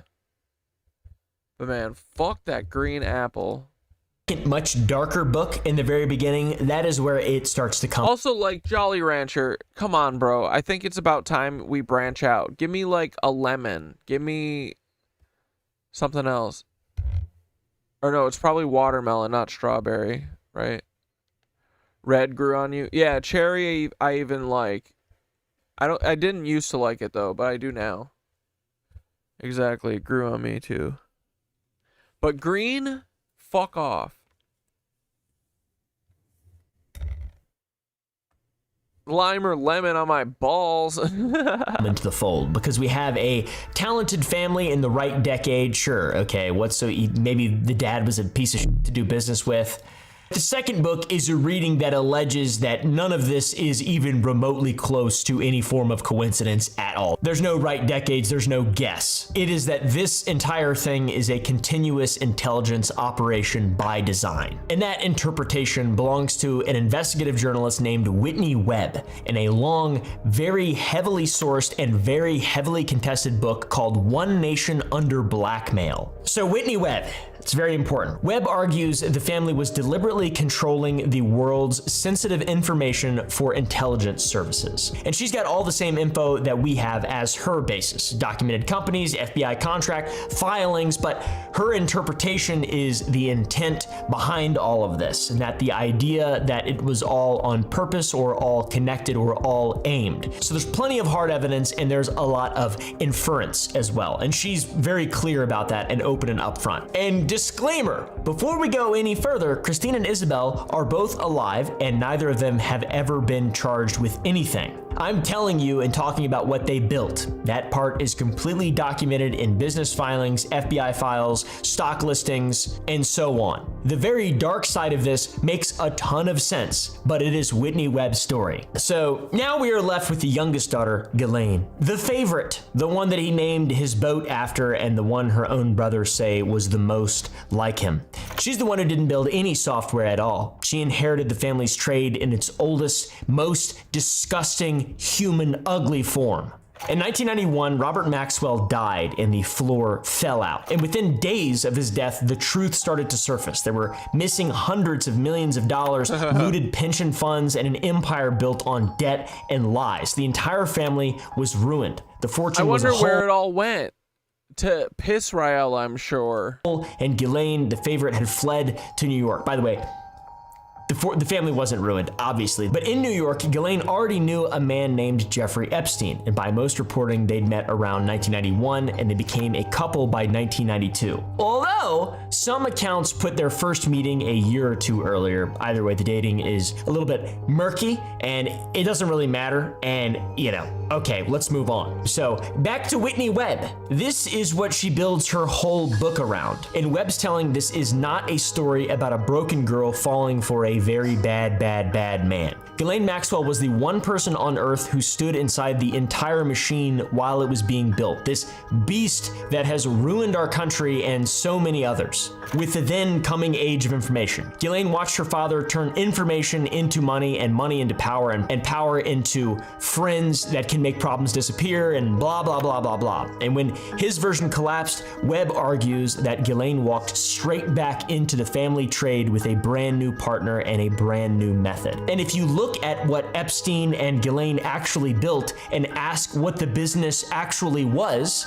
it's very similar. The famous black book full of the powerful, the girls, cameras wired into the walls of houses, flight logs, guest lists, surveillance gear he was documented buying. It's just leverage. It is the exact same thing, but in a new form that Bob Maxwell spent his life perfecting.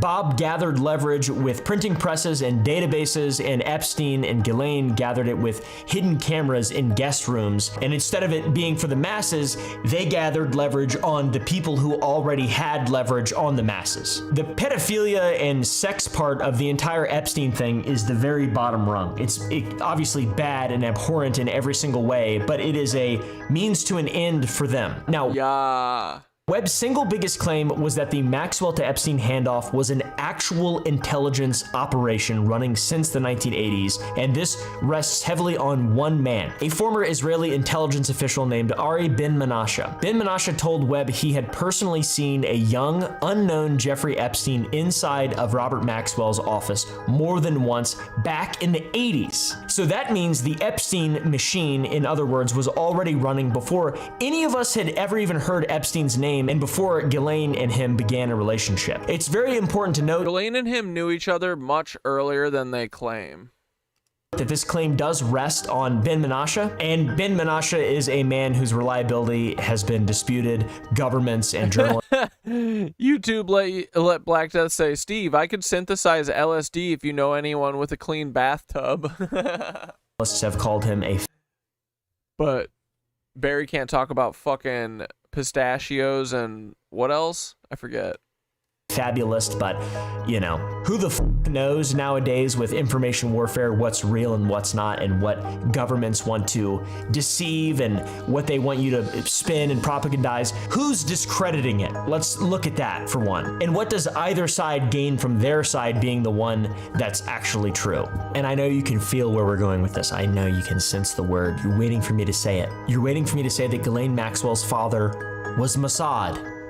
And that the whole thing, Robert Ghislaine Epstein, it was one intelligence operation from start to finish, beginning out of Mossad and ending potentially with the CIA. So the fullest version of the intelligence spy story is a whole book of its own by the journalists Gordon Thomas and Martin Dillon, and the title is also the thesis, Robert Maxwell, Israel's super spy. It isn't just some random guy speculating on the internet. They say that they built it on interviews with 54 people who had intimate knowledge of Maxwell, and in their telling, Maxwell's intelligence work began right after the war. He was interrogating captured Nazis. He was very good at it. British intelligence took notice. They say MI6 sized him up and classified him as a Zionist, loyal only to Israel, or a man to be watched, basically. And then once Israel existed and the Mossad existed, the story goes that Maxwell threw in with them, partly out of love for Israel, but mostly for how much money there was in it. There's also a very concrete operation that all hangs on. It's called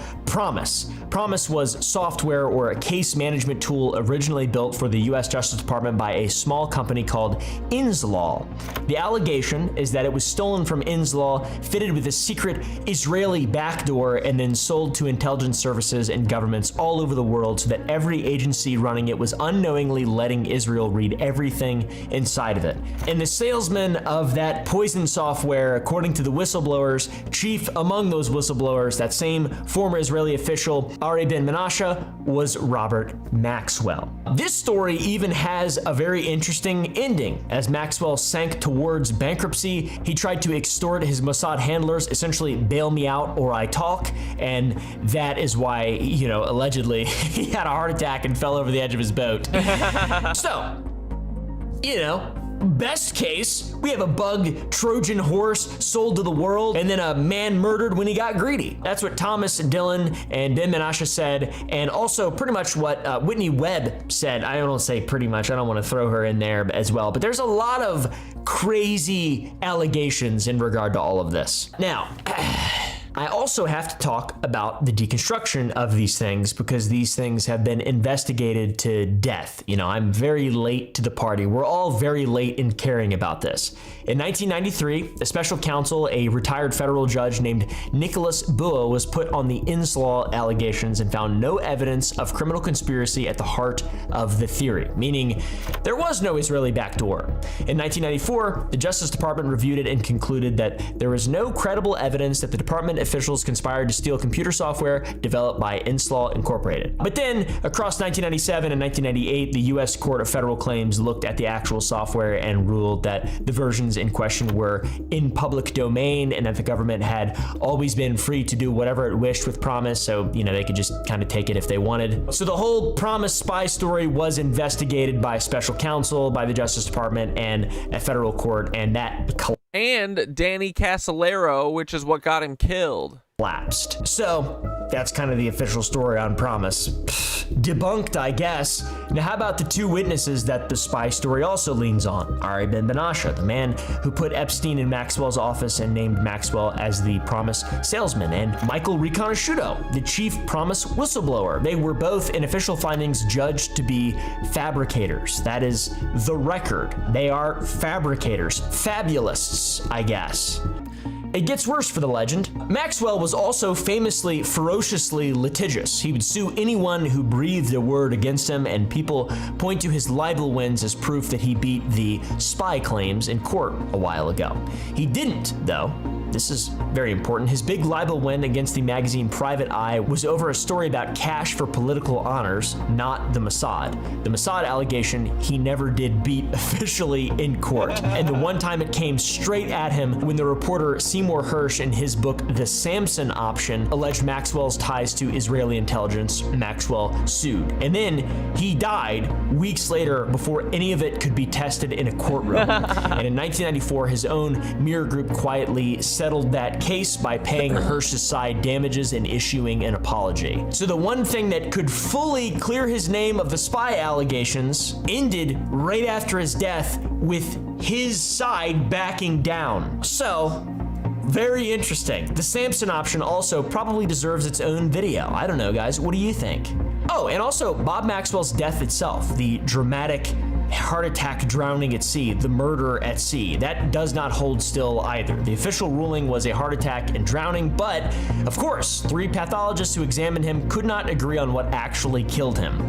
The most investigated look at this is from Preston's book, one of the main ones from the very beginning of this video, and he refuses to call it murder. Preston says, we don't really know. He most likely fell or jumped, which sure, I guess, he was under a lot of stress, but one of his own former editors, Roy Greenslade, was way blunter. He thought Maxwell simply went over on purpose. He just killed himself. In Greenslade's words, apparently Bob was a man who could not face the ignominy of jail or being shown to be a liar and a thief. Ignominy is a really cool word, by the way. It's what happens when you get canceled. You lose the respect of the public. So think what you will about the Israeli Mossad super spy intelligence operation spin.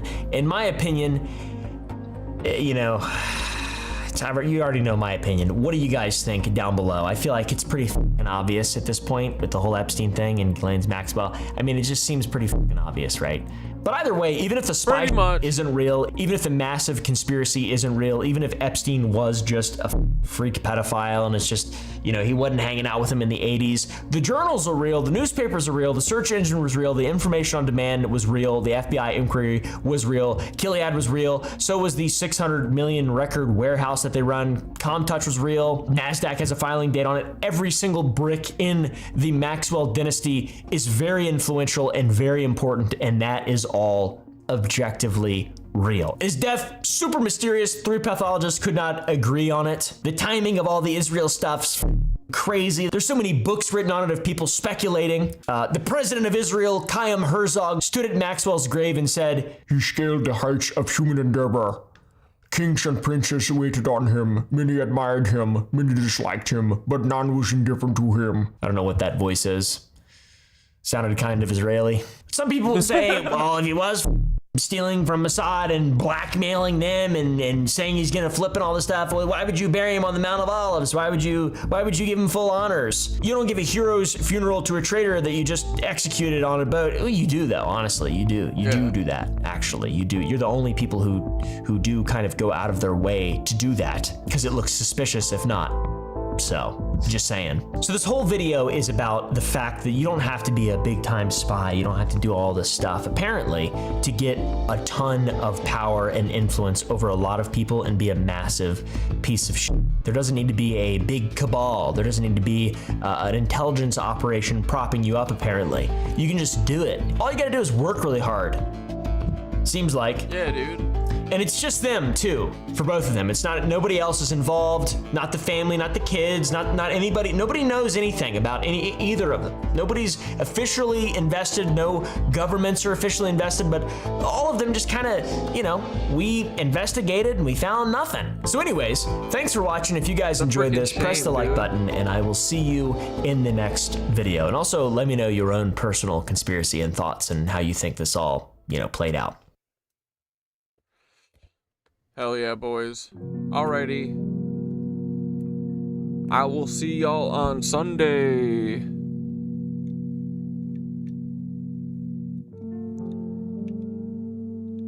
Everybody have a great weekend. I'm gonna have a great weekend. Seeing Dave.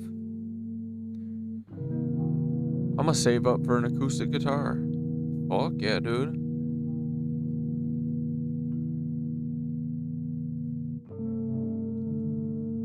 I just bought a Fender Acoustasonic. Whoa, is that like a acoustic that is electric too?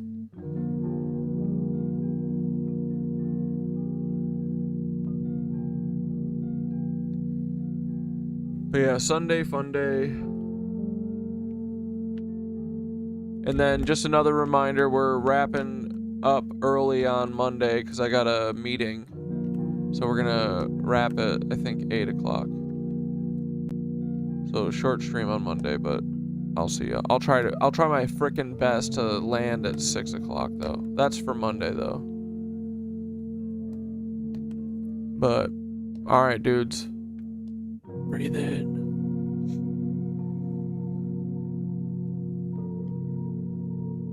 Bring all these excellent vibes from the chat today into your weekend and into your real life. Exhale. No, I'm just kidding. Everyone's fine. We just goofing. Breathe in.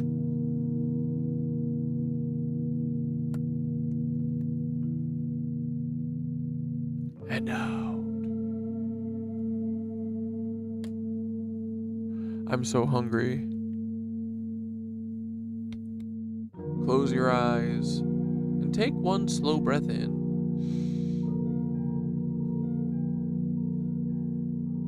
And let it go. Allow the day to drift behind you. There is nothing you need to become tonight. Nothing to prove. Just breathe. Imagine you're standing beneath a sky so full of stars that you can barely find the spaces between them. For a moment, it looks as though each star is separate, tiny islands of light. But then, you notice something. Faint threads begin to appear between them, invisible at first, then brighter. Every star connected to another, every light part of one great tapestry. Now imagine those same threads connecting every living thing. The forests, the oceans, the mushrooms beneath the soil, the birds overhead, the people you love, the people you've never met, even you, not tied together, simply growing from the same living mystery. So take another slow breath in. Notice your heartbeat. It has its own rhythm, just like the waves, just like the wind through the trees, just like the changing seasons. Life isn't asking you to rush, it's inviting you to join the dance that's already happening. So as you breathe in, feel gratitude for being here. And as you breathe out, offer a little kindness back to the world, not because you have to, but because that's what healthy hearts naturally do. One final deep breath in.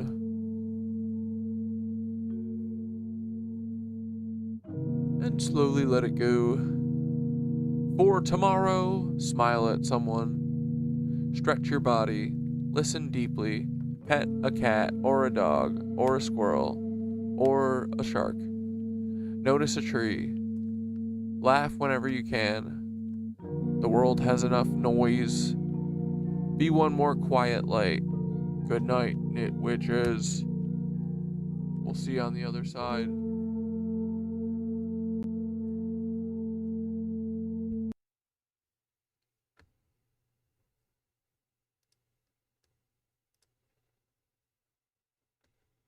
Hey, Paul. To your lost Paul, you can go back on this. To your lost Paul, you can't go back to Tim. On my mama, this is healing Paul's trauma. You got a gene spirit, finna take him to Nirvana. Image work, stacking commas. Stay blessed, boys. Not a drug, it's marijuana. Cooks will say I have a problem, but we don't. To your lost Paul, you can't come back from this. To your lost Paul, and protect your chin.